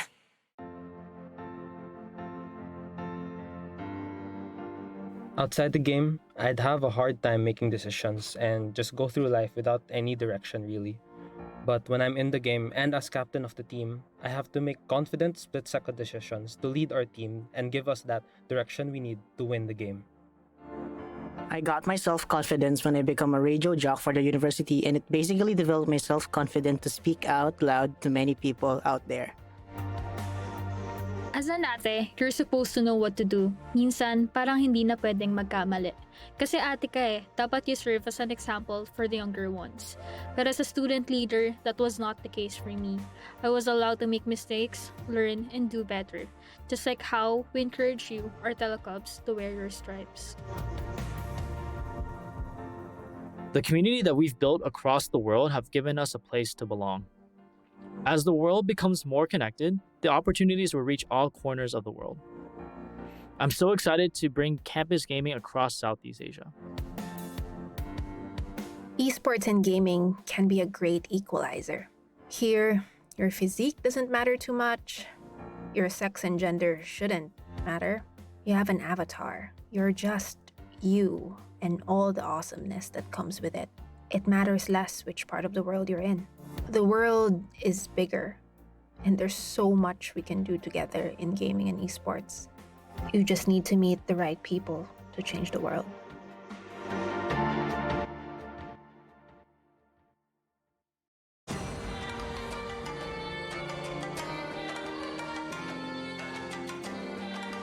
In AcadArena, I broke through solo queue and became a team player. In AcadArena, I broke through my comfort zone and became more social. In AcadArena, I break through my hardship and become more confident. In AcadArena, I was able to break through my shy and timid self and turn into a student leader, kinda. In AcadArena, before I was lost, but because of the org, I was able to find my passion. Happy birthday, AcadArena. Continue breaking through the stigma of video games and academics. Happy birthday to AcadArena. We look forward to all the great work you guys will be doing in the coming years. Happy birthday, AcadArena. We hope you continue to support our industry and break the stereotypes of how student gamers can be. Pinoys continue to dominate in esports globally. This startup aims to keep the streak going and provide education for those eyeing a gaming career. AcadArena secured over 170 million pesos for their projects. We get to know more about their initiatives with a young... It's still crazy to think that it's been 3 years since AcadArena started.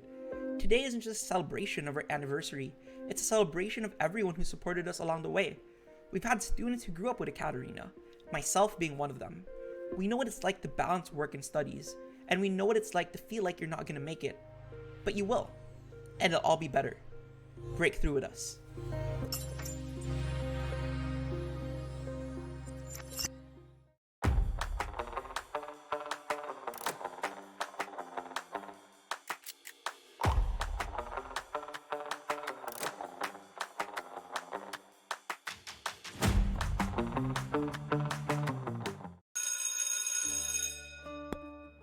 This is Filippo.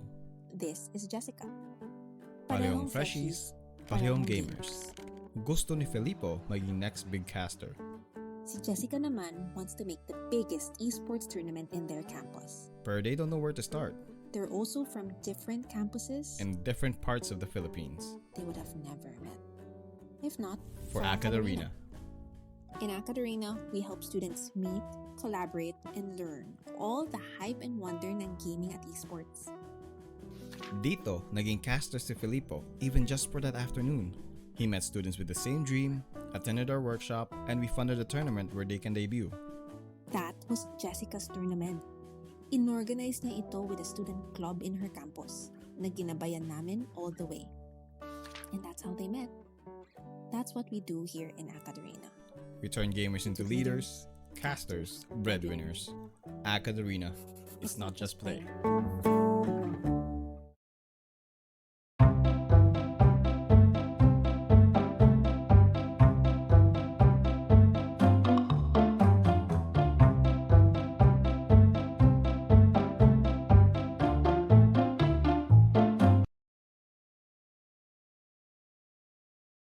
Hello and welcome back here. Map number 3 commencing very, very soon because what a match that was for map number 2. I am Black and Blue with Mochi here right beside me on this side, but this side, yes, this side Yeah. here.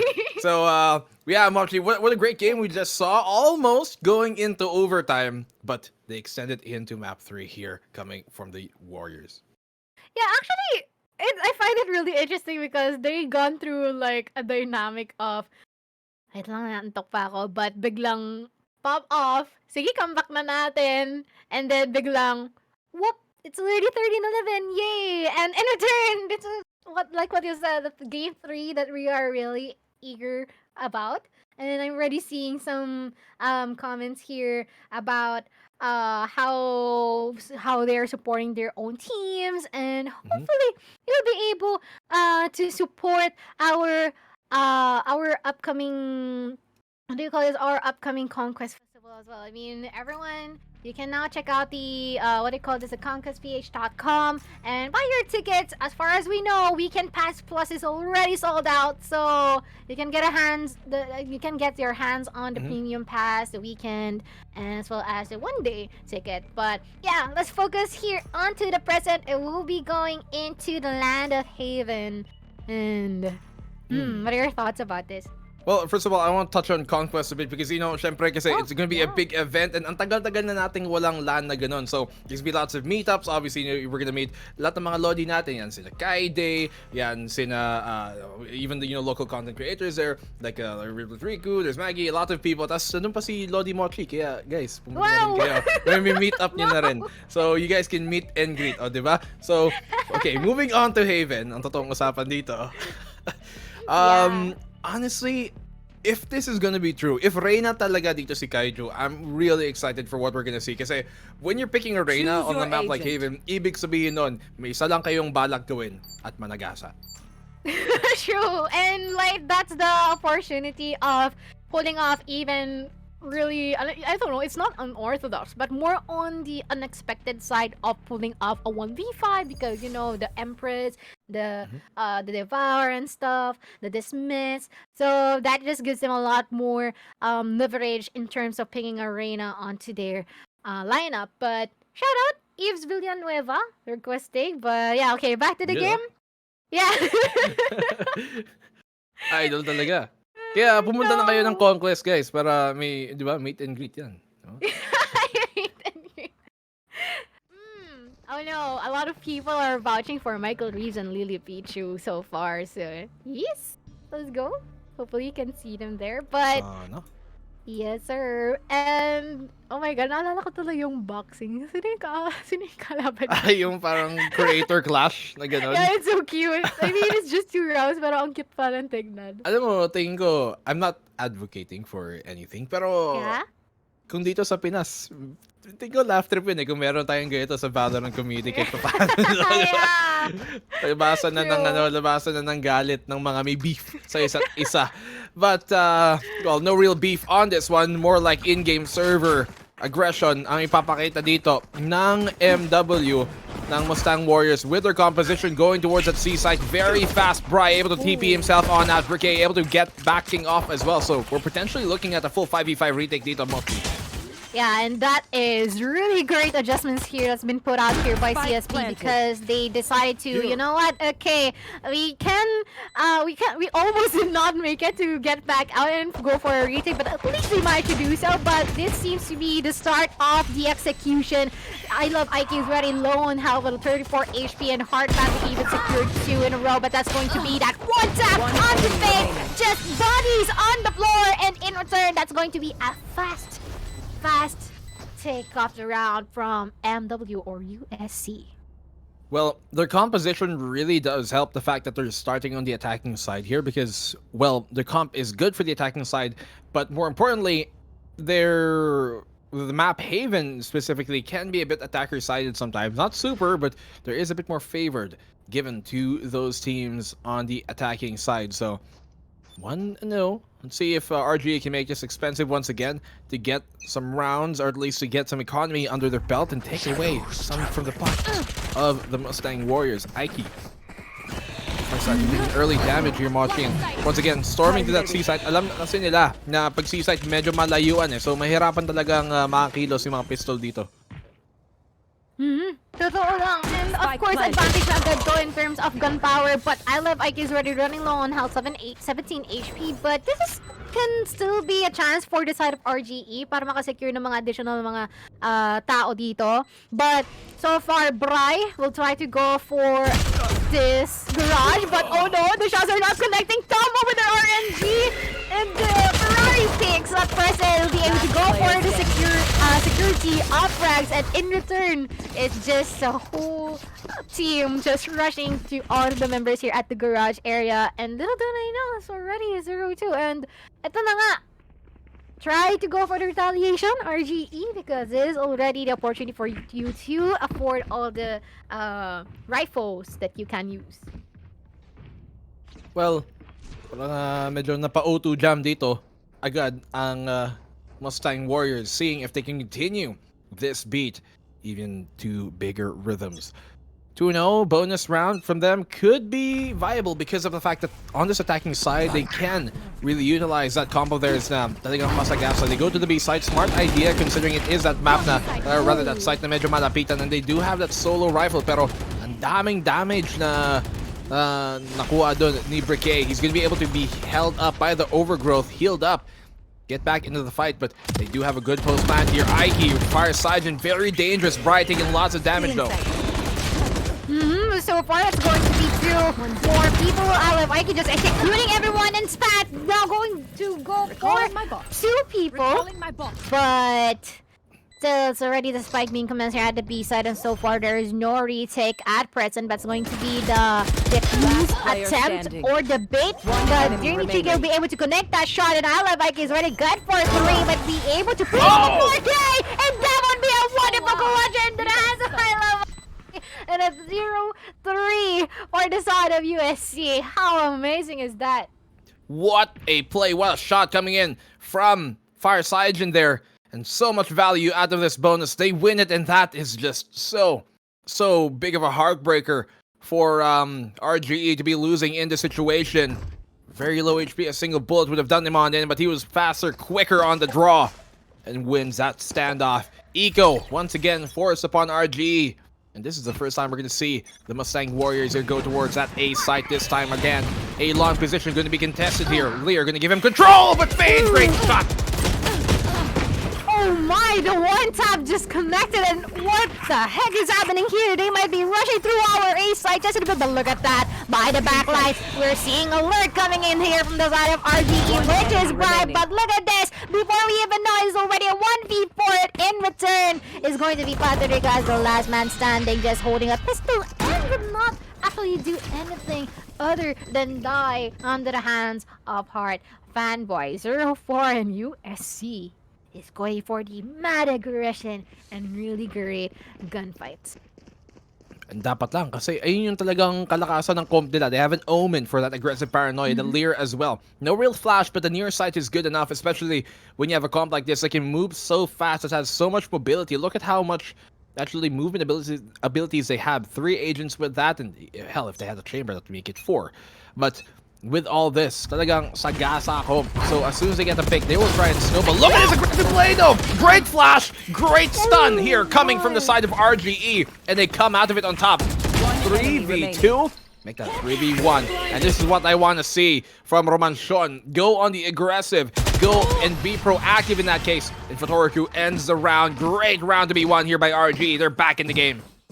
They're back in the game with that really aggressive retaliation. Like, the moment that the flashpoint has been put out there, the moment that they will be able to go for Dreamy 3K securing 2 in a row. And not gonna lie, we have witnessed that USC has been shaken at that instant, and they didn't know what to entirely do, and if they could even react, and it is already 1 point for the side of RGE. And hopefully it would be the same thing here because they actually discovered something. Okay, it worked. So most importantly, let's see if it would be the same thing for the second time around. But look at that, it might be a potential B push here. It's going to be I Love Ike being able to secure this B side for himself and his team. But the one tap will be connecting from a kilometer away. But that's going to be the person just catching off guard. Is Kaiji Shinsen, and that's going to be the spike being commenced here at this site. Patrick is just really waiting at this area. Will be pushing through, but Tomo will be winning that encounter. And in return, they might pull off and try to go for a retake, but that's going to be pretty difficult considering that Fate is holding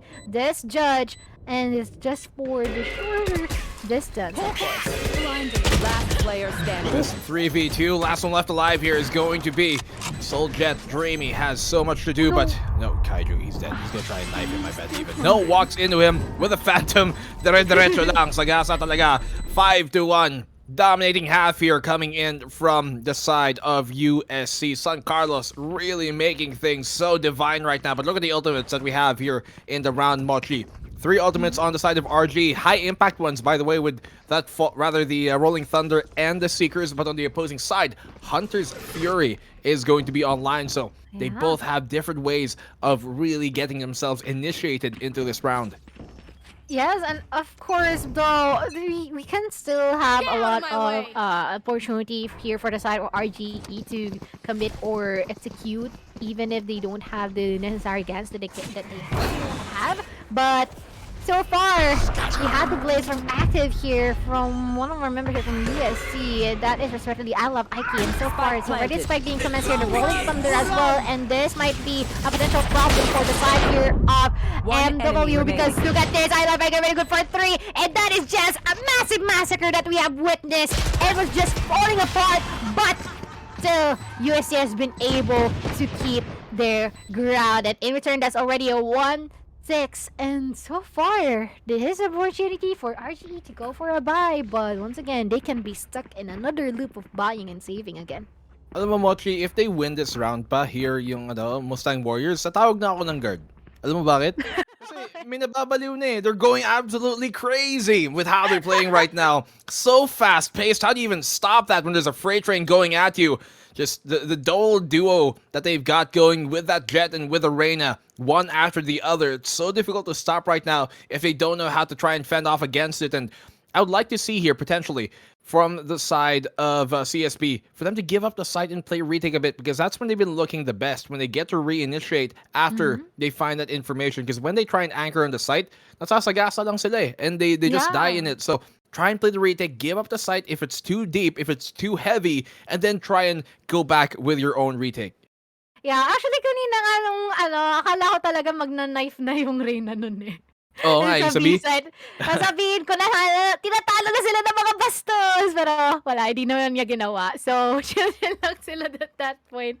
Pero, like what you've said so far, it is really our members here from the side of Mustang Warriors going crazy. Like what you've said, tatawag na rin ako ng guard eh. Yeah. Grabe, talaga yung ginagawa nilang prowess dito. Aggress kung aggress, and their aggression, hindi nasasagot ng mga members from RGE. Sabi nila, attack pala gusto nyo ha. Attacking round, attacking side pala. Pero yun na nga, great shot here by Dreamy. And they have the advantage. Now all they have to do is try and reinforce his side. At siguraduhin nila na hindi masagasa si Dreamy with that up. They slow down a lot of the pace and a lot of the entry potential ng MW. And there's another pick, huge pick as well for Brigade to find. This could be where RGE rally back to get themselves fighting in the game.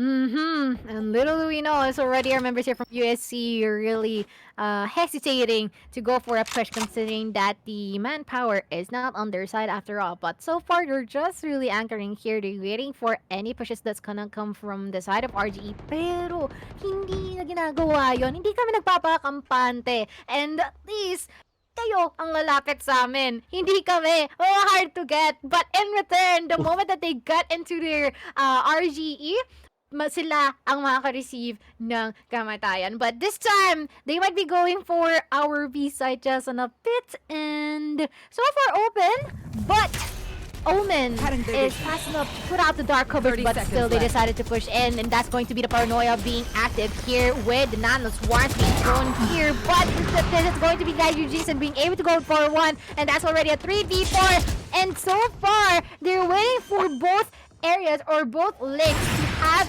anyone to pass through it, but so far that's not the case. 10 seconds more, there's not enough time to plant the spike if ever that they'll be going for the collision, and that's going to be a point into the hands of RGE. Good round here coming from RGE. Bry ending the round. That's what they need to try and rally back into this, as we talked about. They just, you know, if they can get that one round, ayun lang yung kailangan nyo. Minsan, yung pinakamahirap na step is the first step whenever you're trying to do something. That first day, day one, round one, and this is a round that they desperately needed to win. They get it, but can they string it into a second? We haven't yet seen that from them in this map specifically, although they're looking pretty good on Bind. This defensive side of theirs struggling. It is and can be a map that is difficult for the defensive side to consistently win a lot of times over, because, you know, there's three sides you're going to be spread thin, and in that case, barring some, you know, great plays here, like maybe with an operator, yeah, it can be hard to get that opening pick too. So Fireside an operator in hand, trying to flush out any of these angles, trying to really seek any path to destroy. Yeah, but look at this. I love Ike is going for the aggression here towards the mid area, and no one is in there. But at least he will be able to hold that area for any potential rotations that's going to come from here on the side of USC. And this time around, he might be able to encounter one here, but they're both being cautious about this. Like, they are aware of the presence of the operator between the two sides, and they really want to make the most out of it. And in return, Ricky will just gonna go and back up, and this might be a potential C push or a C side commitment, but so far Fade is just holding this angle here with the Tiger connecting to some of our players, but that's going to be the Reyna falling down to the hands of Ricky with all the utilities being thrown up here, and as well as the fact that the Blazer is still acting to the hands of 3v3K, and knowing that they will be backing out, but Bry would be preying up upon to whoever is trying to go for a rotate towards the A side. A side is entirely available, so that might be a chance for them. Right for the taking, and the thing is, because of the fact that, you know, they have this, never mind, I was gonna say, because that Fireside is here towards B, he can hold off the rotation coming from a defensive side, but they will get the plant down, which is a bit of a consolation. So we're gonna actually clutch this out. That's gonna be a heartbreaker of a loss for RG, but I don't think so. What the? What? He got the dink on that even. Still, hard fanboy. Oh my goodness, he's getting the kills. He gets the wall bang as well. 1v2 left remaining. He's on par for the ace clutch. He gets the fourth. Will he get the ace? No, no. Busan pa ng pala si hard fanboy. Fatoriku barely scraping by, pero muntika na ang CSB. Oh no, sayang! Oh my butt is clutch the whole time that he's trying to pull off that clutch, pero 3-6 na yung scoreline natin dito. But at least siya daw siya nag-Omen, comparing Omen natin na si Puerto Rico. But so far, I actually want to point out, like what you said earlier, I love Ike is in such a really good position in the B side, really pushing forward and trying to breach the balance of whoever crosses his path will automatically die. Pero sadly, he's been caught off guard by Bry, and in return, he has been shut down, and they've even won the round. But this time, they might go for a C push once again. It's going to be the drone being utilized here into the hands of Hard Fanboy, who just popped off earlier on. And yeah, it's going to be all the utilities being thrown up here. Bro would really be good for one. All of Ike will be out of the question, and that's going to be another V5 here, actually connecting onto Briquet, and they'll decide to go on a rotate. You know what? We already got what we want, and let's go to a different side to commit onto. Tama, nakapitas na tayo. Brought it down to a 4v4, which does favor the attacking Mustang Warriors here on USC's side. Spreads the defense even thinner than it would be. So, if you can get another pick here, things could be looking great. Bry is giving himself away. Has to be careful with what he's doing. Medyo alanganin yung pwesto niya dito. Let's have a paranoid to try and entry towards that ceiling side. Great frag here by Kaijun. That's what I'm talking about, Bry. You've given yourself away. It could be so dangerous. But on the gong, good frag to be found here by Fate. Trailblazer, for information, knows that there is one here towards the A link on the wide swing. Fatoriku, great flank for him to get that kill. And Fugly as well on the trade immediately. Fade getting a second kill in the round. Heart Fanboy bringing down to the 1v1. Dreamy though, watching down his way with the operator. Timing doesn't work out, and Heart Fanboy still gets the round. A triple for him. He is doing so much work on the back line. Heart Fanboy, are you really an initiator or a duelist? Because this guy has been continuously trying to go for a clutch, for the most, I don't know, most pressured plays, and he has been able to work things out. 16 for 2, even have the Hunter's Fury up for the ultimate, and actually 2 more with Kaiju Jason and as well as Fugly onto the lockdown and the Empress. But on the other hand, we still have the From the Shadows and of course the Rolling Thunder and the Tour de Force that has to fly. But let's see if that will actually be the case and they'll be able to use that this time around, as this might be a potential A push. Spectre, what he's got to work with here. Still can run over the opposition. He has that Empress to make things a bit even more dicier for that RGE side. Look at them forcing Dreamy to be playing this far forward with that shorty. Maybe get a kill and then back off with his dash, but it's going to be Sky to make first and early contact. Here it comes that Aftershock, force him off the angle. Fade does have a flash to throw out here in case it is needed. Doesn't connect a bit too early because of the smoke that actually does help his teammate on out. Actually helps the opposition out. Bad smoke and bad flash in the right timing. Doesn't work out. Dreamy does get that kill, secures sewer control for the meantime, and retrieves a gun. Sorry, pare, kumonekta dun sa para natin kanina. But that's already 3v4 here. Just 2 more rounds remaining. Our members here from the side of we should really win this one, because that just means that they have more opportunity to pull it up. But oh my, Dreamy Trigger is already out of the equation, and that's going to be Kaiju Jason trying to go for the run and gun, but Bri would manage to connect both shots of the Tour de Force onto their skulls, and in return, there's already a 2v2 with the reconnaissance bot being put out here, and we'll be giving them a lot of information, and everyone's just trying to go for the resave here. But the question is, would there be enough time? But Tomo would be going for the shutdown onto Briar, pulling up a 3k, and that is already a 3-8. Great round here coming from USC. And grabe naman yun, pare. True, She. You like dancing shrimps? Shut up. Carps, bro, carps.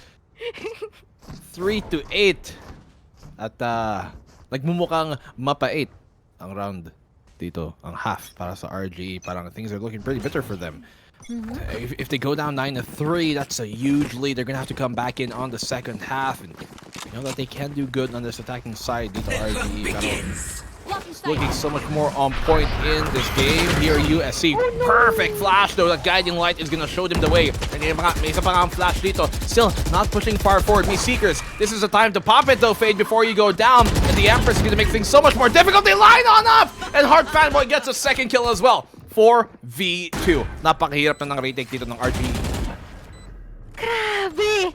Those are just really great plays being put out here by UFC tremendously, and so far there's still a lot of utilities for them to work with, but the numbers are not really on their side right now, because Bri may try to go for a push. They can secure some people here, but the Hunter's Fury, really good positioning, will be able to go for security onto one, and will be able to tag one as well, and in return is going to be a full-fledged landslide here from the side of USC with a 3-9. And let's see if RGE would be able to go for a comeback. Tignan nga natin. Okay. 9-3. Parang curse na lang ang pwede lang abangan dito unless they get this pistol round. If they get this pistol round, bring it 5-9 after then, by winning the second round after, then this is a doable game. Pero ang hirap pa din sabihin kasi yung bonus na yun, pag natalo, 10-5 ang haba-haba ng habulin nila.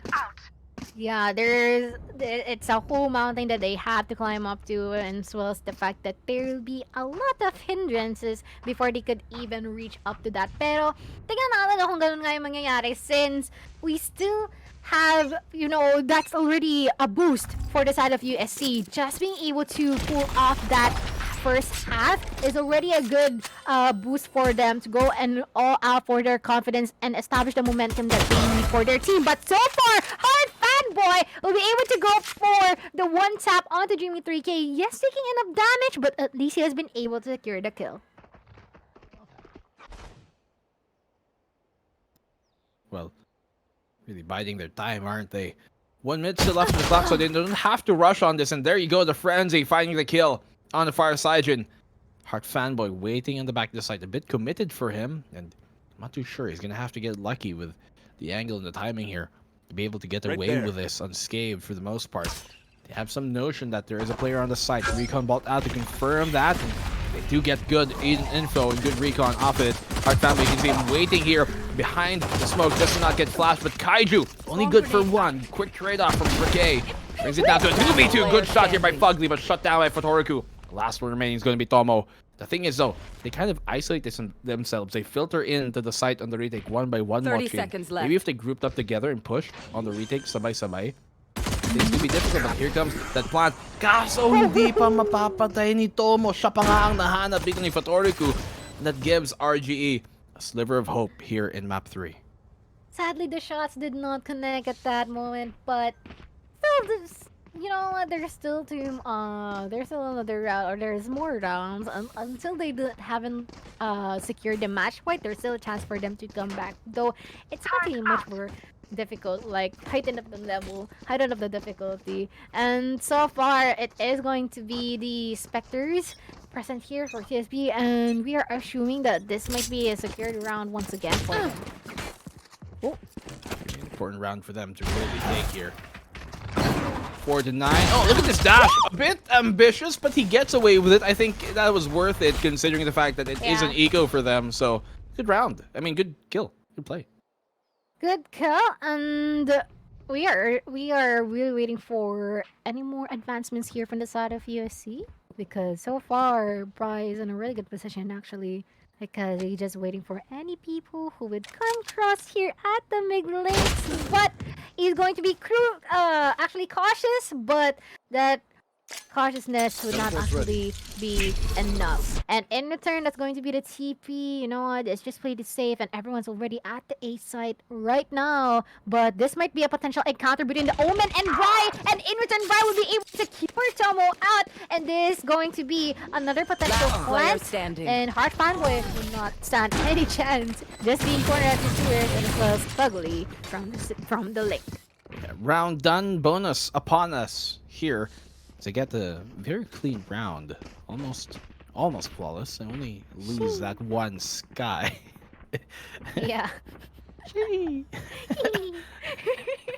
You have the perfect voice for that cheese kasi parang ang sobrang taas the way that you can pitch it that much. So just keep on doing it. Perfect. Let's go! I got the blessing of Blind Boo to say cheese. Okay, I'll spam that in every tournament I'll cast on that. Anyways, it's going to be Ricky. Be able to secure Fugly already. What a fast pickup, but I love Mikey. Just stared at Fate, just controlling the Tiger and guiding it. But the one tap is really proving well for your team. Already got part 2. And they'll be deciding to back out. Alam mo, pre, wait lang, delikado tayo dito. Sige, alis na muna ako. So they'll be resorting to the seaside. And this is going to be a potential push from RGE, as they might be confident enough that there are no people out there. One enemy remaining. Only one, but look at this. Tomo already good for one, but ooh, the shot will not be connecting. Ready to Spectre. Uy, ready to part 2. Ay, grabe naman yun, but ooh, she's not down agad ni I Love Ike, and in turn, 5-10. And so far, USC is still standing strong. Oh, muntikan na. Good bonus there by RGE, pero medyo nakulangan nga lang ng rest back doon si Tomo. So he's like, kaya ko to. Eh, hindi pa na. 5-10. Yeah. They have Spectres. 2 Spectres. Kaya medyo magastos pa din yung round yun kahit bonus. Parang hindi siya necessarily talagang bonus na masasabi nating comfortable para sa kanila. But MW dito. Lead extending back up to 5. Can they continue that as RGE are the ones who really try and make this a good round of theirs? Heart Fanboy, good information na nakuha niya, maaga pa lang dito. And the peak here coming from Ike. He's gonna get caught out. Yeah, and sadly that he will not be able to benefit from that encounter. But look at this, Shotgun will be connecting onto Fade, but Fade will be fast enough to react and even secure Heart Fanboy out. Now this is going to be one really good player out of the team of USC, and in return that's going to be a landslide. This might potentially be a flawless round, but Tomo is still at the heaven, and he might still have a chance to secure any exit frags here. But look at this, Pry would be expecting that this guy is going to be here, and he will be securing the last guy remaining, and will be able to pull off a comeback this time. Sobrang parang umiinit talaga dito ang CSB. Coming back, they lost the bonus, but once they get rifles back in their hands, just decimating here in depensa ng Mustang Warriors. So, good rally behind that. They forced the USC side to go in an eco. At dahil nga dyan, ito nga yung konting mapag-aasahan nilang pwede pang mga comeback here in the round. Pero tignan mo to, parang magti-team clash dito sa mid. Nakaabang ang RGA para sa push dito sa mid, pero USC looking to go for that aggressive play with the blades. Matatamaan nga lang ng fault line dito si Fire Sergeant, so medyo mapipigilan dito ang push niya na para masyadong lumalim, and he doesn't even get the kill. What? He gets the reset off the blades dahil nakuha pa nga niya ang pitas, and he gets another one. Ayan na nga, nadadaganan na. Ay nako, lagot talaga dito ang RGE. What a round of the eco.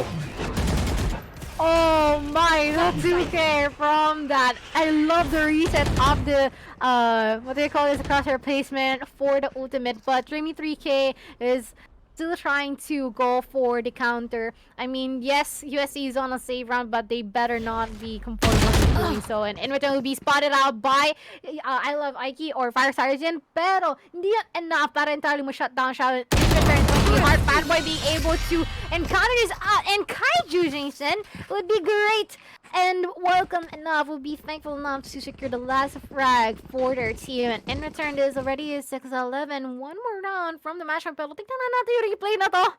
Ang tindi ni Varsayajin. Oo nga.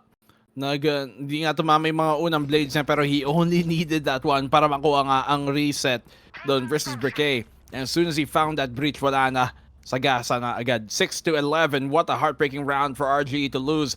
Ay na nga sana ang the beginning of the comeback, Israel. Pero hindi pa nga mapapala. I've got your trail. After the whip here, instant coup. This is going to be the rolling thunder here towards the C side. At nako! Pero napipit ata si Dreamy 3K from that. Pero at least they managed to secure the side for themselves. Might be pulling off a retake here from the side of USC, but I Love Ike would be going for a one-man down here for the side of PSP. But let's just see if they'll try to go for the fast retake, or would they take their time? Because so far, that's already them rushing through with the paranoia, connecting to multiple members here from their side. It's going to be Tomo, secure Puerto Rico, and so far, 3v5. Oh no, Presley already good for one, and this actually one for each. They'll try to go for DQs right now. DVK with the Blaze Storm, and they'll be rushing the last guy out. And in return, that's going to be another flawless run into the hands of USC, and even securing the match point. What can you do in that situation? Syempre, last one of the live 1v5, wala man lang napitas ang RGE doon in that entire retake. Very clean take coming in from the Mustang Warriors. Kala ko nga they're gonna be able to at least get a few kills kasi yun nga, di ba, natamaan sila ng paranoia doon ng RGE. Pero still, not anything was found by them. Just super impressive stuff we're seeing here from the Mustang Warriors, and it's Heart Fanboy top fragging the server here right now, Mochi. Yeah, it's really being consistent ever since the last match, and so far we are expecting more of that this time around. But tingnan natin, just one more round for USC, and they'll be able to secure an advanced 44-hour stage. But this time, they will try to go and hold for RGE because they know the risk, they know the pressure, and they really have to win this round. And the more rounds later on, if ever they'll be winning this, they have to climb up just really carefully, and hopefully they will try to even pull off an overtime. Though, it is once again pretty difficult. OT. Mga habol nila. Tomo. Quick entry here, just shutting him down. Great shot. Great entry kill And by RGE. Watch down for that retake to help him on that. Perfect flash. Sakto ba ang timing? Nice play here. Coming in from RG. That's what we want to see. Utility-based gameplay on that perfect timing as well. That gets him the lead, or rather at least an advantage here in this round. Should be another round that they're going to give us before they give it up. Aiki does get a huge kill. He gets two. Cannot go untraded. You have to trade him right now for Toriku. Brings it down to that 1v3. Arch Fanboy, though, he's been having himself a game, but Bry will not let that go too out of scathe. 7-12. Muntikan pa. Muntikan pa talaga, but I really love how timely that guiding light has appeared at the garage area just in time before Bry enters or gets in. Really catching Kaiju off guard. But this time, is going to be an operator online still in the hands of I Love Ike, and they have a couple of ultimates present here in the hands of Heart Fanboy and as well as Tomo. So they can actually use this so that they will be able to secure the match. But let's see if that will be the case, as they might try to go for pick-offs and duels here at the mid-air. Sally hasn't been smoked, so they'll just wait it out. Waiting. Oh. Farsighted, dangerous angle, but he doesn't get the kill. I thought for sure that was about to be a kill going his way, but still dipping into this fight. Not really dissuaded. Doesn't have a dash, but doesn't need it in this angle. At least he feels dangerous though if he does get found. Bry, great opening kill here to find Fugly. 4v5? Still everyone's acting each to their own locations, and that is actually the good thing they can do. But the problem is if they would be able to get out of those areas if ever the rush would come in. And I guess one member here, Tomo, will be able to go that kill 1-3-3k, and in return that's already a trade coming in between the two sides. That's going to be the paranoia being able to be put out here by the Omen, and in return Heart Fanboy, and of course the last two great players of USC are still living, and there is a really great chance or a high chance that they can end this off with all the utilities they currently have right now. But let us see if that will be the case, because so far they're just going for a really good position here in terms of the crossfire. But I Love IQ would be fast enough to their act, and that's going to be they're going to go for the shots, but Sadi did not actually connect with those shots, and in return that's going to be USC winning the third match. Wow, what a series. Patay na niya dapat yun eh. He kind of got over antsy there. And just maybe, I guess, the nerves getting to him. But in the end, you can see him like fully stretching. Oh, chill. But even though, it was a bit dicey near the end, they finally get it, especially from that map, number 2 when we were playing in Bind Muntikan pa nga mag-overtime. They secure it, and even with that forfeited map, they come back with a reverse sweep here.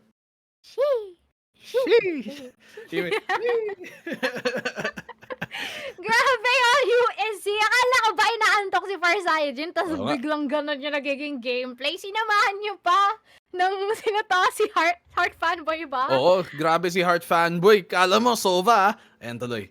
Ang sinasabi nga nila, duelist is only a mindset, Motley. Kahit anong pang agent mo. Actually, that's one of the great quotes I heard so far. And at least they actually proved it right, no? Talagang pinakita nga, they showcase all the skills that they can. And here are the highlights on our side. Nakita nyo naman kung ano yung mga nakita nating kagalingan na sinocase ng ating mga players. And I am glad na wala masyadong kabastusan na nangyari, like yung knifing. It's just full-on aggression. So, yeah, it's really great plays between the two sides, and I am looking forward for the next series. Oh, like what a series we just ended here. At least so far from the games that we saw, like the opening series a while ago, a sweep 2-0, it'll reverse sweep the man 2-1, although obviously that the first map was due to, a forfeit for other reasons. But moving on forward, Motley, we're going to have a third and final series here for the day. But what a great match that was to kind of get us midway through the day here. First, though, I have to remind you guys that before we go to the break, the Alliance Games finals will be held live at the Conquest 2022, happening on July 23 to 24. At Conquest, you'll get a chance to watch the All-J finalists battle it out on the main stage and meet your favorite gaming and esports personalities like Kaide, like Machi there, and enjoy a lot of the different programs and activities for all kinds of gamers. So stay tuned for more Conquest updates at the official FB page, facebook.com/ConquestPHL. Yes, sir. And I guess this is already the time where we should rest after such a packed match or such a packed series, such a fired up series. Literal na fire tayo dyan. On fire din yung series na naglaruan niya. And so far, I'm so glad to cast with you, Black and Blue. I guess that I am gonna rest after the 2-1, that reverse sweep. Thank you guys. See you for our third series. But they don't know where to start. They're also from different campuses In different parts of the Philippines. they would have never met. If not, For AcadArena. In AcadArena, we help students meet, collaborate, and learn all the hype and wonder ng gaming at esports. Dito, naging caster si Filippo, even just for that afternoon. He met students with the same dream, attended our workshop, and we funded a tournament where they can debut. That was Jessica's tournament. Inorganize niya ito with a student club in her campus na ginabayan namin all the way. And that's how they met. That's what we do here in AcadArena. We turn gamers into leaders, casters, breadwinners. AcadArena. It's not just play.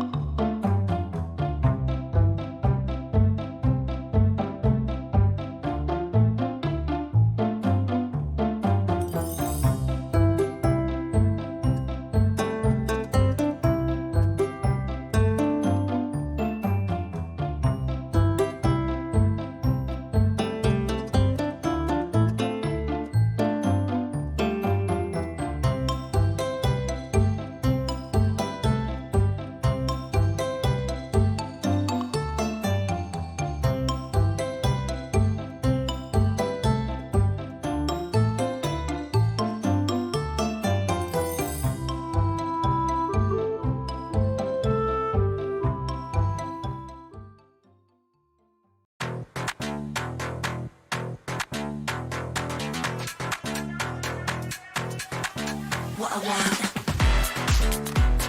This is what I want. What I want. This is what I want. That thing, that thing, that thing that makes me cool like crazy. Makes me cool like crazy.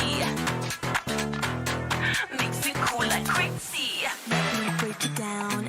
It's a material world. Show me what you got. I hope you came prepared right there. If you give me the thing that I want, wanna get that thing, that makes me cool like crazy.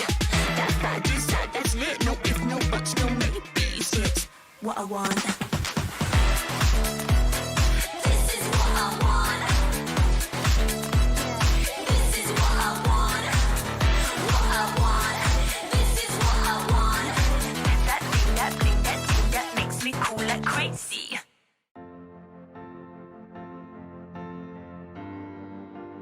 Outside the game, I'd have a hard time making decisions and just go through life without any direction really. But when I'm in the game and as captain of the team, I have to make confident split-second decisions to lead our team and give us that direction we need to win the game. I got my self-confidence when I become a radio jock for the university, and it basically developed my self-confidence to speak out loud to many people out there. As an ate, you're supposed to know what to do. Minsan, parang hindi na pwedeng magkamali. Kasi ate ka eh, dapat you serve as an example for the younger ones. But as a student leader, that was not the case for me. I was allowed to make mistakes, learn, and do better. Just like how we encourage you, our telecubs, to wear your stripes. The community that we've built across the world have given us a place to belong. As the world becomes more connected, the opportunities will reach all corners of the world. I'm so excited to bring campus gaming across Southeast Asia. Esports and gaming can be a great equalizer. Here, your physique doesn't matter too much. Your sex and gender shouldn't matter. You have an avatar. You're just you and all the awesomeness that comes with it. It matters less which part of the world you're in. The world is bigger, And there's so much we can do together in gaming and esports. You just need to meet the right people to change the world.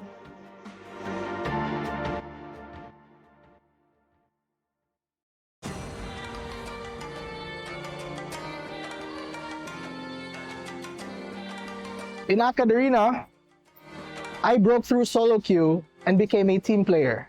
In AcadArena, I broke through my comfort zone and became more social. In AcadArena, I break through my hardship and become more confident. In AcadArena, I was able to break through my shy and timid self and turn into a student leader, kinda. In AcadArena, before I was lost, but because of the org, I was able to find my passion. Happy birthday, AcadArena. Continue breaking through the stigma of video games and academics. Happy birthday to AcadArena. We look forward to all the great work you guys will be doing in the coming years. Happy birthday, AcadArena. We hope you continue to support our industry and break the stereotypes of how student gamers can be. Pinoys continue to dominate in esports globally. This startup aims to keep the streak going and provide education for those eyeing a gaming career. AcadArena secured over 170 million pesos for their projects. We get to know more about their initiatives with a young... It's still crazy to think that it's been 3 years since AcadArena started. Today isn't just a celebration of our anniversary, it's a celebration of everyone who supported us along the way. We've had students who grew up with AcadArena, myself being one of them. We know what it's like to balance work and studies, and we know what it's like to feel like you're not going to make it. But you will, and it'll all be better. Break through with us.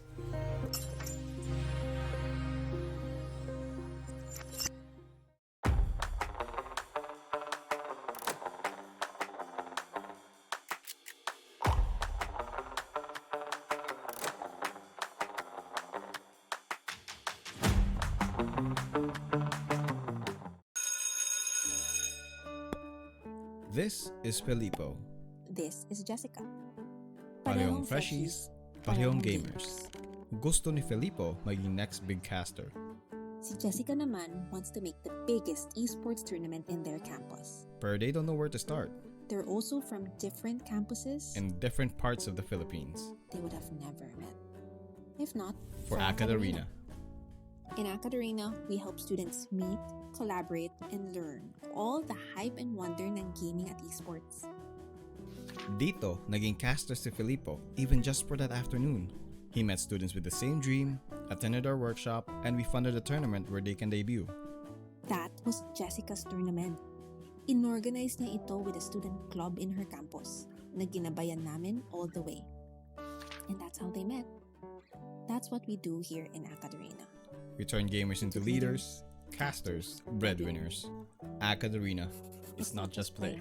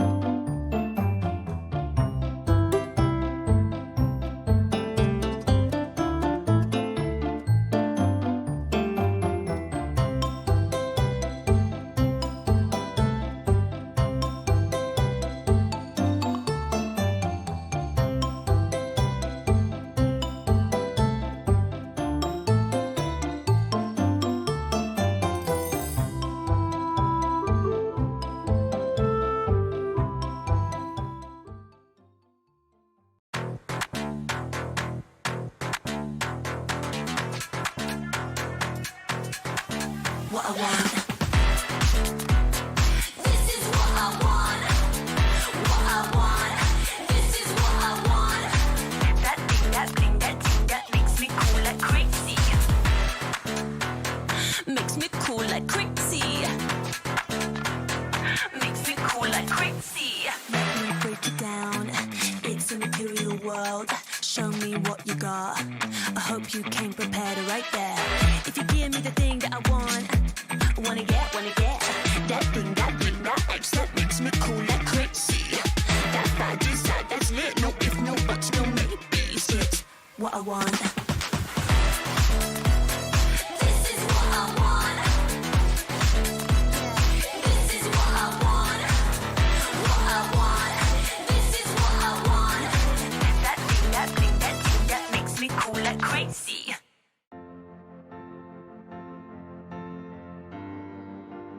Outside the game, I'd have a hard time making decisions and just go through life without any direction really.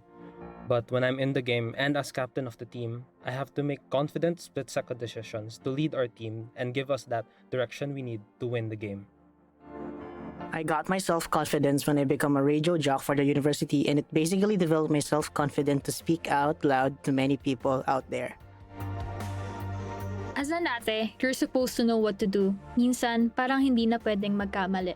Kasi ate ka dapat you serve as an example for the younger ones. But as a student leader, that was not the case for me. I was allowed to make mistakes, learn, and do better. Just like how we encourage you, our telecubs, to wear your stripes. The community that we've built across the world have given us a place to belong. As the world becomes more connected, the opportunities will reach all corners of the world. I'm so excited to bring campus gaming across Southeast Asia. Esports and gaming can be a great equalizer. Here, your physique doesn't matter too much.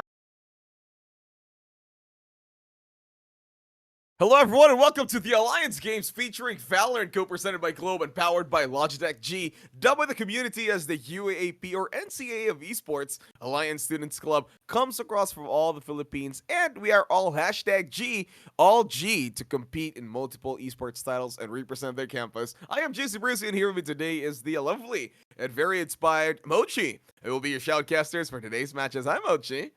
Bakit may very inspired? Very inspired because whenever you laugh, pag nakikita kitang tumatawa, I could see that you are pumped up to be a happy person. And I'm happy for you, you know? Siyempre naman, nasa e-games tayo ngayon. Paano mo namang hindi magiging pumped up? But once again, this is going to be the last series for today between MTE Excalibur and Tele-Tigers. So, ayan. But also, it's the last series for today. I thought we have 10 more. Oh my lord, please. It's like I don't want to rest at all because hey, what's with this small hair in my body? Oh no, there we go. My hair is growing, but you know what's more growing? The esports here in the Philippines. I'm really super happy that we are all out here getting ready to witness some really good games. And what's best is that those teams who qualify for the playoffs will all be there in Conquest Live, July 23 to 24. Tama ba yung dates ko? I'm not getting it wrong, right? Yeah, 23 to 24, those teams who will be getting into the playoffs will be there live. So, Mochi, are you excited for that one? Really excited because that's going to be my first ever LAN event. Actually, in my whole life in general. It's going to be my first con. It's going to be my first LAN tournament. It's going to be my first in everything. The moment I just stand or just been part of the esports community here in the Philippines. There's a lot of first times for me, and I'm really down for the upcoming Conquest Festival. But this time it's going to be the first map of Ascent. We'll be having Icebox for the second time, and we will have the complicated land of Split as our third game. So once again, this already the main event of our group stage, and once again, we'll be starting off between MSU, IIC, and UST. USD Tele Tigers, right? Yeah, it's Tele Tigers, SOL. Yeah. So there you have it. Now, before we start, can you give me a quick run through of what happened in the previous series? It was my people from Cebu, from the Yawa land. It's UST. It's Mustang Warriors, and they won. No bias. Yeah, go Cebu. Di naman halata, no? But Hindi naman halata na bias ako sa mga fellow Cebuanos ko. But hey, yeah, go Cebu. Let's go, di ba? Nakaka-proud din kasi, specifically, puro Luzon na lang yung mga nagiging rep. Buta naman, meron ng, di ba?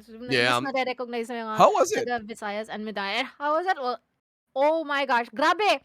Grabe! Ito yung mga tao na naalala ko is Farsayajin, si Bry, naalala ko din si Heart Fanboy, and so far, the USC decided to go for a comeback or a reverse sweep of 2, or rather a reverse sweep, 2-1 onto their side, and so far, ewan ko, naantok daw si Farsayajin ng first match. What? but He's sleepy. hindi halata. Hindi naman halata. I mean, that's Yeah. hindi naman sa kabayas-bias. Pag inaantok yung mga Cebuano, mas lumalakas daw yun eh. Wow, sobrang biased na ng casting na to. But anywho, on to our ongoing match. It's MTE Excalibur versus Tele Tigers SOL. And there you have it. We're going to be going to agent picks. We're going to Ascent first. And we have seen Fade being chosen in the previous game, right?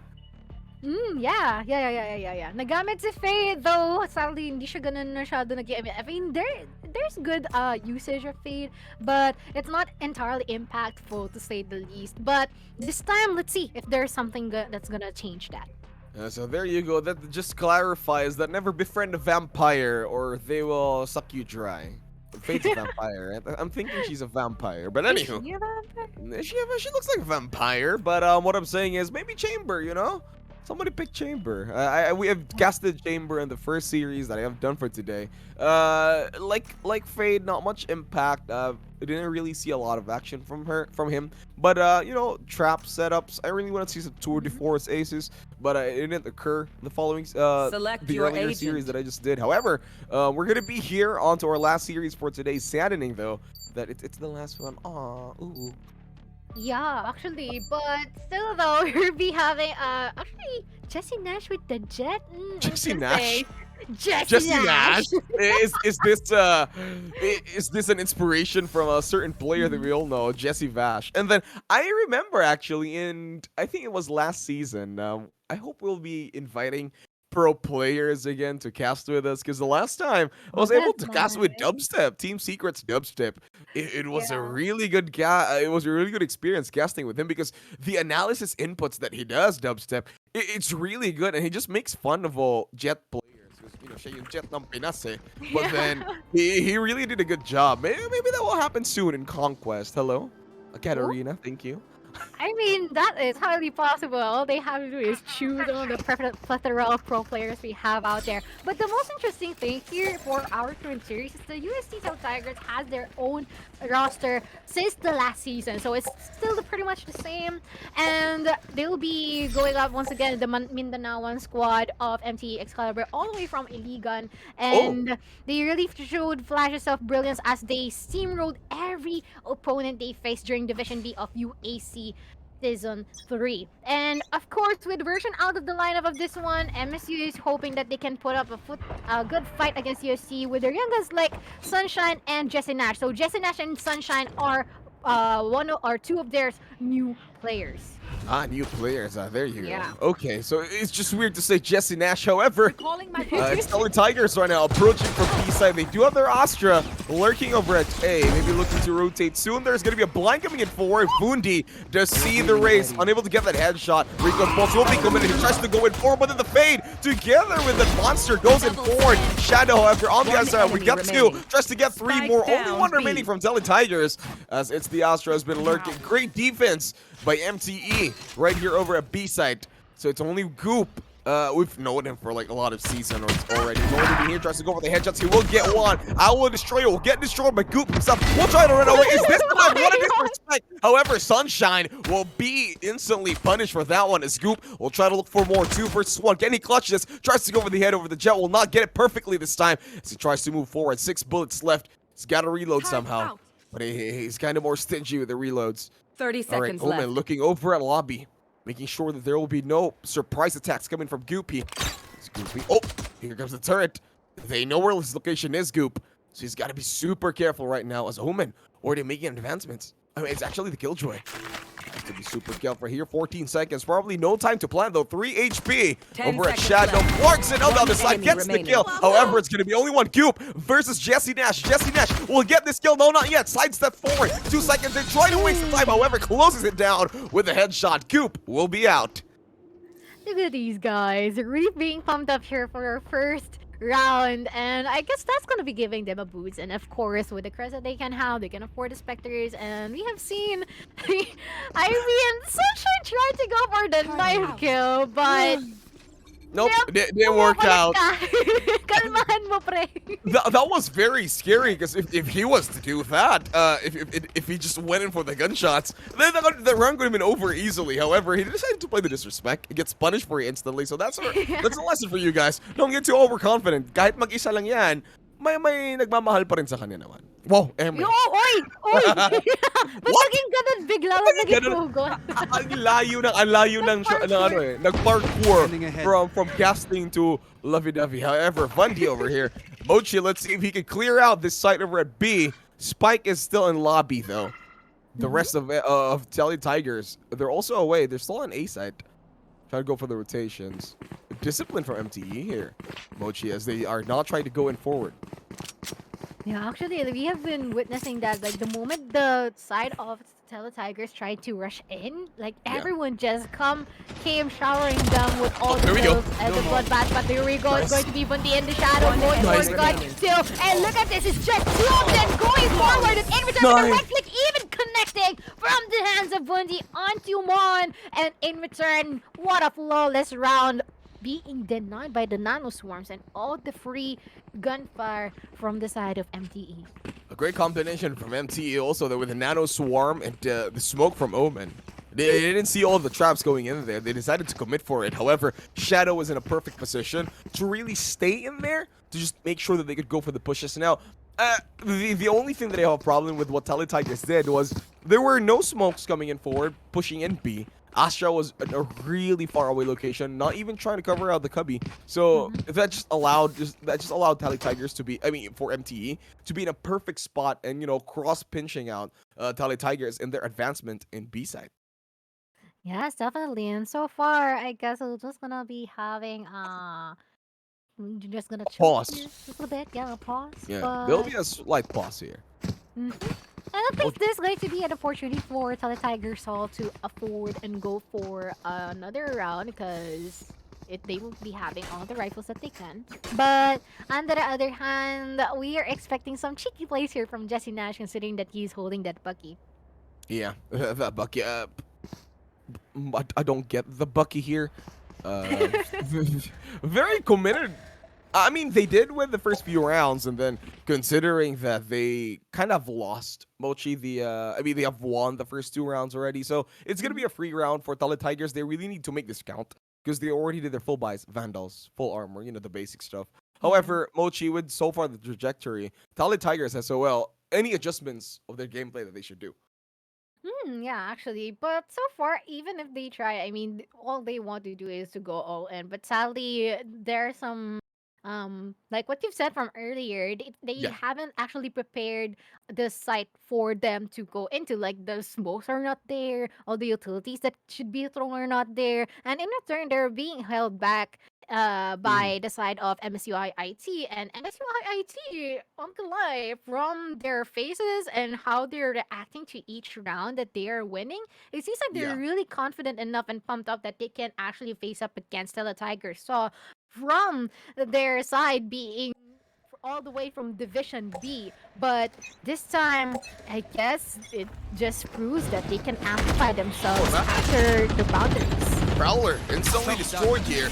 Shock darts will be committed, but actually in the wrong area. It goes in the entrance, not in where the rest of Tele Tigers are. And Bundy gonna be cursing himself for that one. Will instantly reveal that Scout destroys it instantly. Bundy, he says, I'm the real Silvery. Who knows where the scouting abilities or the lineups are? He gets it well. Matthew able to get that kill over the other side of the defensive. The rest of MTE now moving forward to the side of the A side of Tele Tigers. They're moving forward. The KO over there. Headshot by Mon. Takes him away from the fight instantly. Over at the entrance of Jesse Nash with a bucket. Gets the headshot. Gooper will be out. Picks up a Phantom along the process. Tailwinds away. Planted. Getting it ready. Queued it up. 4 for 4. Even playing field here for both the teams. They move forward. Here comes the steps. However, Mon a lot quicker with the headshots will take down Jesse Nash. He says, you're no secret here. Moving away, Mochi. Reload for MTE. Finally, could this be the score that Tele Tigers is hoping for? Paranoia will probably blind out 2 of MTE's agents. Sunshine over at Bucket on the right side, though. Cirque will be there. However, Tele Tigers quicker than the speed of light will take them all from all directions. 2-1. Finally getting a score on the board.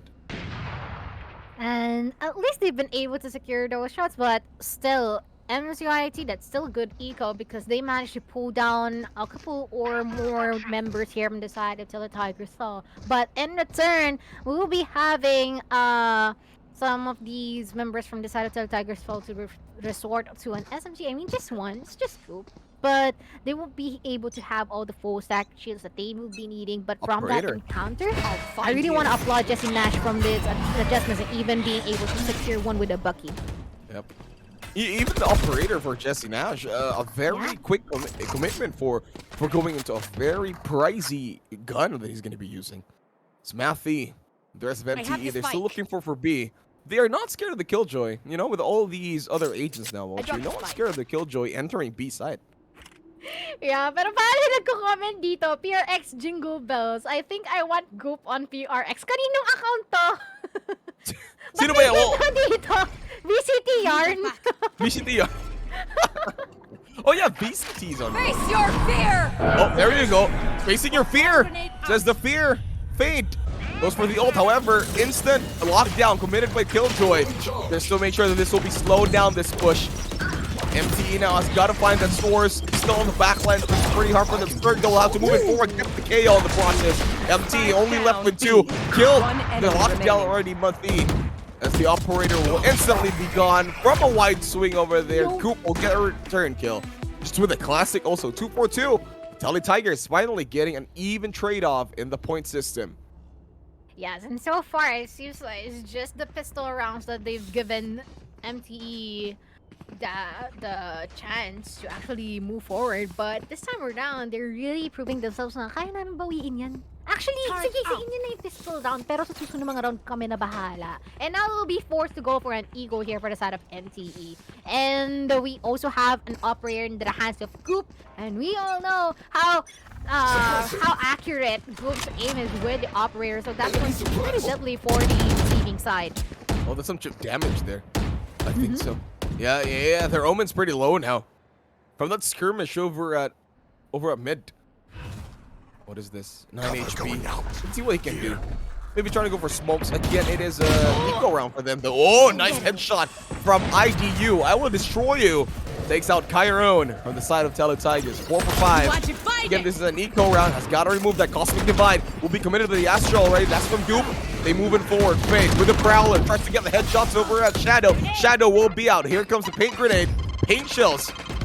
Over the entrance. Actually, no one's there, so it's kind of okay. Trying to slow down any kind of skirmish. Spike planted. The MTE will answer. However, Spike will be planted by the Tele Tigers with this Cosmic Divide. Visibility will be brought down to 0. It goes out. All right, somebody's going to be leashed now, Mochi. This is going to be pretty deadly for them, to be honest. If ever that they tried to go for a retake, actually they had no choice. They had to go for a retake because all they are holding right now are a series of pistols and the like. But so far, Sunshine's already running low on health. Oh, nice. 49 HP. Mon will be able to secure this guy out, and this is going to be a 3v4, and they might be going towards our B side just shortly. But look at this, the aggression from the side of the Tigers. They really want to secure everyone out. That's going to be 3k on the hands of Mon, even pulling up a 4k, a potential ace. But sadly, Jesse Nash has been able to shut this guy down, and in return, we'll be trying to go for the shots, but we'll be going for a suicide just for the crits. Gets away instead. Finally, the operator is not saved at all. Has it not been saved? Yeah, I think the operator's not been saved. It's not been So saved. that's a big issue right now. I mean, pretty high commitment for both Goop and Jesse Nash. They both got their operators now. It's gone. Even playing field for both teams now, for both duelists. I'm not even sure if Goop is playing as a duelist with this controller agent selection. However, still gonna make it through. 2-3. Tele Tigers finally able to change the flavor. They're on the lead. Okay, that's a lot of utilities being committed here right now. The Hunter's Fury, the Nightfall, everything. Even a KO that is there, but look at this. Really nice satchel play here, but Sir will be able to secure that frag. Now it's going to be the 4v5, and there's no commitment on the spike as of yet, but now it's already being commenced. But let's see. if they'll be able to go for a comeback here. Jesse Nash already good for one, but this time around there's already all the manpower being equalized, and so far Chiron is just at the main area waiting for M, who would cross down the path off his crosshair, but this time it's going to be a dash. Already running low here. Jesse Nash will be taken down, and now there's going to be a 2v3, and Shadow already good for two. Group really cheeky as ever. Nice. Try to go for it, but none being able to go for the alignment, and now the 1v1 Sunshine has been able to work it all out. 3-3 on our score, ending it Look at the even with smiles. 5 HP. Look at the smiles Wow. of Excalibur. They're all laughing. They're all smiling. They're all happy with that clutch Yeah. done by Sunshine. I mean, Cube really did try his best to get the defensive play over the A main. However, it was not enough as he just clears out the rest of everyone who tries to cross paths going into the site. However, it worked out well. Eco round for Tally Tigers this time. Yeah, you know what? That is a factor that I want to take into account for MTE as well. Like, I really love how they celebrate the small wins. And Oh, yeah, I they think do. that's really important, right? Yeah. I don't know. I just really appreciate those types of stuff. But this time around, I'm seeing an Odin presence. Yeah, a big Odin is coming out. What?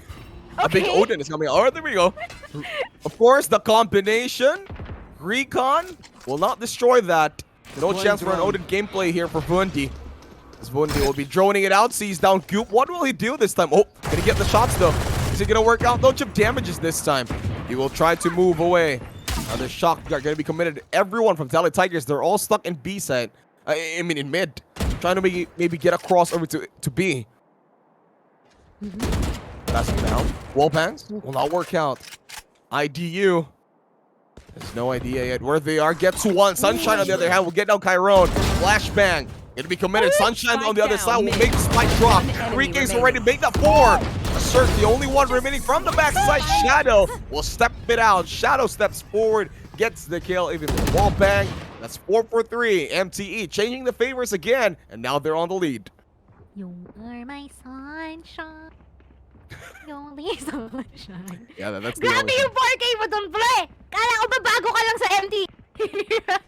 Parang hindi. Like, so far, he's actually playing really well. He But, is. not gonna lie, Mon so far has been one of the crucial factors here from Tiger Saw, because earlier on, we keep on saying that there's not enough impact is being given by the Fade main, but this time around they're actually proving us wrong. Mon, honestly, the Fade is really doing well right now, but Jesse Nash would be revealing that he has an operator on his hand.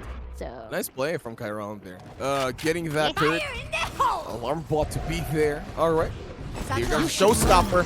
Watch Show, and he stop, moves in forward over to Tree. Gets over to Glass. Doesn't spot anybody else. This Showstopper is going to go out any soon. However, IDU will take some chip damage from that one. Attacker kills over the lockdown. Sees now Jet. Jet won't be gone. As he moves in forward, Matthew will be instantly stopped by Sunshine. Sunshine will be out. 4-4-2. Great advantage here for MTE. There's going to be no more lockdown though, so Tally Tiger is going to be super careful even with this strategy. Paranoia will be casted instantly as Cairo will be blinded. Sees down the KO will be up, but for the back lines, Bundy will get the shot, and that's a head kill. 4-3. MTE still leading and slightly widening the gap against Tally Tigers. 5-4-3 would be our new score. 5-4-3, and also can we just mention that one of their players are wearing the A8 jersey? Like, damn, boy. Cool Congratulations. jersey. Oh, Yeah, by the way, congratulations. I just got my AcadArena jersey. Thank you, AcadArena. Shoo, let's go. It actually arrived like a few months early. I mean, like December pa yun or January. I think December. It arrived December. And then I never knew it arrived at the office, and then I was browsing through. Because just a quick backstory: in our office where I work, people just put in all the guards just put in all the deliveries that come in there. Then apparently I had one, and I opened it yesterday. Apparently it was my AcadArena stuff. Thank you, AcadArena. I got my jersey now. Sa pala nun. And I'm like, oh, I'm like, oh, I got one. But then, hey, then I looked at the delivery details. I'm like, oh god, this is December. And you just receive it like 5 months later. 5 months later, I've already received it, but not me. It was just in the office, aging perfectly. But yeah, I got it now. I should have worn it today. At least you already have it. That's what's important. But we Yeah, also that's have about to be fire round this time because look at this. Our members here from the side of Tigers saw already secured this round for themselves. But look at this. Oh no! The free fire after being invited. Chiron is really popping up too, as well as Maddie. But this is going to be a 2v4, and let's see if MTE would still be able to work this out, or Tigers will be securing this round for themselves since they have the advantage. Last player standing. Oh, no quick scopes coming in from Jesse Nash this time. Another operator wasted. 5 for 3. I mean, IDU, the only one remaining here. It's 1 against 3. Still a pretty big chance of a lead for him to get so. However, Bon, even with a very low HP, nails it through the head. Bullseye, says Bon. 5 for 4. TGR not stopping in this onslaught as they still want to narrow that gap even more slightly. Definitely not stopping, but our members here from the side of MTE should win this round because if not, they'll be forced to go for an eco. Actually, both of them, but at least Tigers Sol would still be able to afford more regardless of losing this round. But this time, we are seeing some really great adjustments here from the side of Tigers Sol. I really like the fact that everyone's being able to put all the utilities. I guess they really have to familiarize just a little bit. But so far, they're already doing good in terms of securing the pickoffs too.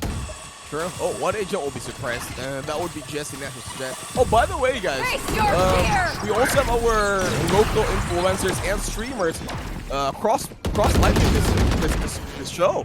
So we have Amara TV live now watching our games. However, though, the onslaught of MTE, KO waiting to be revived. It's the Astra, the only one remaining. Still pretty alone, gets the headshot. Duke will take down Bundy. However, Shadow with the quick return kill gets 4Ks, close it off, 6-4. 2 points still on the lead, MTE.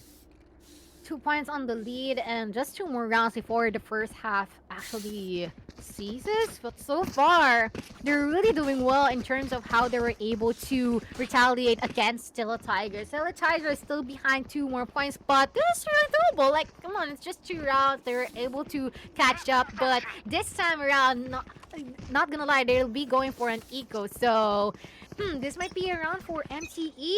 We're not gonna say because there's still we cannot underestimate eco guns. So let's see. I think Faye just misplaced his ability right there. Wasn't able to get it perfectly on the lineup on the mid.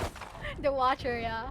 Alright, that's fine, it's fine. I mean, some things are not supposed to work out quick. Matthew with a judge. It's MTE right now on their ropes as they're... I mean, Tally Tigers on their ropes as they're on an eco round. However, Matthew opting to go for the judge. Over at Wine, though, they go for the Nano Swarm, but no one is there. IDU will destroy his copycat KO on the other hand. All right.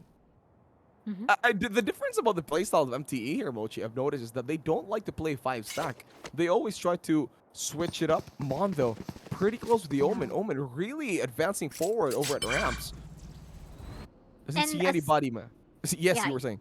Even if they're trying to go for some pickups here, I mean, it might be really rapid, but okay, never mind. Hold that thought. We're having some encounters here. Sunshine and Shadow already good for 1 of each, but so far Sunshine is still popping up. But look at this. That's going to be a flawless round in the hands of MTE. And just as I was saying, even if the members here from the side of MTE decided to go for decided to scatter themselves, they always find a way to actually help each other out, just like what we have witnessed earlier on. Like, everyone is separated from the first few stages, but the moment that there is leaked information, they'll try their best in order to push forward and corner our members here from the side of Tigers. And I guess Tigers should really have someone look back so that, you know, they're not prone with the flanks. And I guess the alarm bot is insufficient from what we're seeing right now. Yeah, it's not working out. They're not even scared with it, Mochi, so they're kind of okay with those alarm bots being triggered, or even the turret. They don't mind it. However, stars will be planted. But by the Austria here from Tally Tigers, they still need to at least make this closer. Maybe go for a 7-5 going into the second half of the round. Lockdown will be committed over at A side. The rest of MT already has responded as 4 of their agents already stacked up over at 4. Prowler will be committed. Operator shot from Shadow will take down Matthew. Showstopper will not be enough. Switches it down to a Vandal this time. Attacker Killjoy. There will be no lockdown committed. Shadow also thinking about it. However, she will be suppressed as of the moment. All right, 5 for 4. Solid Tigers. All right, ability to destroy. Lockdown going to be committed, but Killjoy right here, right now. What is that? Is that the Watcher? All right, here we go. Ultra to go for the kill. Chiron take down Bundy. Actually turning over to the other side, though. Shadow has to look for the agents here. Running in forward, but he will be detained. As this is probably gonna be it. Even with the defuse, they're hunting for Ramon as presence will be detected. Although she will survive, but not the best. 8-4 would be the score. Defenders will win. MTE on the first half got a huge gap here, Mochi. Got a huge gap already. Like earlier on is just 2 more rounds, but this time it's already come up to 4. So, as we have seen earlier, like MTE is really methodical in terms of their rotations during the defending, and even if they are defenders, they try to go for little bits of aggression, but not entirely aggress talaga, diba? But this time, they might be we will be seeing some changes in terms of their behaviors, of course, and some adjustments that they can actually use and at least amplify what Teletiger Soul has done from earlier on. And let's see if that will be the case, or Teletiger Soul will be really keen in terms of the defending.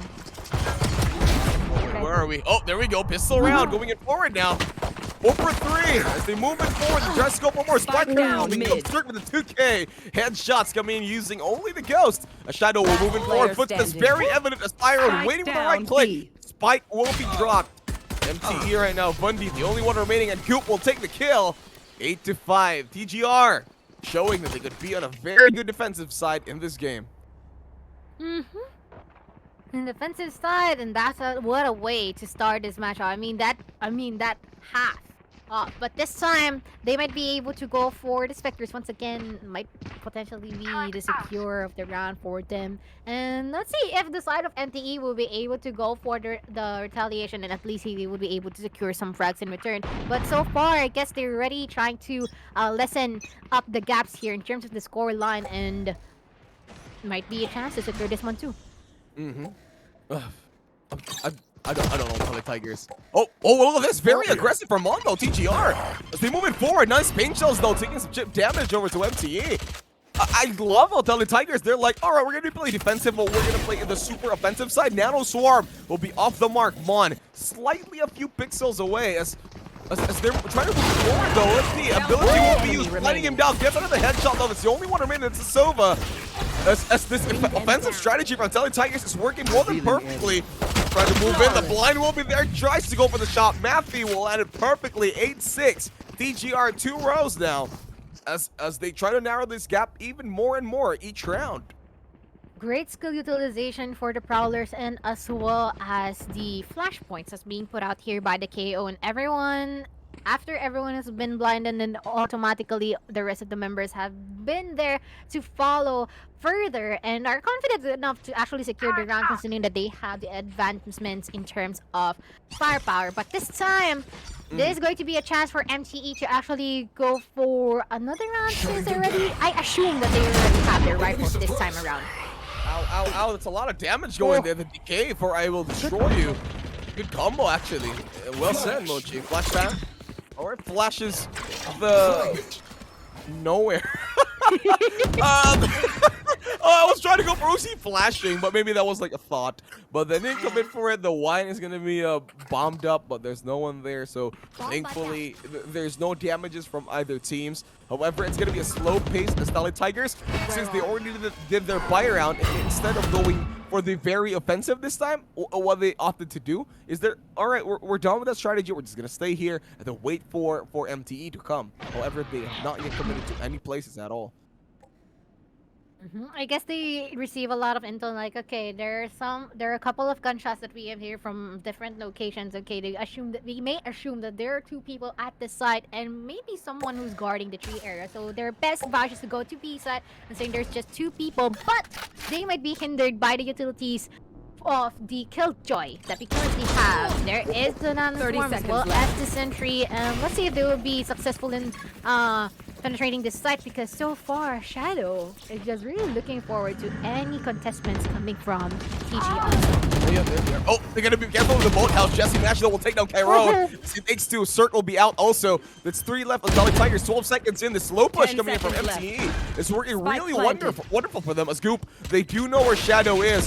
They have to be super careful. So Crossfires will be going in forward. Goop starts to see it down, reveals positioning, but Sunshine will be there to close it out. 9-6. Tully Tigers still unable to close the gap now. It's getting wider and wider. Wow, okay. We have seen actually good adjustments and good decision making here from NTE. Like, okay, we know that there are a lot of people late, and let's just go and rush B side. And Maybe. they didn't let the utilities actually shut them down or delay them. They just gone all in, and you know what? Let's just hope for the best. We have each other here, and let's just go for the trades. And it's actually done well for their team. And so far, 19-8-2 in the hands of Shadow. Hello, but this Hello. time they'll be going to go for some pickups. And let's see. That was really close. Cairo with the wall bangs though, really in the line to the head. He's gotta be super careful here. Shadow, knowing that there's a turret here, she has to be super careful going in forward. Vundi with Aldrone, looking for more on the right side. Jesse Nash, if he will cross paths with Mathi, if they commit for this, however, they're going for a 2-sat. Can they take this down kill? Yes, they will. IDU will take down Mathi on the process. MTE looking poised to take this round also, as they already put the disadvantageous number count, agent count for them. Oh, Prowler will be here. Come on. Destroyed instantly. Look at this. Telly Tigers very aggressive in their defensive positions. Where are you? But the numbers though says otherwise. But this time, oh no, we'll be spotting off Jesse Nash. Jesse Nash going for the pick here, but we'll be bashing it. Oh my, that commitment from Jesse Nash. The aggression being secured too. 14 HP left on this guy, and just 2 more people here from the Tigers. So, and they might be committing 30 towards our seconds A left. side, and they're really down to face them head on. Oh, that was very worth it, even with a 14 HP. 25 seconds in, everybody's all positioned for MTE. Going for the post-plant setup. You have to wait here, Sturk, with the guys in the shadow. There's a lot of smokes coming in here. Tally Tigers, can they clutch this? Think not. However, the turret will be there, tries to go in forward. He will get the kill, though. However, Bundy gets the final kill, 10-6. And there you have it. MTE getting closer and closer to the 13 points for the victory. Oh my, and just 2 more rounds, they will be able to secure the match point. But let's see if Total Tigers will be able to catch up. But this time around, I think it's going to be pretty difficult because this might be a potential 11-6. Judging from the economy that they currently have, they have to go for an eco round. And actually, earlier, I really love the fact that MTE is so methodical that they always have to go for 2 members together just in order to secure a pickup. And so far, it's actually doing well. And Jesse Nash is really outstanding or showcasing outstanding pickups for the meantime. But this time around, What's the strategy? Oh, Goop. Taking out Jesse Nash. You're just a sheriff. Oh, gotta be careful there. Sunshine will not be revealed. Tries to go for a nice lineup. They perfectly line up on the crosshair of Sunshine. Wow. As that's 2 dead on TGR. Wow is the right term there, Mochi, as he tries to move forward for more. Here comes the KO. Can he see it? Yes, he will spot it. The headshot. Even with the blind, he was trying to do some dabbing there. However, Goop, once again, another headshot. Tries to go over the return kill. Could be able to pick up some guns here. Gotta be super careful. Only 13 bullets left for this guy. IDU will spot down Goop. Goop gonna be Jose Rizal into oblivion this time. A Skyrone will be being shot down by Vundi right away. 11-6. And look at this Excalibur team really laughing their heads off. Getting and feeling the victory, getting closer and closer into their hands. That's really interesting. Like, you would assume that they're all being pressured because, again, their game is live, it's on their games, but... And they're new people here on the scene, yeah, they're you know? new people, but... Wow, okay. That is such great positive energy that I'm seeing from MTE. But let's see if that would actually be the case here. Just one more round, they'll be able to secure the match point, and hopefully that would be it for them. But let's see if TGR has something up their sleeve, considering that they have an operator existing on their side. All right. So, do you think game number 2 it would be a lot harder? Matthew though takes the kill over to Shadow. Prowler will be destroyed instantly. Matthew, Paint Shells gonna be committed. Is it gonna be on the spot? Nope, not this time. Hunter's Fury gonna be casted by the side of MTE. A Sunshine will be taking a lot of damages from that one. It's got to get away. Vundi will take down Cirque. Matthew though, very aggressive in his position over at mid-season. The Solo will miss the shot. 5 HP left. However, crossfire from Jesse Nash was more than perfect, as Scoot will be the only one remaining. IDU will destroy him instantly. And that's 12-6. One more point away. MTE Excalibur could be taking this game 1 into a great fast start. Definitely. But let's see if the Tail Tiger still can still would still be able to catch up because they have the Spectres and the Judge. I mean, you cannot underestimate these weapons because you know the moment that they would be able to use this up to its fullest potential, specifically with their ages that they're using, then it can actually serve them right. But this time they also have all the ultimates active on their side. So let's see if they'll be able to capitalize on this one. Yep, exactly. Shadows traveling. I mean, they're on the defensive, so it's kind of okay, Mochi, because they're using judges. I mean, if they just go for the proper strategies of just hiding, not playing aggressive, it might do well for them. However, again, just a few fail mistakes, and MTE could take this game #1 right away. Okay. Pakiramdaman. Sinong magpipick? May magpipick ba? Abangan lang Meron tayo ba? dito. Meron ba talaga? Parang wala eh. I mean, they're really holding their angles. They really want to play this safe. TGR don't want to risk anything at this moment, considering all the pressure is already on their side. But let's see. Mon has a really good idea that someone's marching onto the mid area. Actually, you can set up for a Nightfall rush after that and all the skills that they currently have with the Prowlers. But I guess they won't be resorting to that one because it's too risky and everyone's full scattered apart. But they might be committing towards our B side just a bit, and the Killjoy might actually be cornered here at the both sides. But really nice timing of the 30 lockdown. seconds left. Nice lockdown over here. Moving forward, they do see Matthew. Matthew will be instantly destroyed by the KO. ITU will have to do his job here. Defender Killjoy, no one will be deterred as they're moving forward. Mid, alright, TP's from Sunshine. Will he be trying to go for? He's gonna go for instantly over at A side. However, he'll be more than perfect. He will be going to the plant now. 10 seconds left. There's 3 left on Tele Tigers. Let's see if they can still extend this game. Bombs coming in from the KO. Lockdown gonna be committed by the attacker Killjoy too. Suppressed right now as of the moment. Sir gets a taste of his own medicine as they have to stay away. Biding some time here for the spike to detonate. Let's see what kind of strategy. Oh, gonna be committed by Cirque. So moving forward here. This could be the last straw for Tele Tigers in this game #1 of our 3rd series for today. Alright, here we go. The Prowler will be there. Vundi though will take down Cirque. Asparo will take down Shadow. Nice return kill right away. 2 for 1. Waiting for the revive there. It's gonna be the KO. Chiron goes for the defuse. However, let's see what kind of strategy ID will go there. He will get the clutch. And that would be over. Attackers. MTE Excalibur. They are going to get this kill, and look at the smiles on their faces, but the fight's not yet over, Mochi, as they are willing to go for more. Oh, look at that, the friendship. That's so cute. Nasaan ba sila? Are they in the computer lab at school?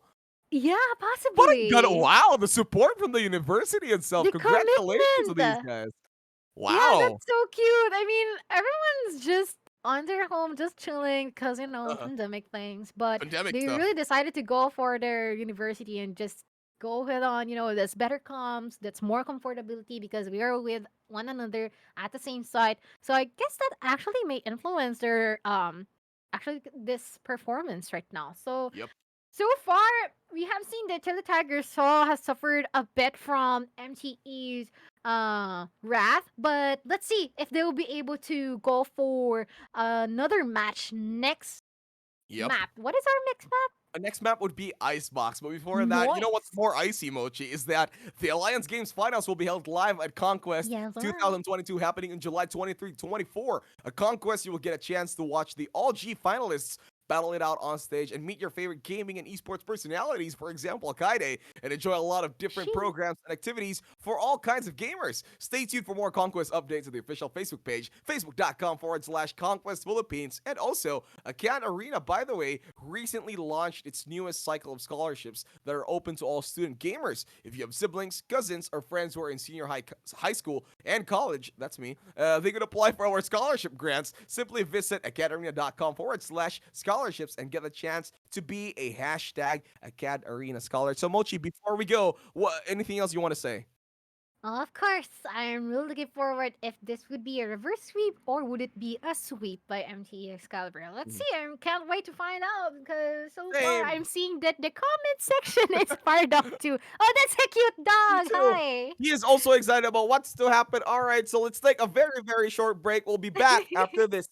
Speak.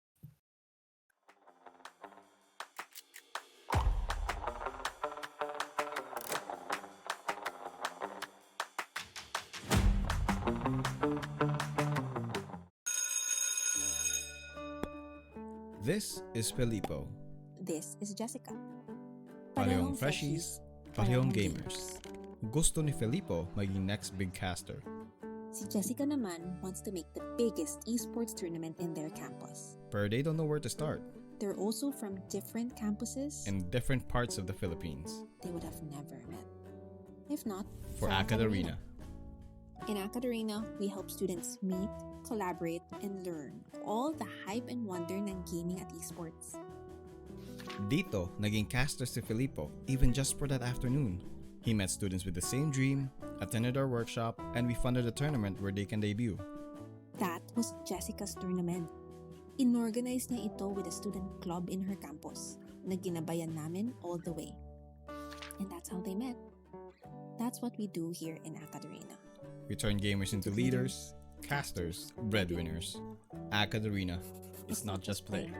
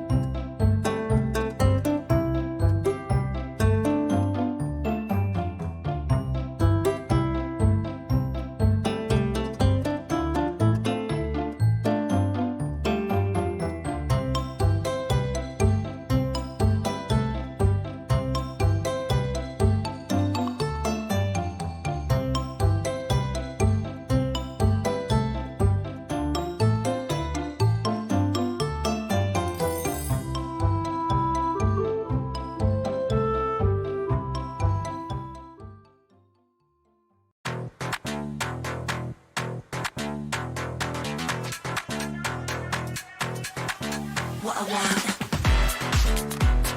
This is what I want. What I want. This is what I want. That thing, that bling, that thing that makes me cool like crazy. Makes me cool like crazy. Makes me cool like crazy. Let me break it down. It's a material world. Show me what you got. I hope you came prepared right there. If you give me the thing that I want, wanna get that thing, that X that makes me cool like crazy. That vibe inside, that's lit. No if, no buts, no maybes. It's what I want. This is what I want. This is what I want. What I want. This is what I want.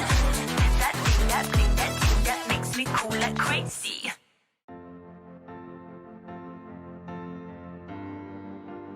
Outside the game, I'd have a hard time making decisions and just go through life without any direction really.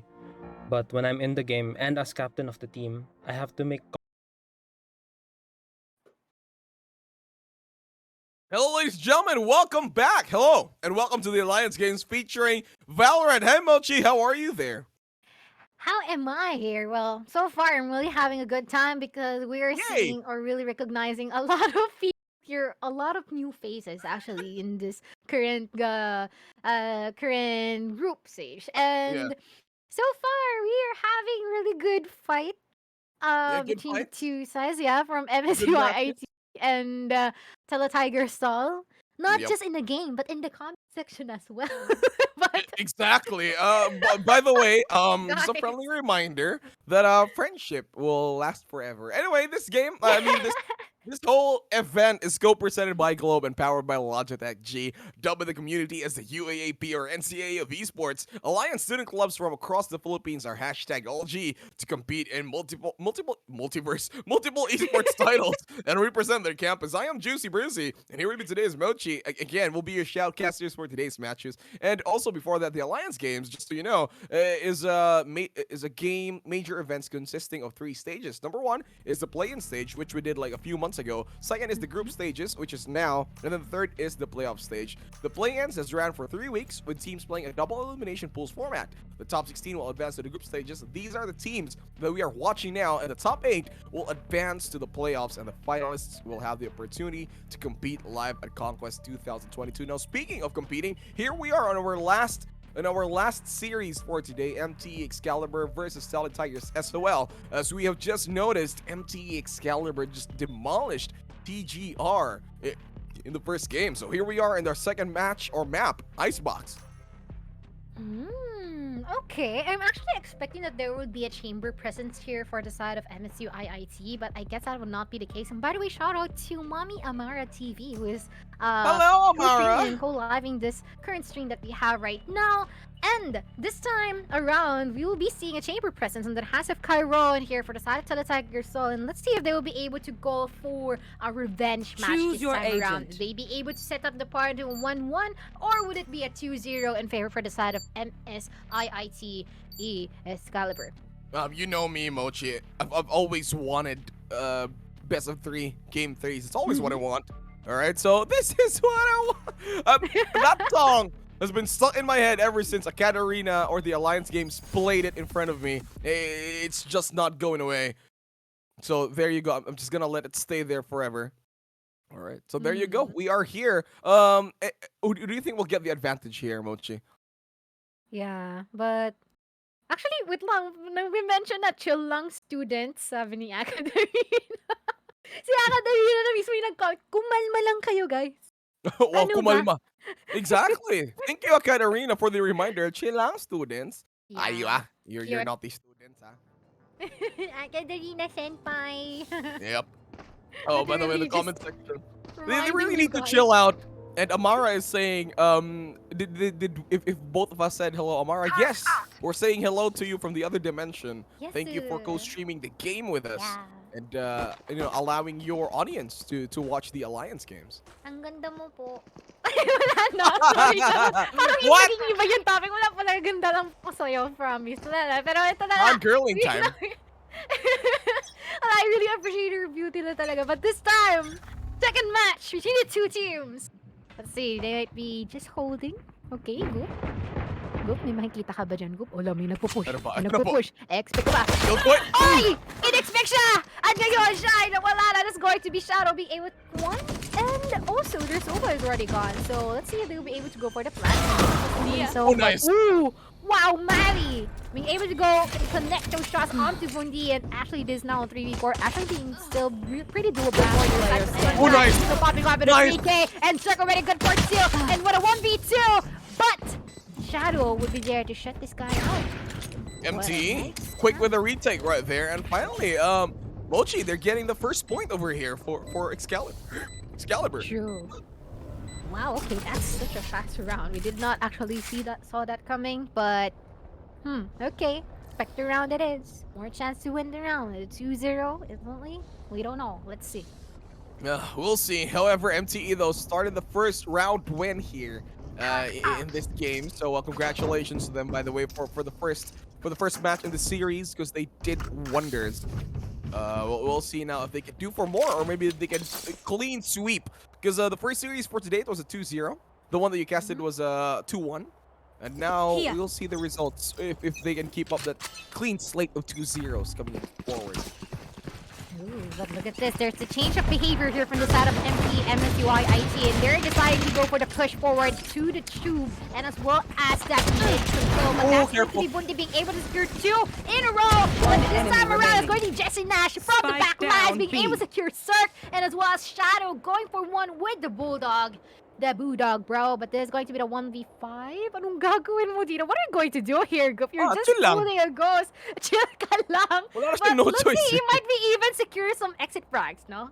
Now, maybe, but there are still no plans here. Sees the killjoy. Goop really trying his best to whip this out. He will get one Shadow over Sunshine with that bulldoge. Will bark him away from this game.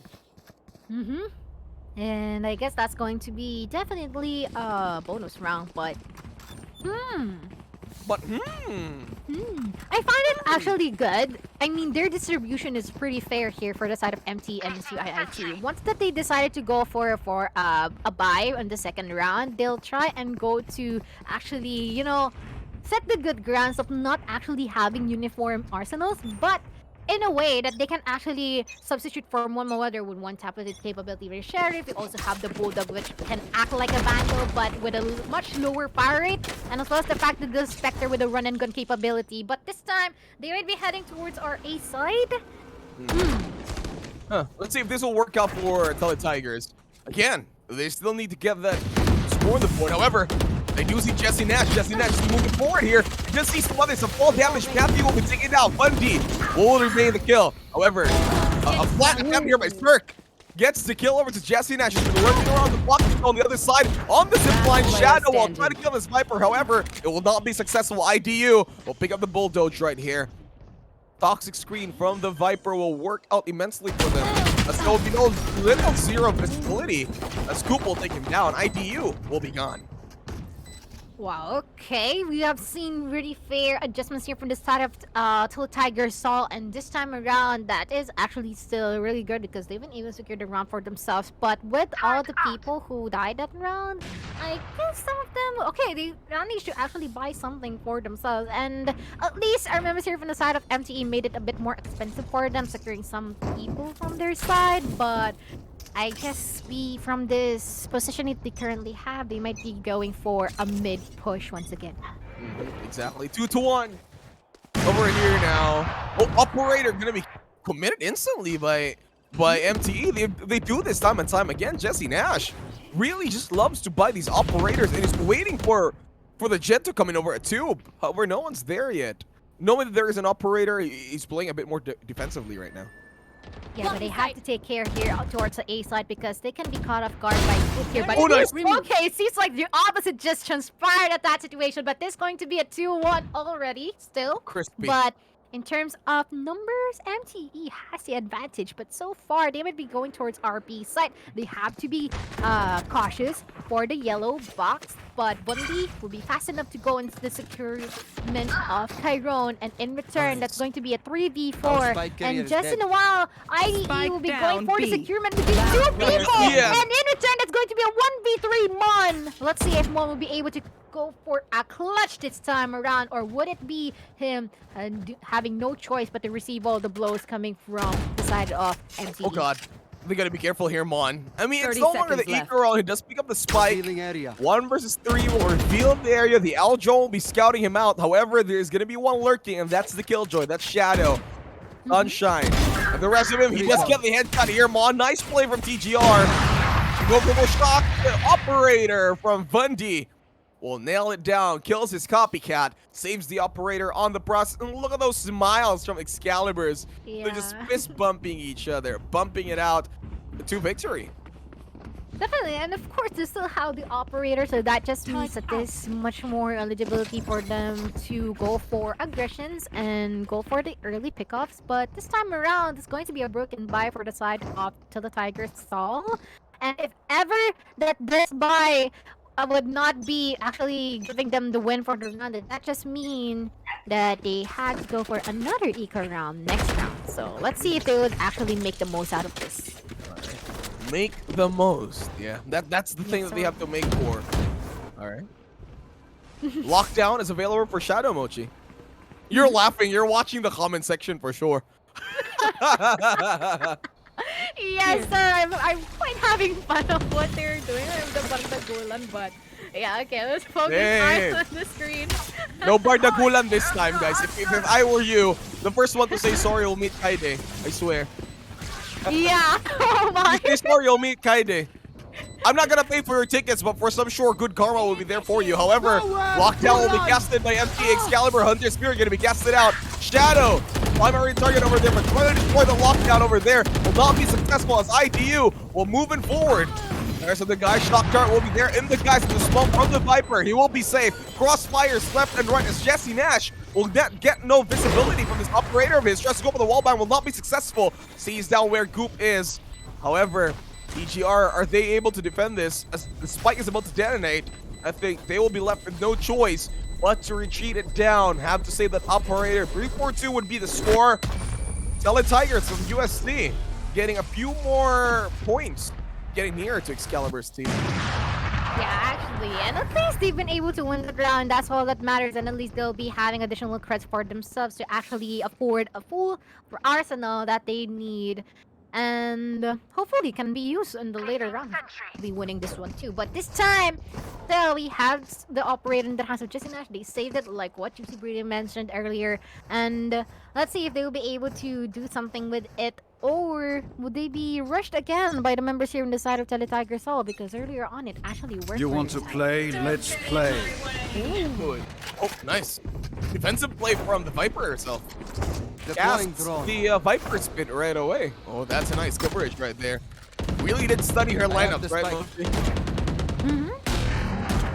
But okay, he's holding a judge as well. So this actually really cheeky for their side. And I guess they don't want to risk that. You know what? We're not gonna head there. Let's just rotate. But the problem here is there would be most likely people who will be waiting up against it, but at least Shadow will be able to secure one. That will be the trade on to Matty, and instead it's going to be the resurrection coming in from Cirque. Ready to available for him, but Matthew is ready deep here on our B side. And he'll be spotting off IDU, but IDU will be fast enough to react and will be able to take that. But Cook will be there to go for the trade. And in return, Operator still into the hands of Jesse not to be able to successfully secure one in return. And will be just mining that ice. But so far, 3v3 with a shotty under the hands of Jesse Nash. It's great because the Viper from Teletiger goes to Google game to get her very own Viper spin. Getting ready. The judge, though, will be not successful as Bundy tries to go for some cheeky kills. However, Goop will be there. 3-4-3, evening it out. Teletigers. And it seems like Goop has actually, you know what? Just stop playing games. Let's just do it. And now it's already 3-3. And they also have 2 more ultimates to work with. And also an available resurrection into the hands of IDU. But this time is going to be a save round. So we are expecting that this might be a good round for Teletiger. So they have all the stuff they need. And as well as the fact that they can rush through them. Specifically because they're all scattered right now. Let's see if that will be the case. Very scattered. They didn't use the 4-4 already for Teletigers, and they actually did it, and it was well worth it for the team there. All right, here we go. Entry from Matthew, though. Moving in forward over around. He doesn't see the Viper. Sunshine will be instantly killed in this push from Teletigers. Chuck darts planted. Playing in forward. Spike will be planted now. 5 still on the hands from Teletigers. ITU will take the headshot over to Mon. Return kill from Matthew instantly. Could be a potential late Shadow. On the other side, tries to go for the kill. 4 kills already. Looks like Matthew's an angry man as he goes in. That's the ace, baby. Matthew takes down Shadow, and with that, takes the lead in this game. Oh my, okay, that is such a crazy play from Maddie there, and that is a well-deserved win for their team. But this time around, this is going to be a chance for MTE to go for the their revelation. You know what? Okay, there has been good play from Maddie here. Just means that they'll be boosted in terms of their confidence, might be able to carry on momentum this time around. But we will be seeing MTE try and actually snatch that away from them, and let's see if they'll be successful in doing so. Try and successful. I love that word coming in from you, Mochi. They're going to try their best. Skyro, though, will take down Shadow. 4 down. 4 left already for MTE. Make that 3 as actually skirmish over at mid lane. Spike will be dropped. Tigers in a lot of disadvantage right now as they move in forward. The Blade Storm will be getting on Matthew. Matthew will be out. Jesse Nash with a kick play from the Blade Storm. Excalibur now. Oh, Sunshine. 1 taps away to Sova, even with 30 HP.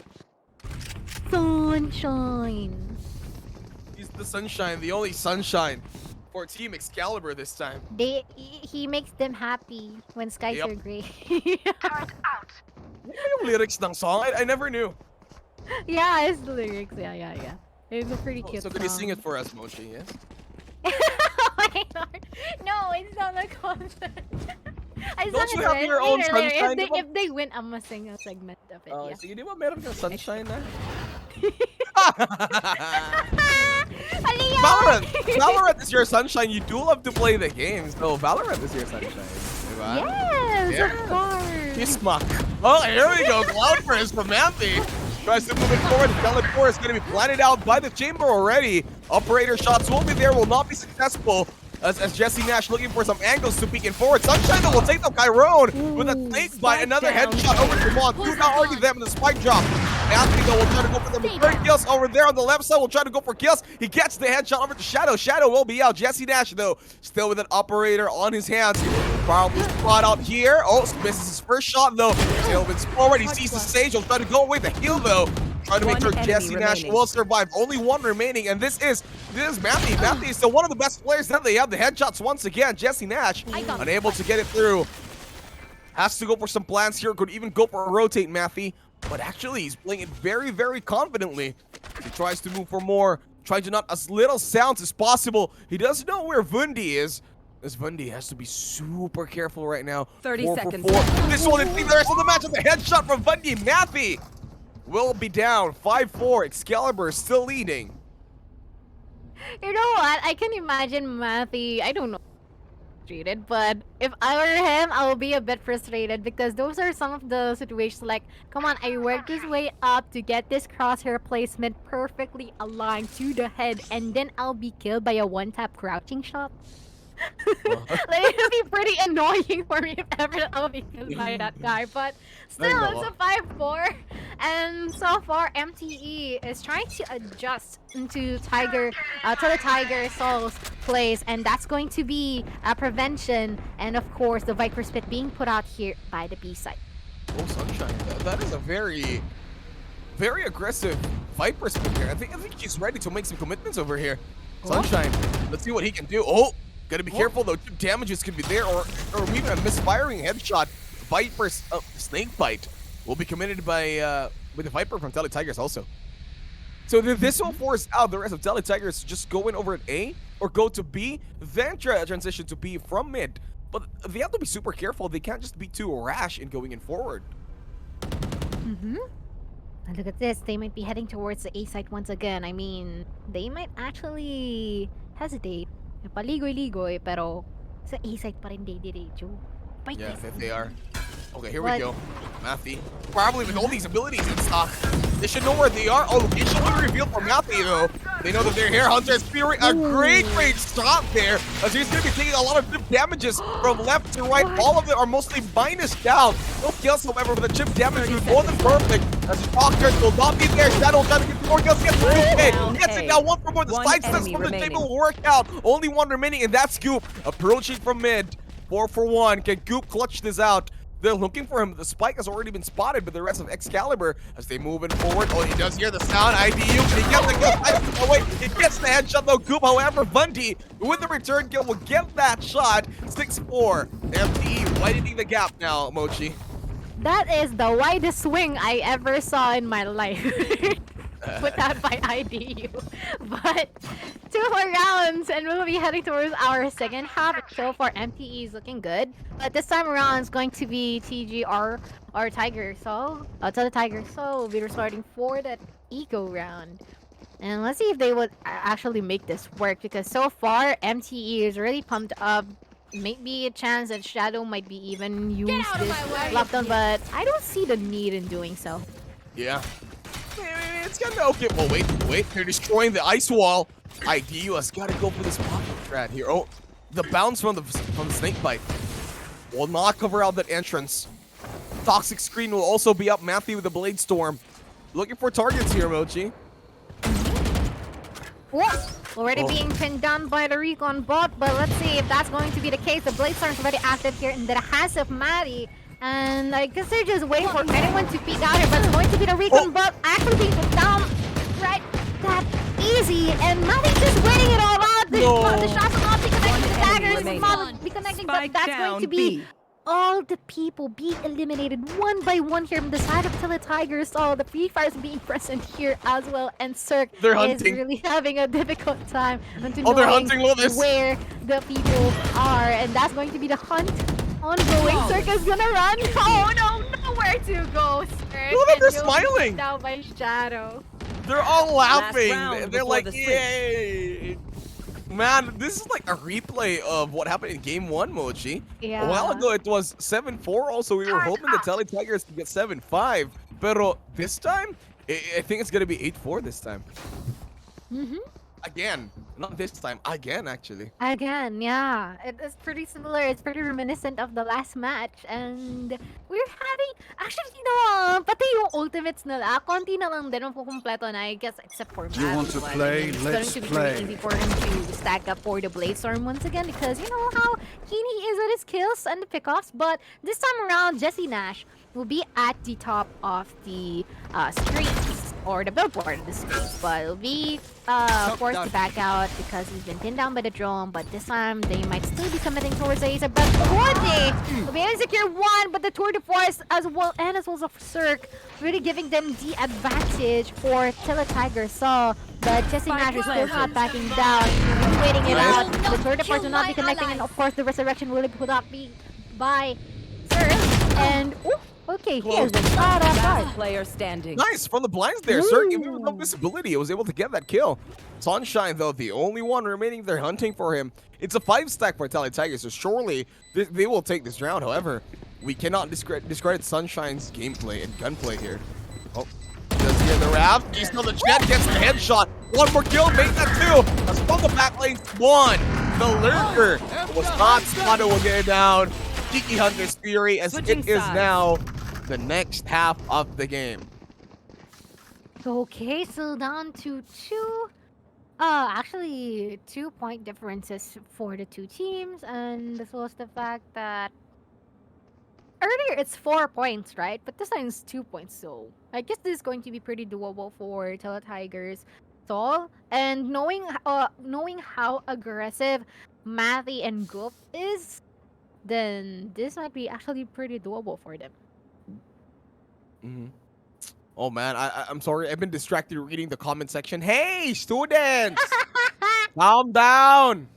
Stop! Students, chill! Students, you better chill out, alright? These guys are trying their best to represent their teams, and the best way that you can support them is just by putting in your hashtags. Hashtags Excalibur win or hashtag Tigers win. And I'm pretty sure they're gonna feel it when they watch the replays. Oh, nice headshot there from Sunshine. We'll take down Mathy. 4-4-4 would be the score. As a slow play from Excalibur this time, and then Tigers really adjusting their gameplay because in game number 1, Mochi, even with being defensive, they try to push as much, but they're changing out their strategies now. And as well as the fact that, can we just mention that these two newbies are really, really good in terms of how they're handling their gun duels, because I've never seen newbies perform this great in a match. And it's being head spot and spearheaded by MT, MSU, IIT respectively. Jesse Dash and as well as Sunshine. But let's see, let's not cut this short. Tiger Saw is already about to go for the denials for MTC. And oh no! They whipped so bad. Turtle will taking a lot of damage. Sunshine though will take the kill. Goop from mid once again. Yep. And the only survivor, however, it's not working out well for Tigers right now. Sunshine really hesitant with the plan. We'll commit it for now. I'm pretty sure Goop will have no choice but to duel it out. Now sees the kill. Joy, nice skill and clip right there. Jeez. What a quick reaction from Goopy. Very nice one tip. Making it sexy and crispy as possible. Oh, as it down goes for another headshot, but Sunshine says, I'm way better than you. Takes him out of the game. 8-5. 8-5. And so far, 8-5? Yep, might be a potential 9-5. Okay, but this time, let's not underestimate the capacity that Classics can give. Or I don't know if they'll be buying anymore, but I guess not anymore because... yeah, it's going to be pretty difficult to organize their budget or manage their budget if ever they'll be deciding to buy anything else. But yeah, Vandals, Bulldogs, out of the bunch with the one-shot capacity or capability that the Sheriff and what they call this, Marshall can give. But look at this, they're going aggressive. Aggressive again. The trademark of Solid Tigers as they go for more. Oh, that's 101 damage to Cairo. No armor, so instantly gets clipped away from this game. From the tube. Goop is there. Oh, not actually. All right. Activated Tailwind. I mean, it is an eco round for Solid Tigers, so this might be a freebie for MT as Bunty with a Bulldoge takes out Matthew right away. Doesn't even try to go for it. Gets a 2K as Mon the copycat. will be Spike out. planted. Oh, I love this skin. It's the Nerf gun. Right, slow down, slow. Gonna get the kill. Yes, he will.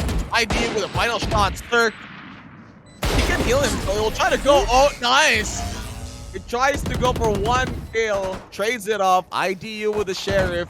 And that's already 9-5. Excalibur team pulling the sword out of the stone.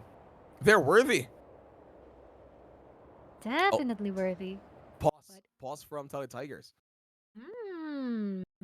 Nagiinit na ang talima dito between sa dalawa. Oh, poor Kaide. Oh, that's cute.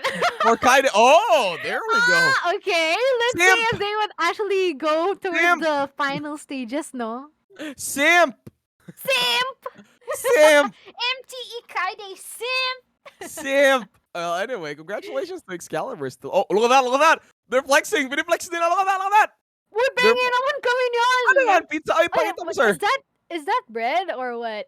I think it's pizza or like Oh, it's pizza. corn dogs. There It's we go. corn Corn dogs. dog. Admin says corn dogs. Thank you. Oh, wow.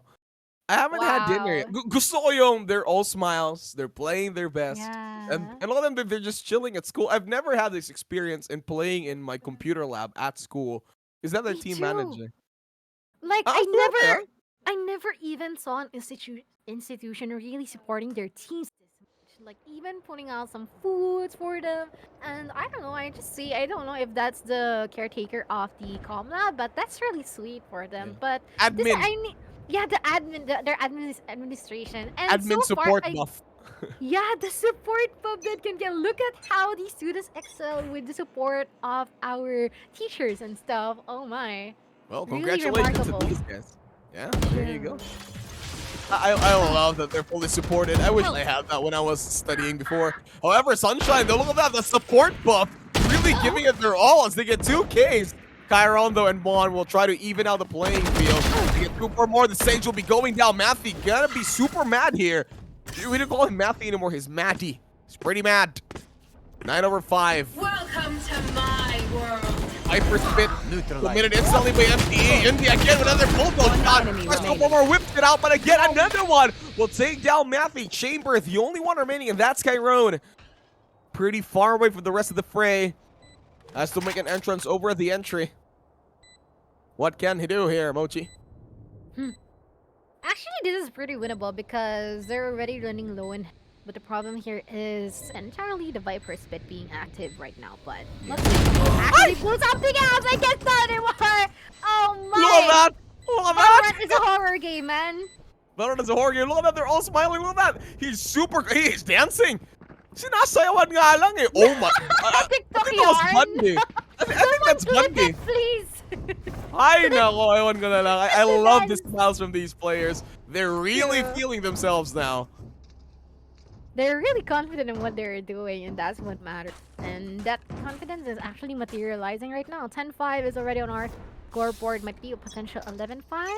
Let's see, because right now they're on an equal round for the side of Tele Tigers, so that's going to be pretty difficult for them. Twice the difficulty that they're suffering from earlier on.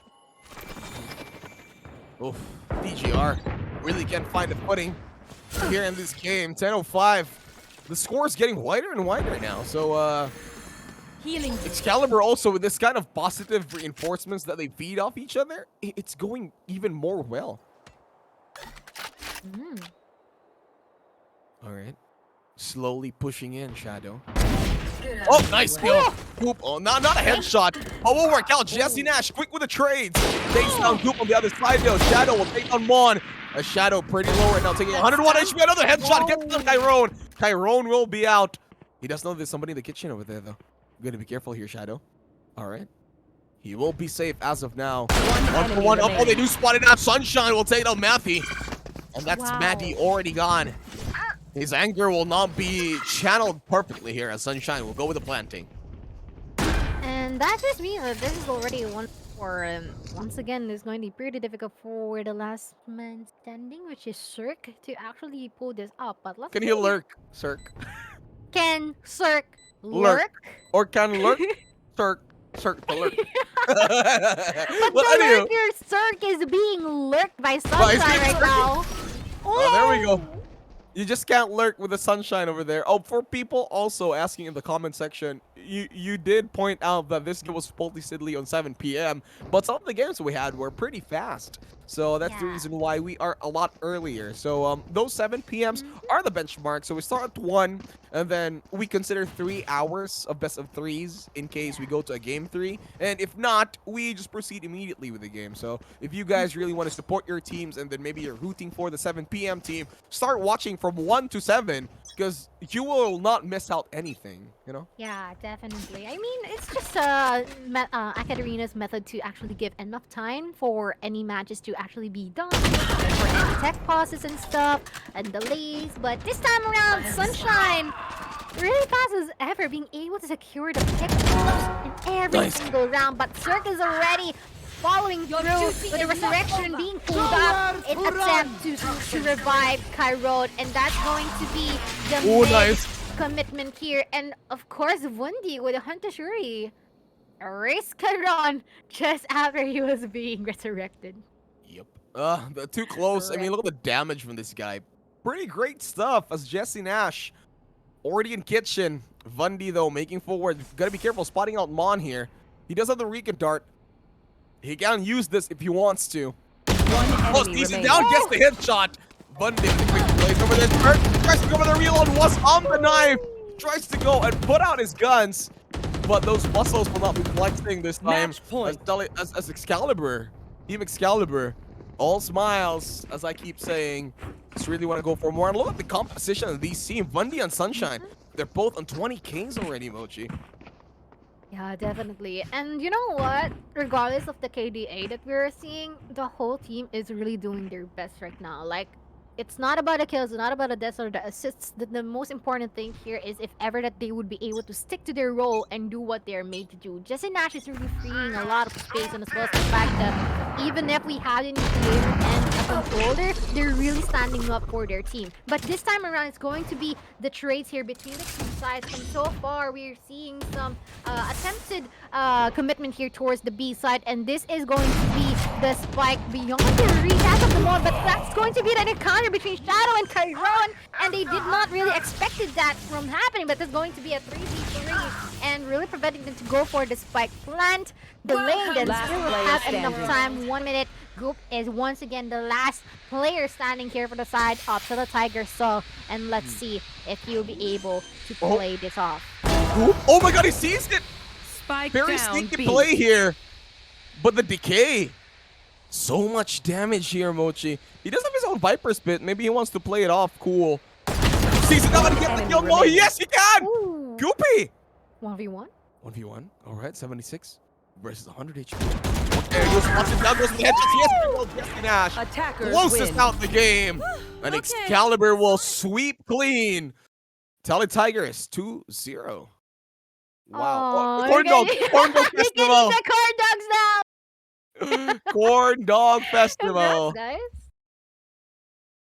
Wow, okay, look at these guys just flexing. You know what, guys? We're supported by our school, and this is what it does. With all the support, we can do one.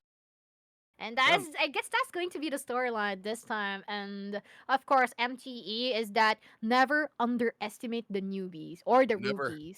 Never, ever, ever. If you are looking the highlights over here, look at the final shot. Goop really. We thought that Goop would maybe extend this round a bit more, this game even more. However, just a proper placements from Excalibur. They just really are the better team this time. And the way they do their gunfights, their gameplays, their rotations, and the way they just commit, it's pretty good. So congratulations to Excalibur. They will be proceeding in the upper bracket semifinals coming up next in a few weeks. And congratulations to these guys. So Mochi, anything you want to say before we close out the games? Well, actually, all I can say right now is that despite of all the odds that are happening in the nation, I hope that everyone's doing fine. And you already know what's that about. And hopefully that you guys would still have the mental stability. Or if not, then hopefully you can actually come back. You know, hindi lang naman sa laro ang may comeback, sa buhay meron din. And yeah, I guess that would be to say that is just all the stuff that I can mention. And of course, follow me in my social media on my page. Dito ba? Yeah, dito. Oh, Yeah, there you go. dito. And of course, and si Juicy Brucey by the Don't side. follow me anywhere. No, Anyway, follow him. but Follow him. Don't listen to uh, him. yeah, but before anything else, the Lions Games finals will be held live at Conquest 2022, happening on July 2024. At Conquest, you'll get a chance to watch the All G finalists battle it out on stage, meet your favorite gaming and esports personalities. Skyday, that is an example, and enjoy a lot of different programs and activities for all kinds of gamers. Stay tuned for more Conquest updates at the official Facebook page, facebook.com/Conquest Philippines. And before we go, please listen to my podcast. It's on Spotify. It's called Juicy Time on Rumble Radio. It's all the good tidbits. Mga usapan lang naman. So, Bochi, Juicy Brucey, we're gonna be out, but big thanks to AcadArena and to Lions Games. And see you guys out there. Stay vaccinated, stay cool, stay fresh, and always stand twice. See you all. Let's go. Bye-bye. Sana masarap